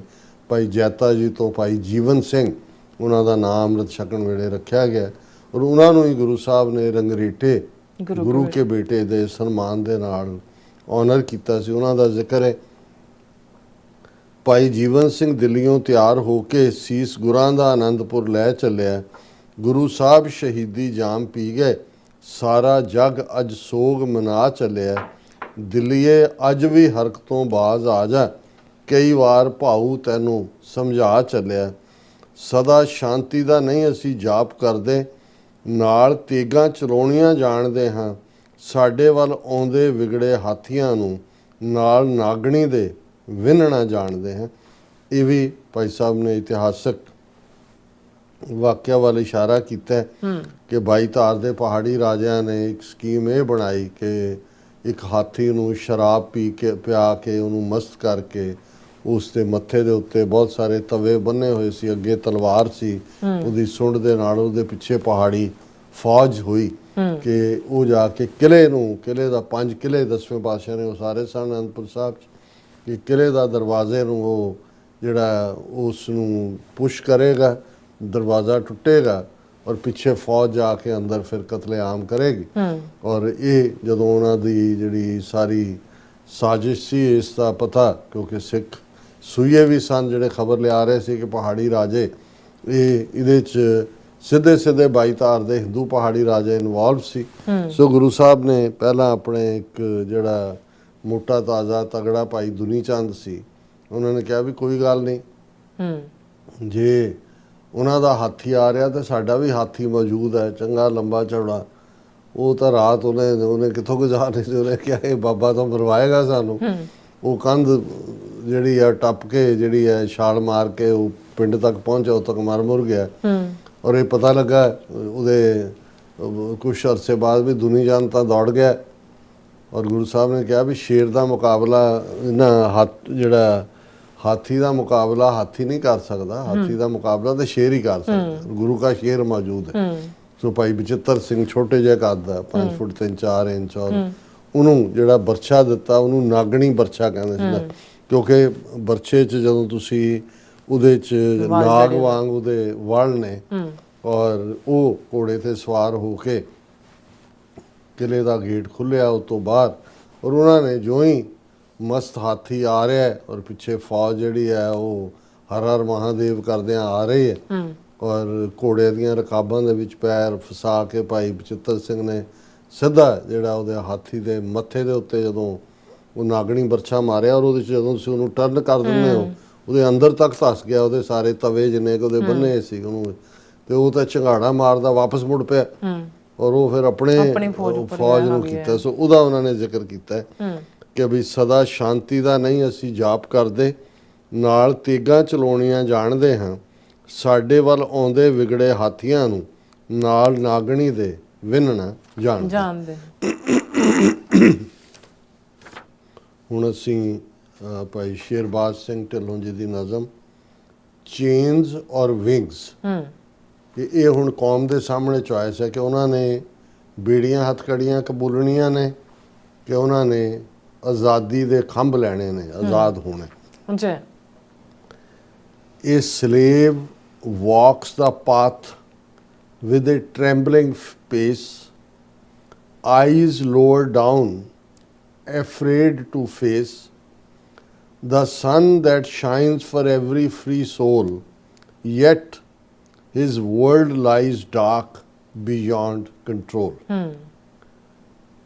ਇੱਕ ਜਿਹੜਾ ਗੁਲਾਮ ਹੈ ਉਹ ਲੜਖੜਾਉਂਦੇ ਕਦਮਾਂ ਦੇ ਨਾਲ ਤੁਰਦਾ ਹੈ।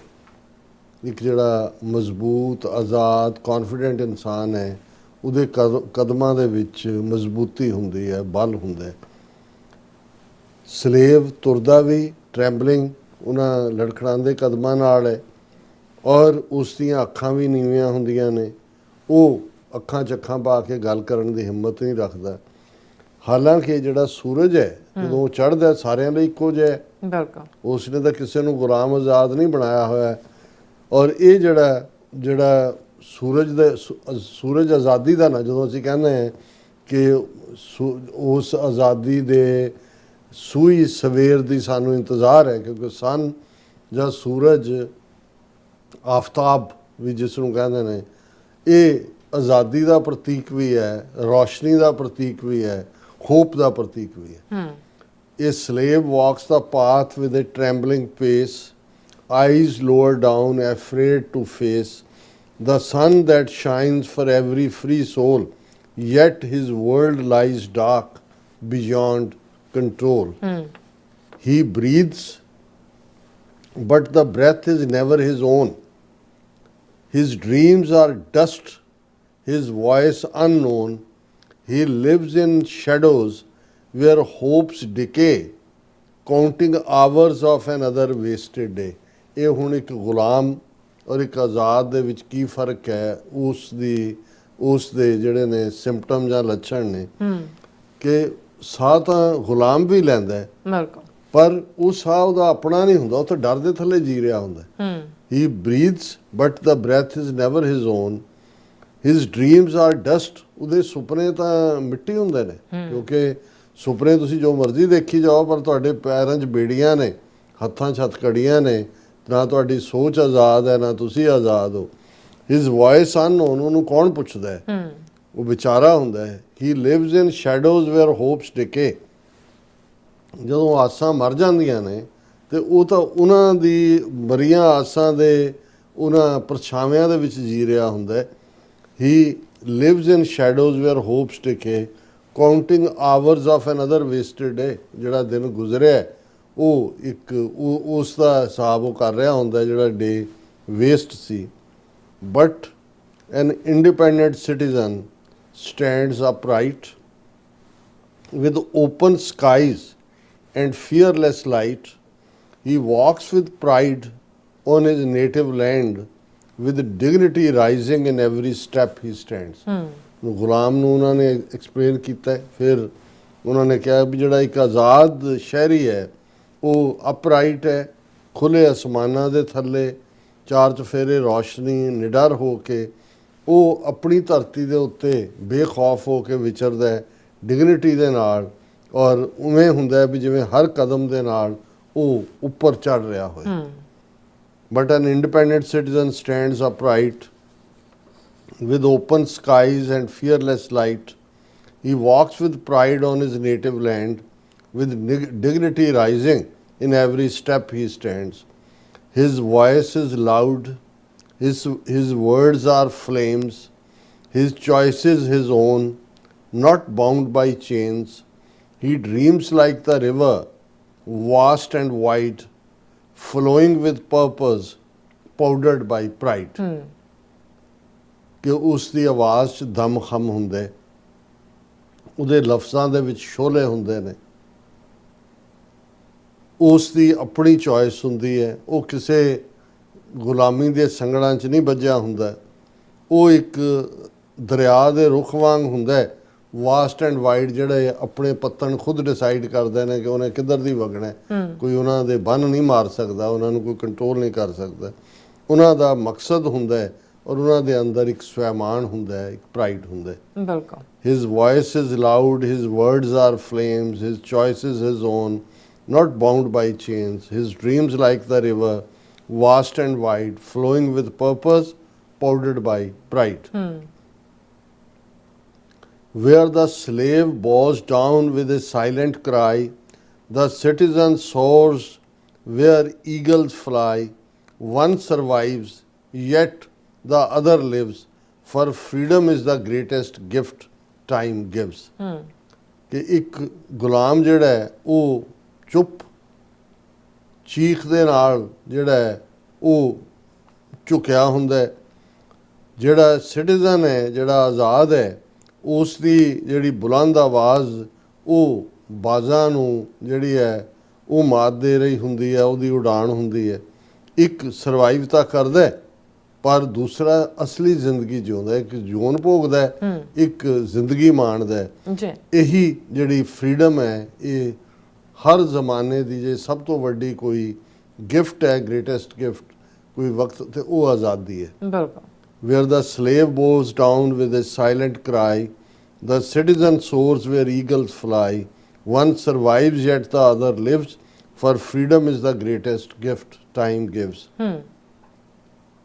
But listen, my friend, these lines are more than history's echo or tales of yore. For even today, in fear's cruel night, many souls stumble, forgetting their might. ਪਰ ਇਹ ਮੇਰੇ ਦੋਸਤ ਸੁਣ, ਇਹ ਬਹੁਤ ਅਹਿਮ ਜਿਹੜੀਆਂ ਨੇ ਲਾਈਨਾਂ ਨੇ, ਜਿਹੜੀ ਹਿਸਟਰੀ ਜਿਹੜੀ ਸਾਡੇ 'ਚ ਐਕੋ ਕਰਦੀ ਹੈ, ਉਹ ਬਹਾਦਰੀ ਦੀਆਂ ਦਾਸਤਾਨਾਂ ਨੇ। ਈਵਨ ਅੱਜ ਵੀ ਇੱਕ ਪਾਸੇ ਡਰ ਦੀ ਜ਼ਾਲਮਾਨਾ ਰਾਤ ਹੈ, ਕਈ ਉਸ ਦੇ ਵਿੱਚ ਸਟੰਬਲ ਕਰਦੇ ਨੇ, ਡਿੱਗ ਪੈਂਦੇ ਨੇ, ਉਹਨਾਂ ਨੂੰ ਆਪਣੀ ਤਾਕਤ ਦਾ ਅਹਿਸਾਸ ਨਹੀਂ ਹੈ ਵੀ ਅਸੀਂ ਕੀ ਹਾਂ। ਬਿਲਕੁਲ। 1.25 लाख से एक लड़ाऊं, ये है सिख दी ताकत। But listen, my friend, these lines are more than history's echo or tales of yore. For even today, in fear's cruel night, many souls stumble, forgetting their might. Last sentence hai, so rise, O heart, when darkness is near. Let courage conquer every fear. Freedom begins where fear takes flight. Be brave, stand tall, and join the final fight. O mere dil khlo, O rise, O heart, when darkness is near. ਜਦੋਂ ਲੱਗਦਾ ਹੈ ਕਿ ਵੀ ਹਨੇਰਾ ਨੇੜੇ ਹੈ, let courage conquer every fear. ਹੌਸਲੇ ਦੇ ਨਾਲ ਹਰ ਡਰ ਨੂੰ ਜਿਹੜਾ ਹੈ ਉਹ ਫਤਹ ਕਰਨਾ ਹੈ। Freedom begins where fear takes flight. ਡਰ ਜਦੋਂ ਭੱਜਦਾ ਹੈ, ਉਦੋਂ ਹੀ ਫਰੀडम ਦੀ ਸ਼ੁਰੂਆਤ ਹੁੰਦੀ ਹੈ। ਬਿਲਕੁਲ। ਜਦੋਂ ਅਸੀਂ ਇਹੀ ਗੁਰੂ ਤੇਗ ਬਹਾਦਰ ਸਾਹਿਬ ਦਾ ਮੈਸੇਜ ਸੀ, ਪੈ ਕਾਹੂ ਕੋ ਦੇਤ ਨੈ ਪੈ ਮਾਨਤ ਆਨ, ਕਹੋ ਨਾਨਕ ਸੁਨ ਰੇ ਮਨਾ, ਗਿਆਨੀ ਤਾਹੇ ਬਖਾਨ। ਕਿ ਸਪਿਰਿਚੁਅਲ ਗਿਆਨਵਾਨ, ਰੂਹਾਨੀ, ਭਲਾ, ਸੰਤ, ਗੁਰਮੁਖ, ਇਹ ਕਹਾਣ ਦਾ ਹੱਕ ਉਹਨੂੰ ਹੀ ਹੈ ਜਿਹੜਾ ਨਾ ਕਿਸੇ ਨੂੰ ਡਰ ਦਿੰਦਾ ਹੈ, ਪੈ ਕਾਹੂ ਕੋ ਦੇਤ ਨੈ ਪੈ ਮਾਨਤਾ, ਨਾ ਕਿਸੇ ਦਾ ਡਰ ਮੰਨਦਾ। ਔਰ ਉਹਨਾਂ ਨੇ ਕਿਹਾ ਵੀ ਉਹੀ ਗਿਆਨਵਾਨ ਹੈ। ਹੁਣ ਇਹੀ ਮੈਸੇਜ ਆ final. So rise O heart when darkness is near, let courage conquer every fear. Freedom begins where fear takes flight. Be brave, stand tall, and join the final fight. So nice, so beautiful. So ਹੁਣ ਆਪਾਂ ਆਪਣੇ ਜਿਹੜੇ viewers message ਨੇ ਉਹ ਲੈਣ ਜਾ ਰਹੇ ਹਾਂ। ਸਭ ਤੋਂ ਬਹੁਤ ਸ਼ੁਕਰੀਆ ਅਦਾ ਕਰਦੇ ਹਾਂ। ਔਰ ਸੋਨਮੈਲ ਜੀ ਸਾਡੇ ਪਹਿਲੇ ਵੀਅਰ ਨੇ, ਸਾਨੂੰ ਫਤਿਹ ਬੁਲਾਉਂਦੇ ਨੇ। ਵਾਹਿਗੁਰੂ ਜੀ ਕਾ ਖਾਲਸਾ, ਵਾਹਿਗੁਰੂ ਜੀ ਕੀ ਫਤਿਹ। ਧਰਮ ਸਿੰਘ ਜੀ ਵੀ, ਫਿਰ ਇਸੇ ਤਰ੍ਹਾਂ ਰਾਜਵਿੰਦਰ ਸਿੰਘ ਜੀ ਵੀ, ਔਰ ਹਰਪ੍ਰੀਤ ਸਿੰਘ ਜੀ ਵੀ, ਔਰ ਫਿਰ ਇਸੇ ਤਰ੍ਹਾਂ ਸਾਡੇ ਕੋਲ ਬਲਵਿੰਦਰ ਸਿੰਘ ਚੱਠਾ ਜੀ ਵੀ, ਇਹ ਕਹਿੰਦੇ ਤੁਹਾਡੇ ਮਾਈਕ ਦੀ ਜਿਹੜੀ ਆਵਾਜ਼ ਹੈ ਉਹ ਬਹੁਤ ਘੱਟ ਹੈ, ਇਹਨੂੰ ਉੱਚੀ ਕਰੋ, ਪ੍ਰੋਬਲਮ ਹੁੰਦੀ ਹੈ ਹਰ ਰੋਜ਼ ਦੀ ਤਰ੍ਹਾਂ। ਪਤਾ ਨਹੀਂ ਇਹੀ ਸਾਡੇ ਵੀ ਜਿਹੜੇ ਵਿਊਅਰ ਨੇ ਇਹਨਾਂ ਨੇ ਇਦਾਂ ਲਿਖਿਆ, ਇਹਨਾਂ ਨੂੰ ਕਿਸੇ ਨੂੰ ਕੋਈ ਕੰਪਲੇਨ ਚੱਠਾ ਸਾਹਿਬ ਆਪਣੀ ਮਸ਼ੀਨ ਦੇਖੋ, ਕਿਉਂਕਿ ਕੁਛ ਨਾ ਕੁਛ ਤੁਹਾਡੇ ਤਾਂ ਨਾ ਸਵਿਚ ਤੁਸੀਂ ਆਫ ਕੀਤਾ ਹੋਇਆ ਹੈ। ਬਿਲਕੁਲ। ਔਰ ਇਸੇ ਤਰ੍ਹਾਂ ਹਰਿੰਦਰ ਬਲ ਜੀ ਵੀ और मोहम्मद याकूब जी भी हैप्पी न्यू ईयर। डॉक्टर साहब मिस नीलम, उम्मीद है कि इस साल खालिस्तान बन जाएगा, दुनिया में अमन शांति होगी और उम्मीद है दुनिया कहते खैरी से रहेगी। और इसी तरह रहमत कर। हाँ जी। और फिर इसी तरह खालसा देश पंजाब जी भी और जसबीर सिंह जी भी। और इसी तरह साढ़े कोल हैगे ने एक सब हाँ जी गुस्के जी भी।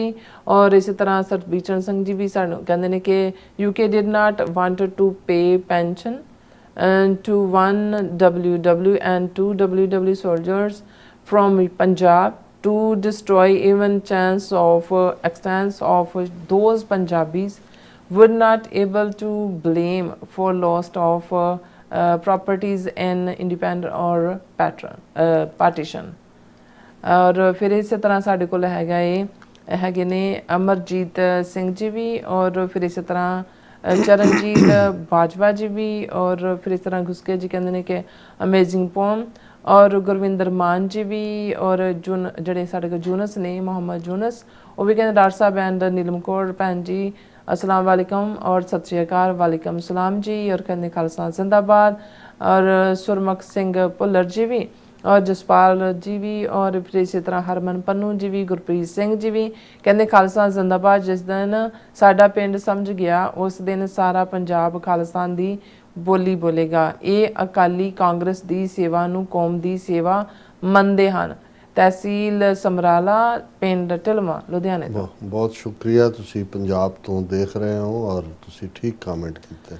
और फिर इस तरह सेखो जी भी, राजमप्रीत सिंह जी भी और मोहम्मद जूनस जी कहते हैं कि डॉक्टर साहब पंजाब और पंजाबी नेम है ग्रेट। और जुरत, आज़ादी, इंसाफ, सच, सूफ़ी, अजीम, समझदारी और पता नहीं की कहना हमारे कहते बुज़ुर्गों ने हमको सच और इंसाफ का जड़ा सबक वो पढ़ाया था। और ये स्लोगन है हमारा। और ऑल अबाउट ट्रूथ सिखिज्म जी भी। और इंद्रजीत सिंह संधू जी भी और गुरजीत सिंह जी भी। और फिर इस तरह साढ़े को राजविंदर कौर जी भी, ये भी फतेह बुलाते हैं, खालसा जिंदाबाद कहते हैं। और फिर इस तरह मोहम्मद जूनस जी कहते डॉक्टर साहब लैंदे पंजाब की हुकूमत कोई ये स्लोगन साफ सुथरा जो पंजाब जहाँ स्लोगन चढ़दे पंजाब का क्यों नहीं होता। और चढ़दे पंजाब में पंजाबी CM को तो अच्छा ज़रूर होता जी। तो फिर इसी तरह बिलाल अहमद जी भी जड़े कहते हैं हेलो डॉक्टर साहब, सिस्टर नीलम कौर जी काफ़ी दिन के बाद कहते वेलकम। और फिर कहते डॉक्टर साहब कहते कि इस नए साल का जड़ा आज जुम्मा मुबारक हो। और कहते इतने ठंड बड़ी है, धुंध काफ़ी पई हुई है। मुबारक, बहुत शुक्रिया। हाँ जी, इतने भी सर्दी काफ़ी है। और कहते मेरी तबीयत ठीक नहीं सी तो इसके लिए मैं भी गैर हाज़र सी, असी भी गैर हाज़र सी जो तुसी गैर हाज़र सी। और काला सिंह जी और कुलदीप कौर जी भी और TJR जी भी। और फिर इसी तरह बलमोहन सिंह जी भी। और फिर इसी तरह साढ़े कोल सुखजीवन बच्चू जी भी और संदीप सिंह जी भी। और फिर इस तरह गुस्के जी भी अमेजिंग कहते फैंटास्टिक ऑल पॉम्स। और जियो संधू साहब कहते ढिल्लो साहब एंड पाऊ जी यू आर ग्रेट कहते हैं उप्स जी भी और नुपा जी भी। और फिर इस तरह बिक्रमजीत सिंह जी सब का बहुत बहुत शुक्रिया। सो इस तरह अपने व्यूज़ को लेने इजाजत। सो व्यूअर साडे प्रोग्राम का समय इत्थे मुकदा। तुसीं अपनी राय ते सुझाव सानूं भेजना भुलना साडे इस पते ते SOS@TV ते असीं अपना प्रोग्राम लैके फिर दोबारा तुहाडे सन्मुख होवांगे। तद तक ले मैनूं ते अपना सुना गया दो देखते रहो TV बुला दिओ फतेह। वाहिगुरू जी का खालसा, वाहिगुरू जी की फतेह। रब राखा।